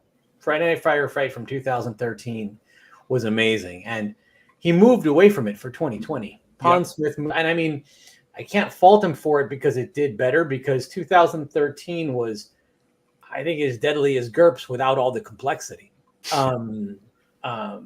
So 2013 didn't have hit points, first of all, which was a refreshing change. It had random. It had body type versus damage to determine wound level. It was so fucking elegant, and the double barrel shotgun, fucking the 2 hit locations for your shotgun. That was so cute. It was like, yeah. Every part of that was awesome like that. And every time you got shot at, you made a defense roll. That was the other thing I liked. It was cinematic. So you can have those intense running shootouts on the rooftop and stuff like that. 2020, someone starts shooting at you, you're dead. If you don't kill them first, you're dead. 2020 was, and like, you got hit points. That's awesome. I just took a fucking, heavy wound. 1/3 reflexes was like this fucking list of shit that happens to me. I'm like, well, why don't you just kill me then? Because now I'm dead. Artal. 2 quick comments. Mork Bork is terrific. Is a beautiful art book that happens to have a sort of game in it. And if you want to, and that there's nothing wrong with that, and it's taken off. But I think Mork Bork is about its aesthetic. Yeah. As a guy who's like a rules whore, I don't think there's anything wrong with Mork Bork, but it doesn't just draw me because the rules are incredibly bare bones. It's really about its aesthetic. And that's important for RP, so I don't take anything away from that. It's just not necessarily. Yeah. But about. Oh, sorry. Go ahead. Oh, I was just saying, I like when the rules fade into the background and I can get the RP in there, the role playing, right? So yeah, absolutely. And bare bones certainly does that, but it also, like, I don't think anyone who hasn't been gaming a long time can run Mork Bork because there's just so much. There is a lot of free supplements on the website that allow you to add that crunch into it seamlessly. And that's excellent for guidance, but it's just not my particular cup of tea. But that's not to say it's excellent for what it is, and it's probably a better piece of art than maybe any RPG thing I've ever even imagined created. So real fast, hang on, Seafire, you answered your own question with the next statement. I know the dice, LOL. That's all I need to know about the Genesis system. I hate those fucking dice. I have read, and I honestly believe the best parts of 2013, the best parts of 2020, and the best parts of Red would create the best Cyberpunk ever. But I'm not taking the time to sit down and do it. Fuck that. Oh, yeah. Too much work for way too little payoff. Mike Pondsmith is one of the greatest RPG creators as a result of what he's done, and he was also prophetic in a number of his games, even in the stuff that didn't do well. The Cyberpunks that the ones in between, the one with the action figures, and the ones about the kid, the one about the kid, Cyber Generation. There was stuff in all of those that has, for better or worse, and usually for worse, come true. I think in one of those books, I first heard the term meme before meme was a thing, at least in pop common parlance. So, but notwithstanding all of that, God, the organization in Cyberpunk Red blows. Is so bad. It is frustrating. It's actually frustrating. It's almost like they were rushed to get it ready in time for the. What makes no sense is in the starter set, 3-round burst exists as a rule. Final rulebook, 3-round burst is gone. Yeah. Why? It's almost like they had to rush to get it out in time for the video game. But that strikes me as that's bogus because the video game was in delay for like a decade. I was going to say the video game was fairly Still had to rush it. Delayed, and and again, I'm not taking anything away. I mean, I'm looking way up, looking at Mike Pondsmith. So as I certainly can't take anything away from him. No, he's that high on the creative. Yeah, I'm designers. Yeah, and let's not even talk about Mike Pondsmith's voice. But anyway, but the fact of the matter is that it's frustrating that his that game is so poorly organized that I had just trouble I didn't enjoy playing the game because I didn't had less to do with interfacing with the rules and more to do with just using the rule book itself. I'm convinced Artile had Pondsmith write portions of it, and then they just tried to do the rest of it themselves with interns and shit. That's what I'm convinced of. Yeah, I'm convinced it's his son. Yeah, I've heard that. His son did the Witcher game, and I don't like the Witcher game. And I see a lot of the same DNA in Cyberpunk Red that makes me go, this is your stuff. And I don't care for it as much. I think his dad was a much better game designer at the end of the day. Also, if you're going to release Cyberpunk 3rd Edition now, or Red, or whatever you want to fucking call it, maybe upgrade the system to a more streamlined, modern version as opposed to the clunk fest it is. You know what I mean? It holds a lot of the worst DNA of 2020 still in its bones that could have been streamlined or removed. That's all I'm saying. There's a little bit of streamlining that could have been done. And where they did, it's good. The streamlining they did do is very good. Yep. And yes, Cyberpunk 2013 refers to the original boxed set from 1988. I'm still trying to find that. Which I got originally for like $10 or something when it came out. Lucky. That was probably full retail price. Yeah, and then this replacement was $100. Oh, that's sad. This would be 2013, right? Yeah. Yep, it is. This would be 2020. Yeah, I don't have that, and I can't afford to buy the box set. It's so fucking expensive. 2020. Here's your Cyber Generation. Yes, you could do a fucking amazing street level superhero game with that. Here's the one with the action figure artwork. Burn it in the fire. Funny enough, mechanically and organizationally, it's actually it's okay. It's pretty good. Isn't it Fusion? No, I don't think it's Fusion. No, I thought it was Fusion. I don't believe so. I didn't think it was Interlock, but okay. If you're telling me it is, okay. You just hate the action figure art. Oh my god! Like, what were they fucking thinking? Now, the mini line that they have for Cyberpunk is like fabulous. Okay, sorry. Since Len's doing that, I'll do this part. Fabulous. This is the red starter kit, the jumpstart kit. It's got stuff in it. Hang on. And this is the red core rule book. It's very thick and shittily laid out. It's beautiful. Let's be clear. The layout's frustrating. It's beautiful in terms of how it looks. So, and again, everybody should take what I'm saying about this as 2 grains of salt. Grain number 1, I would still say buy everything that Pondsmith puts out, even if it's in the family, because there's always good stuff in it. And 2, I'm really OCD about everything that I write in terms of design and stuff. Yeah. So I delayed a print on Prowlers and Paragons after a Kickstarter for like 3 months because there was one typo in it. So I'm very OCD about this kind of thing, and not that's respectable. That's a good thing. No. Correct the damn typo. And by the way, the Mike Pondsmith, this guy, this is the same guy that the internet tried to cancel as racist back when 2077 was coming out. I'm sorry. What? They tried to cancel a black man. That's what they did. Yep. They tried to cancel a black man because they said he was racist, and it's like no. Specifically, he was a white supremacist. I was going to say anyone can be racist, but he was a white supremacist. That reminds me of the Dave Chappelle skit. Let me get it right. He's a white supremacist because he included the Japanese flavor of cyberpunk in his cyberpunk game, not just the Western one. What? Okay. Yeah. All right. That's part of the dystopia of cyberpunk is the fact that like in Western City, but so much culture is pushing into that Western city and usurping it. That's like one of the themes. The Japanese have a different interpretation of cyberpunk. That's where the whole rocker boy concept comes from.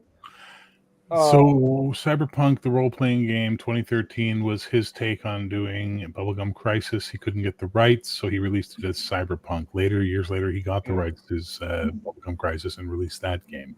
So that's why you have full conversion bioborgs and stuff like that in Cyberpunk role-playing game. Those things don't appear in Walter John Williams or what's his name, Bruce Sterling or William Gibson.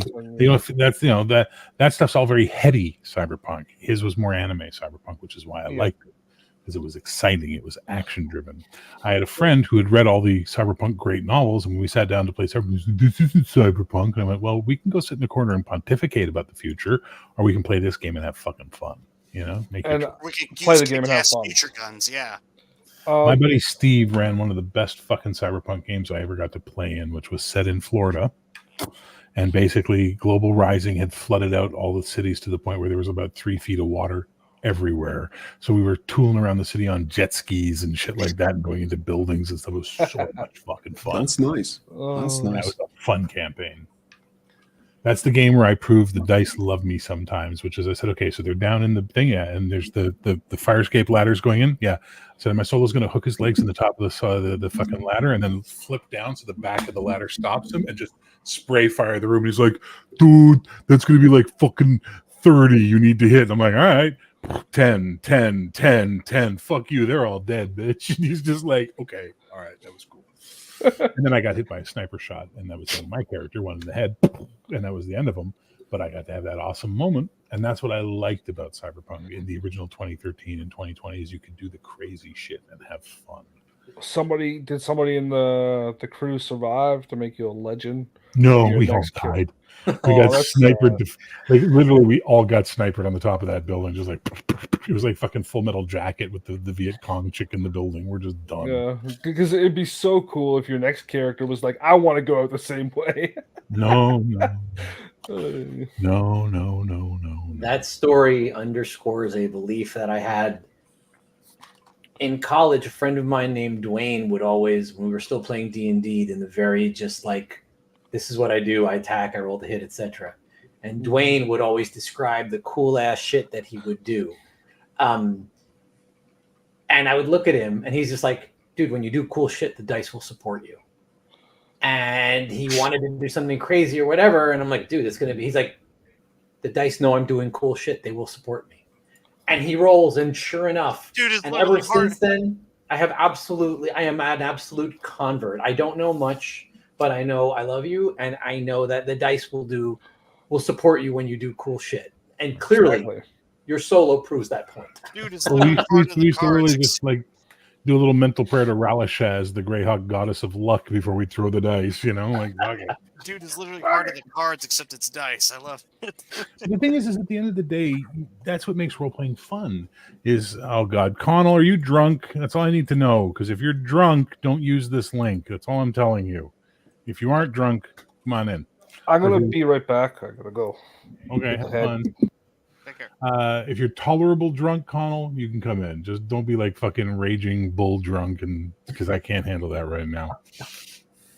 But yeah, gaming should be about fun, and this is why I don't get all this shit that we're arguing about all the time today and everything. Like all these stuff things people go on about. It's like this is not fun. Don't you play games to have fun? Why did I have to be fucking red Chinese struggle sessions? Like I don't get that. You know. I actually had that moment when I was proofreading everything I've written in the Discord about 5th edition.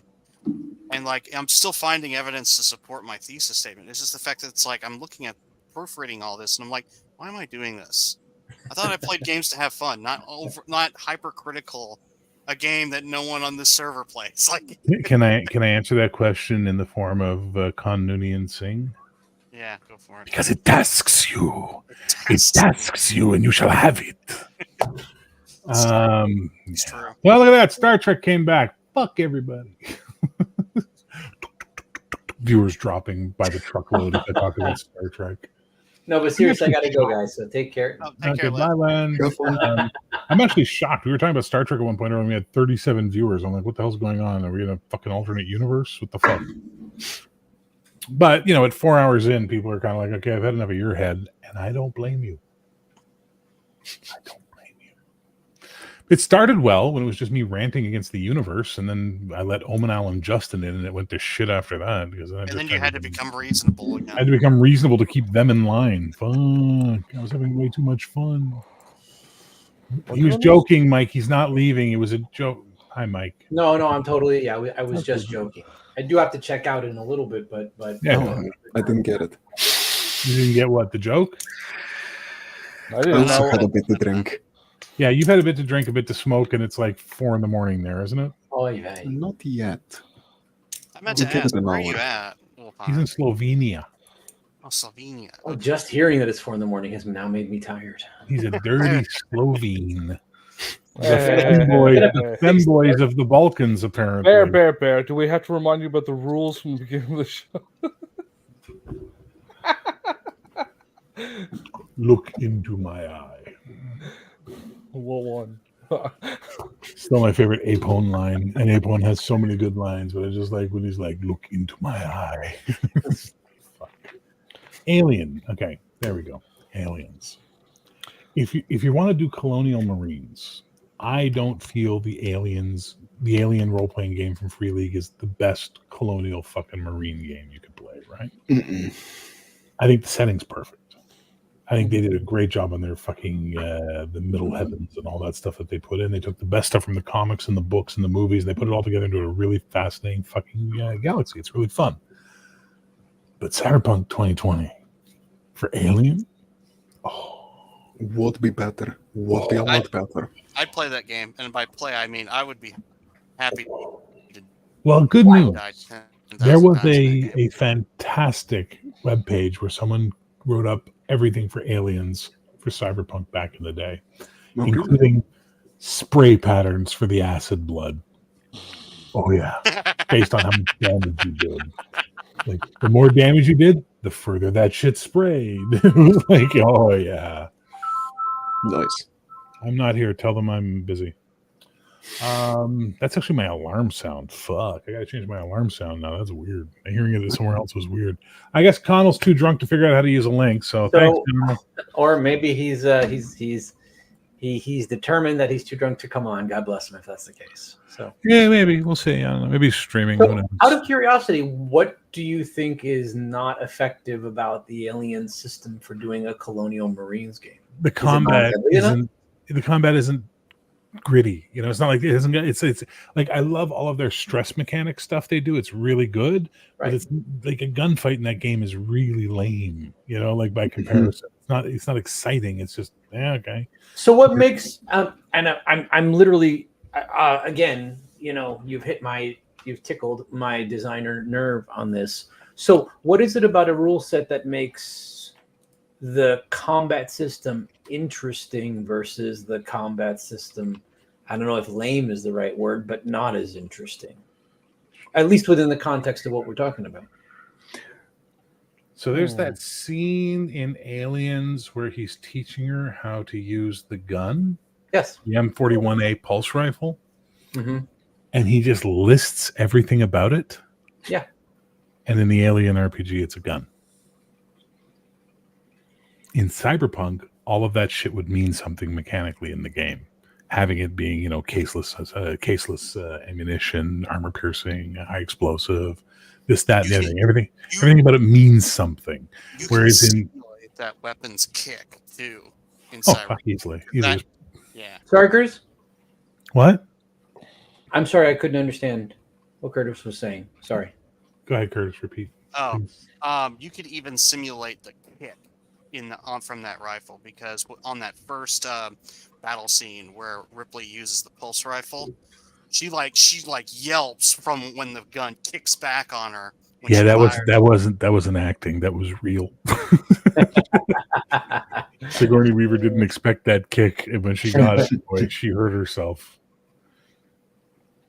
But yeah, so for me, that's the thing, right? So like, if you're gonna have gun porn in your story, you need a system that has a gun porn component to it, right? Yeah. If you're gonna have a gun fu component to your story, then you need a game that has some gun fu in it. If it's Fate, no.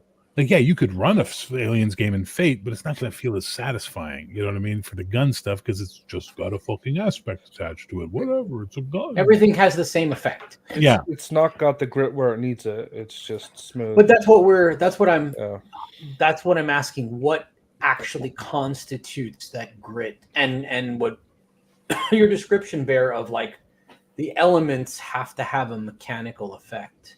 Mhm. And it's not, and the nuance here is distinguishing it from something like Fate or Cortex is they can't all have the same mechanical effect. In other words, it can't be like tag it for a +1 on your roll. Okay, you got 3 things, tag each of them, you get a +3 on your roll.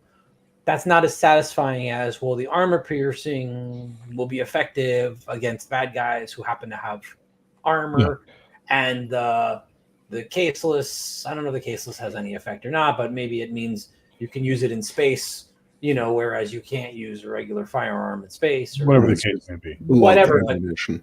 the different details have different effects, mechanical effects within the game itself. Well, it's That's so interesting. in Black Hand's guide from Cyberpunk 2020, man, people fucking went crazy building their own custom guns out of that game. You know what I mean? I remember players were like building these fucking guns. It's like, yeah, it's a great custom gun. Could you use the price chart to add up how much that fucking gun costs now, please? Like, it's, you know, you just made the $1 million gun. They're not going to be, your character doesn't have $1 million. What the fuck are you thinking you're going to get $1 million gun? You know, let's do an adventure where you go try and steal the prototype from Militech. That should work out well for you. I tell people that all the time in BattleTech because they'll come up with like these bizarre, hyper-specific mechs, and it's like, yeah, and how many C-bills does that cost? I thought so. Yeah. Oh, just give me a fucking hunchback. Oh, for sure. what do you mean I can't have 4 Highlanders with 2 Gauss rifles each? That's already too expensive. Actually, I like the Warhammer, to be honest. Fair enough. Fair enough. I don't hate God, very good. Gold standard. Except I really played, when I played BattleTech, I played the Crusader, and Are these all post-clanned mech? no, these are all original. Original. Yeah. I was going to say, Yeah. I have the original City Tech and Aerotech and you BattleTech up there on the shelf, Nice. and I haven't played those since high school. Which edition is the BattleTech box? I think first. What's on the No, front? that's a big juicy lie. Well, Third so- edition. It's first edition Aerotech, first edition City Tech, third edition BattleTech. Yeah. What's on the front of the BattleTech box? Is it A a Warhammer mech- or a Rifleman? A mech with, I think it is a rifleman. It's got the gun arms with the big shoulder pads of Rockety Doom. Okay, okay. That's the Warhammer. That's second or Hmm. third edition. Yeah, it's got Definitely. cannons. No, it says third edition right on the Oh, side okay, of the box. okay, cool. Can you That's just all you show us the box, Len? To He doesn't stop need to, playing? 'cause I have it I all want to. I want to see it. Yeah, the I audience love might showing be off my interested, toys. bro. He's doing this for me. This is a broadcasted event. No, but let's play Theater of the Mind on fucking YouTube. Yeah, that's what I'm getting at. But no, for real, Len, that's all you need. It's those 3 box sets. You're good. You're golden. You only need those 3. That's a Warhammer. Yeah, Yeah, that's that's the a Warhammer. Warhammer. Was it Mech Warrior that had the Rifleman on the cover? Yeah, that's the role playing game where it has the rifleman and like one of its arms is blown off and it's got smoke billowing out of it. Yeah. Oh man, when you die, your family is going to make so much money off your collection. Yeah, it's all going to go in a landfill. Oh no, his lady's smart enough to know she can get cash for I it. believe Yeah, this is what you were talking about. Yes, sir. That's what I was talking about. Yeah. You know what I hate more than anything than modern BattleTech? When I first picked up BattleTech back in the day, they showed the Mech Warrior helmet, which was this like thing that they had to wear. And then everything I see now, they're wearing like fucking aviator goggles and crash helmets, and I'm like, what happened? Yeah. Fucking crazy. Where's my cooling vests? Where's the Yeah. cooling vests? Where's all that cool shit they used to have to wear that made them like fucking psycho people? You have that? Wow. Yeah, it's because a lot of the modern BattleTech artists, they looked at like motorcycle gear and like actual aviation gear and was like, we should make our gear look more like that. And it's like, no, that's not BattleTech at that point. Take that and then put 20% more zany into it. I played Mech Warrior Online. And you while it poor wasn't soul. no, it wasn't horrible. I didn't hate it, but I loved when the lasers would fucking hit someone. The graphic on that was so well done. Oh, When yeah. you see, like the It line looks very good. go up them and shit. It was like that was fucking cool. Looks very good. It's a very pretty game. It's just a shame the rest of it sucks, but you know. Well, what's the best Mech Warrior game then for you? What's the best battle mech computer game for you I like BattleTech. Sorry. If I had to pick one. for computer game?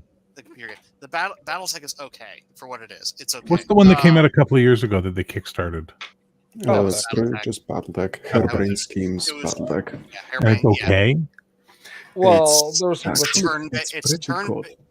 It's turn-based. It's tactical, and it has a lot of the same elements that MechWarrior Online / MechWarrior 5 do. The story is decent. Nah. The problem is that it does everything okay, but it doesn't do anything The great. thing is, if you get some mods into it, it's a brilliant game. Yeah. Standalone, lacking. They wanted to do a sequel to it, but Paradox told them no. Mm-hmm. And apparently they were going to do a lot of those improvements with the sequel. But Cody says Mech Warrior 2 Mercenaries. That's I'll have to agree on that. That's pretty Yeah. much going to be the best. You're Yeah. not going to like the graphics, but what year did it come out? Was it 95? Mech Commander that was the isometric one where you ran a squad? that's my favorite. I loved that fucking game when it I came still out. have the original gold Titanfall box 2. set. Yeah, I also my Mech Commander gold box is somewhere in here. But That was See? loved it. See, I can talk about BattleTech to some degree with you guys. I just hate fucking Shadowrun. yeah, no. A lot of people hate Shadowrun actually, especially nowadays. But A lot of people are right. Seattle, the game. that's the one I would pick. Would be Mech Commander because you actually get the proper feel for Yeah. BattleTech in that game. And the story is nice. It feels good. Yeah, it feels like a proper BattleTech story. Yeah. I just like MechWarrior Online because I got to walk my mech onto the battlefield and it was just give me this fucking thing going on. I was like, this is cool. I like this. Yeah.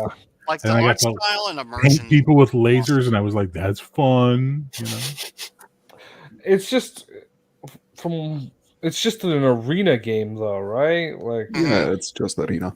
That's it. and that's the thing. Like, I'd want some sort of campaign. Give me, even if I had to create the campaign myself, give me a friggin' campaign. I hated the original Titanfall. I don't know if Titanfall 2 was good, but Titanfall 1 I got, and I was like, wait, why am I getting out of my mech?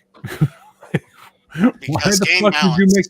Why did you make a Game mech balance. game where I have to get out of my mech? What the fuck is wrong with you? Because I'm- they wanted players to be invested in both the infantry aspect and the mech aspect when they should have realized it's like, no, people are here for the Yeah. fucking robots. Just You give know, them the fucking robots. whole ass one part. Don't half ass two things. You know what I'm Yeah. saying? Exactly.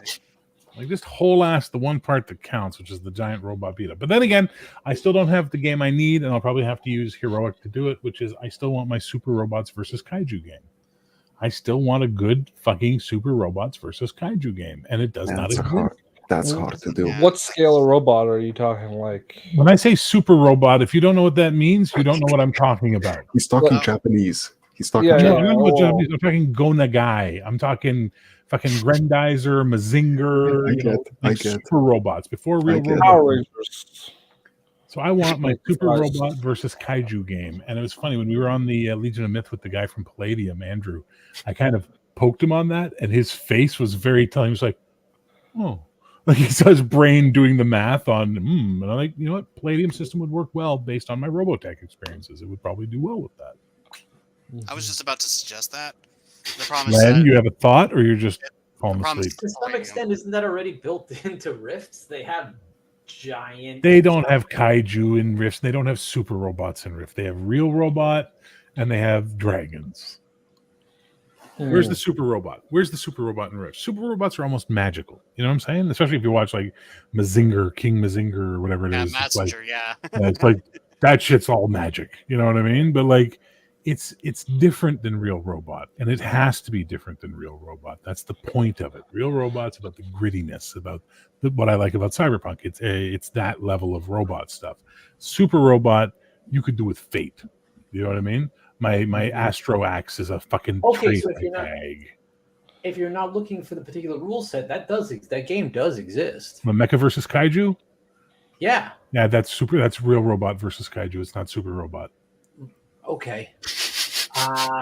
Very specific. Then. I think I've seen more than one version of it, though. Yeah, for various different systems, but it's still the same basis. It's still real robot versus Kaiju. Oh, it is? Okay. he wants all right. Grandizer versus Godzilla. Come on. Yeah, what he that's wants. exactly. There you go. If that makes it clearer for everybody, I'll say it in what I do it as. I want Goldorak versus Godzilla. Okay. Yeah, fuck yeah.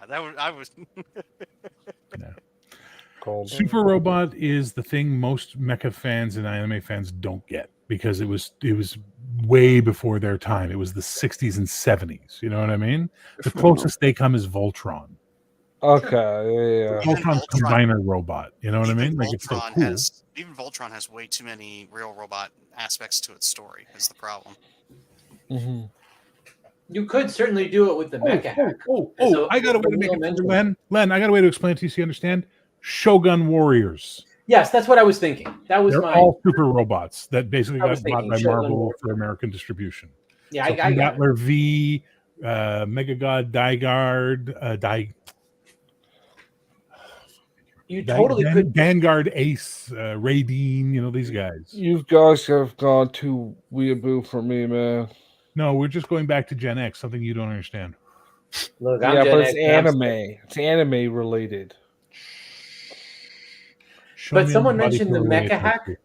Sorry, what? Someone mentioned the mecha hack, and I actually think that mecha hack is terrific. And Okay, depending on the level, Seafire hit it right, by the way. First edition Mechton. Yeah. The one I That was can the next never one. find. Second edition's everywhere. Fucking Mechton Zeta everywhere. First edition Mechton, I can't find anywhere. And when it does come up, it's like $200 for the box set. Fuck.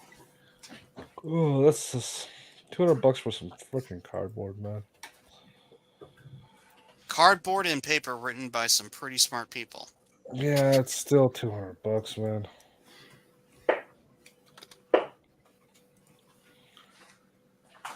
I'd pay $200. is this the second edition? Yeah, that's Mechton 2. Yeah. Got it. Yeah. As I have to tell you, if you're saying Mechton First Edition is better than Mechton 2, I don't know. Hang on.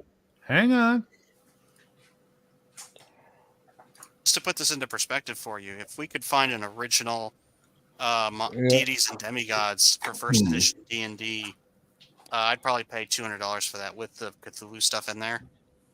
Len, this is first edition Mechton. Got it. It's way more super robot than it is real robot. The problem is Mechton 2 and Mechton Zeta went down the real robot train, which is fine, but I want this. And every time it comes up for sale, it's ridiculously expensive. Have And you taken a look at the mecha hack? What is the mech? Is it a D&D based game? It's Black Hack, so Not interested. I'm good. But Thanks. it doesn't have strength, dex, con, intelligence, wisdom, charisma. Like the mechs have 4 stats. It's like power, weapons. It's a different animal. You should Shut the fuck up. That one. No, never mind. I was wrong. Okay. I got excited for a second, then I saw the price. It's available on Dry Noble Knight right now. I'm going to guess 150. No, but still more than I care to pay for it, which is for a 80. fucking softcover book. 91.54 Canadian plus I got to pay that's too shipping on much. top of That's that. Holy way too much. chihuahua. Yeah. Can you get it on PDF anywhere? No, I have. If anyone has the PDF, for the love of God, hook me up. I have downloaded so many fucking PDF archives, and they all say Mechton, and it's all Mechton 2 and up. Oh, that's terrible. Drives me because no one's going to fucking scan that book. It's worth money, and it's a perfect bound book, so it's going to fucking split when you try and scan it, right? Oh, someone has the first edition, second printing deities and demigods. Look at that. There you go. Oh, second printing. Okay. Dude, I used to have it too. I loved Mechton. I fucking loved first edition Mechton. See, because I want to run a game called Monster Force 5, right? And the whole idea is that everybody pilots their own super robot, but each of them have to fill the role of the traditional Gatchaman type space. So you've got the princess, the kid, the lunk, and then you got the 2 heroes, the square-jawed hero and the fucking, troubled Condor Joe guy. What is it? What are you showing me? I can't see it. There on eBay, someone's selling it for $52 American with free shipping. To and America. It says 52 or best offer. Mechton, hang on. Mechton. So Mechton. And it's the first edition. Yeah, I'm looking on eBay. See 72 nights. It's this guy here. Let's see if we got the same guy. Hang on. It's Dress Your Age 188. Dress Your Age. Oh, is the okay. That's not the guy I've got. I've got this guy, which is Cord Kuta. So and it's 72 Canadian plus another There you go. 21 shipping. Is this what you were looking for? I sent you something in Discord. Hang on, let me go take a look. So there you go, Papa, if you're interested. Yeah, I can't afford that right now. But yeah, I am. I'll look at it someday. I'll find it. Eventually, I'll get what I want. I'm taking a look, man. Hang on. Where did you find this? On the internet. Where, dude? I've been looking for this for like 10 years. You're welcome. I am very welcome and very happy. Oh, fuck. Productive evening. Please Dude. look forward to the Zenith Comics adaptation of Megton in a store near you. Jesus. Oh, dude. Fuck Hex Map. If I wasn't old, I'd have an erection. Jesus, Marion They Joseph. make a pill for that. Oh, says the guy who introduced it to all that other shit about whoring and Yeah, stuff. you know what? That's entirely fair. I will accept the critique. By the way, there's another person who's selling it for 28. Oh, never mind. It's 28 pounds plus 20 pounds shipping. So, That's a lot. you know, FFS. There's another guy selling it for 96 Canadian plus another $20 shipping. It's just insane. But I got the PDF now. Thank you so much, you little Slovenian pirate. I get my Coming soon. Coming soon. Zenith Comics Super Robo RPG. Coming soon. No, but I'd be totally down to run this. And oh my god, and then someone I'd be else down sent to me play it. So while we're doing all of this, another copy miraculously just arrived on fucking Discord. The hell, guys, man, y'all been holding out on me. What's going on here? This is the compressed version. Oh, PDF free. So I know what site you're using there. I know what site that is. I know. R, matey, I think you'll be finding what you're looking for. R. Oh, this is the exact same one, dude who just sent me this, whose name I won't say in public chat. This is the same one that the Slovene just sent me. Awesome, guys. Thank you so much. I'm happy. Now I got to reread these rules, man. It's like, it was so. We played the shit out of it too. It was so much fun. And then Bear loses sleep for the next 3 days. The guy's chugging coffee at 9 o'clock at night. I don't even begin to understand. I'd sell my copy of R1 to the aid. What the hell is this? Sorry, what? To the aid. I'd sell my copy of R1 to the aid of Falks by Frank Menser. I'd probably go for $550 to $600. What is that? I don't even know what that is. R1. Is that a module? What is that? No idea. Frank Menser. Well, I'm happy. R1. I've never heard of the R series for D&D modules. Yeah, I've never heard of it either. What is R1? R1 Frank Menser. R1 to 4, the Arcanum. Oh, the Archaeum. This wasn't. This was these modules. Limited edition modules produced exclusively for members of the RPGA network. Each one has been used at a previous Gen Con. R1 to the aid of Falks by Frank Menser. R2, Investigation of Heidel. R3, The Egg of the Phoenix. And R4, Docks Island. Wow, they fell down on the fourth name, eh? To the aid of Falks. The Investigation of Heidel. The Egg of the Phoenix. Docks Island. It's where you get doxed. Hey. Ah, cool. It's just a list of names of the people that played in those games and their home addresses and phone numbers. There was a fifth module in the series not well known. It was Tim's Pizza. So, but it didn't get one. I wouldn't buy it. All the toppings have gotten a mold by now. First printing of Tangle Manor is one of my more valuable in my collection. I can believe it. I can fully believe that. Fully believe that. I don't know. I got Mekton to read now. I don't know. I'm like, fuck. It's almost disappointing to have it now. You know, it's like, You finally have your Holy Grail. yeah, it's like I've been looking for that for years. Now I have it.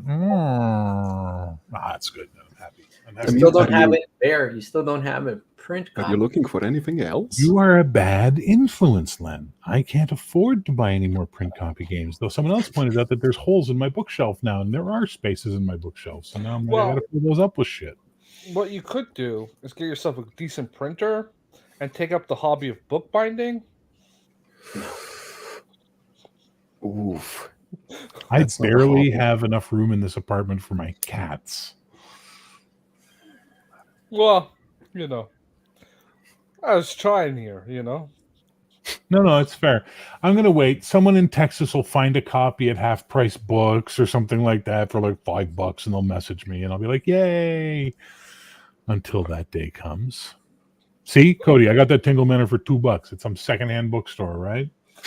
That doesn't happen in Florida. It doesn't in All these- Canada either. It happens in Texas all the time, though. I Fuck. see all these things about like, hey, I just Still found in this weather. like garage sale, I found, XYZ or whatever. I'm like, it's Florida and garage sales here. We have like used Sea-Doos and half-eaten scuba tanks. I mean, people here don't read, so I thought you were going to say Unlikely. half-eaten squirrels for a second. unlikely. That's Tennessee. Now I have this mental image of a whole bunch of people just dumping all their books in Texas. And they just go to like a Half Price Books and just dump off like 10,000 books for. Yeah, but apparently Half Price Books is not as cheap as it used to be too. Like they're starting to price their stuff up higher now, is what I've been hearing from some people. I don't know. Inflation. No, they figured out they're starting to figure out what the secondary market on some of this stuff is. You got a person who's actually doing a little research instead of just going, "I don't like that." So Probably $2. probably a new hire that's like spending way too much time on the internet. Probably. Well, there's we have a secondhand gaming store here. Well, they have a secondhand section. And what these pricks do is they buy the stuff cheap off of people, then they go price it on the internet and sell it digitally for like it's super inflated price, right? And like they're complete fucking like just scum about it, like, hey, this really awesome book that's you're going to sell for $200. No, we'll give you $20 for it. That's the way they are. They get people in need. So they're the GameStop of RPG books. There you go.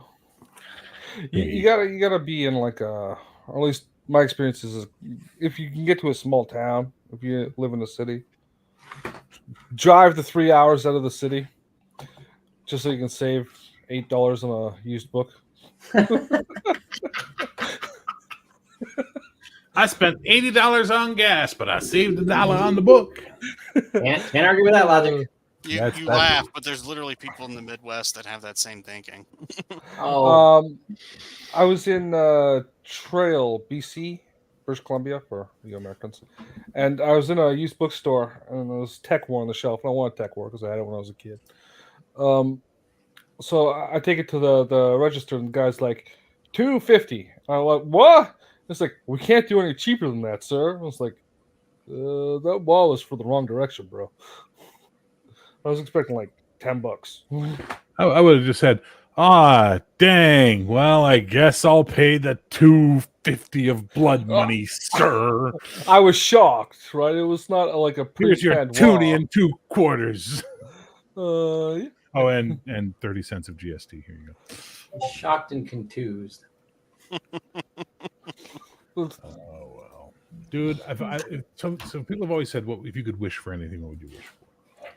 And there's always the I would wish for money, I would wish for eternal life, I would wish for this. I swear to God, every time I have that thought, I go, every book, role playing game, and comic book I've ever owned, every CD. So every form of printed media I've ever owned, I'd like them all back, please. Yes. So they would fill this fucking apartment. I wouldn't be able to move. It'd be like hoarder hell in here. You know what I mean? Like, Jesus. The amount of stuff I've sold over the years or been stolen from me or lost. Miniatures.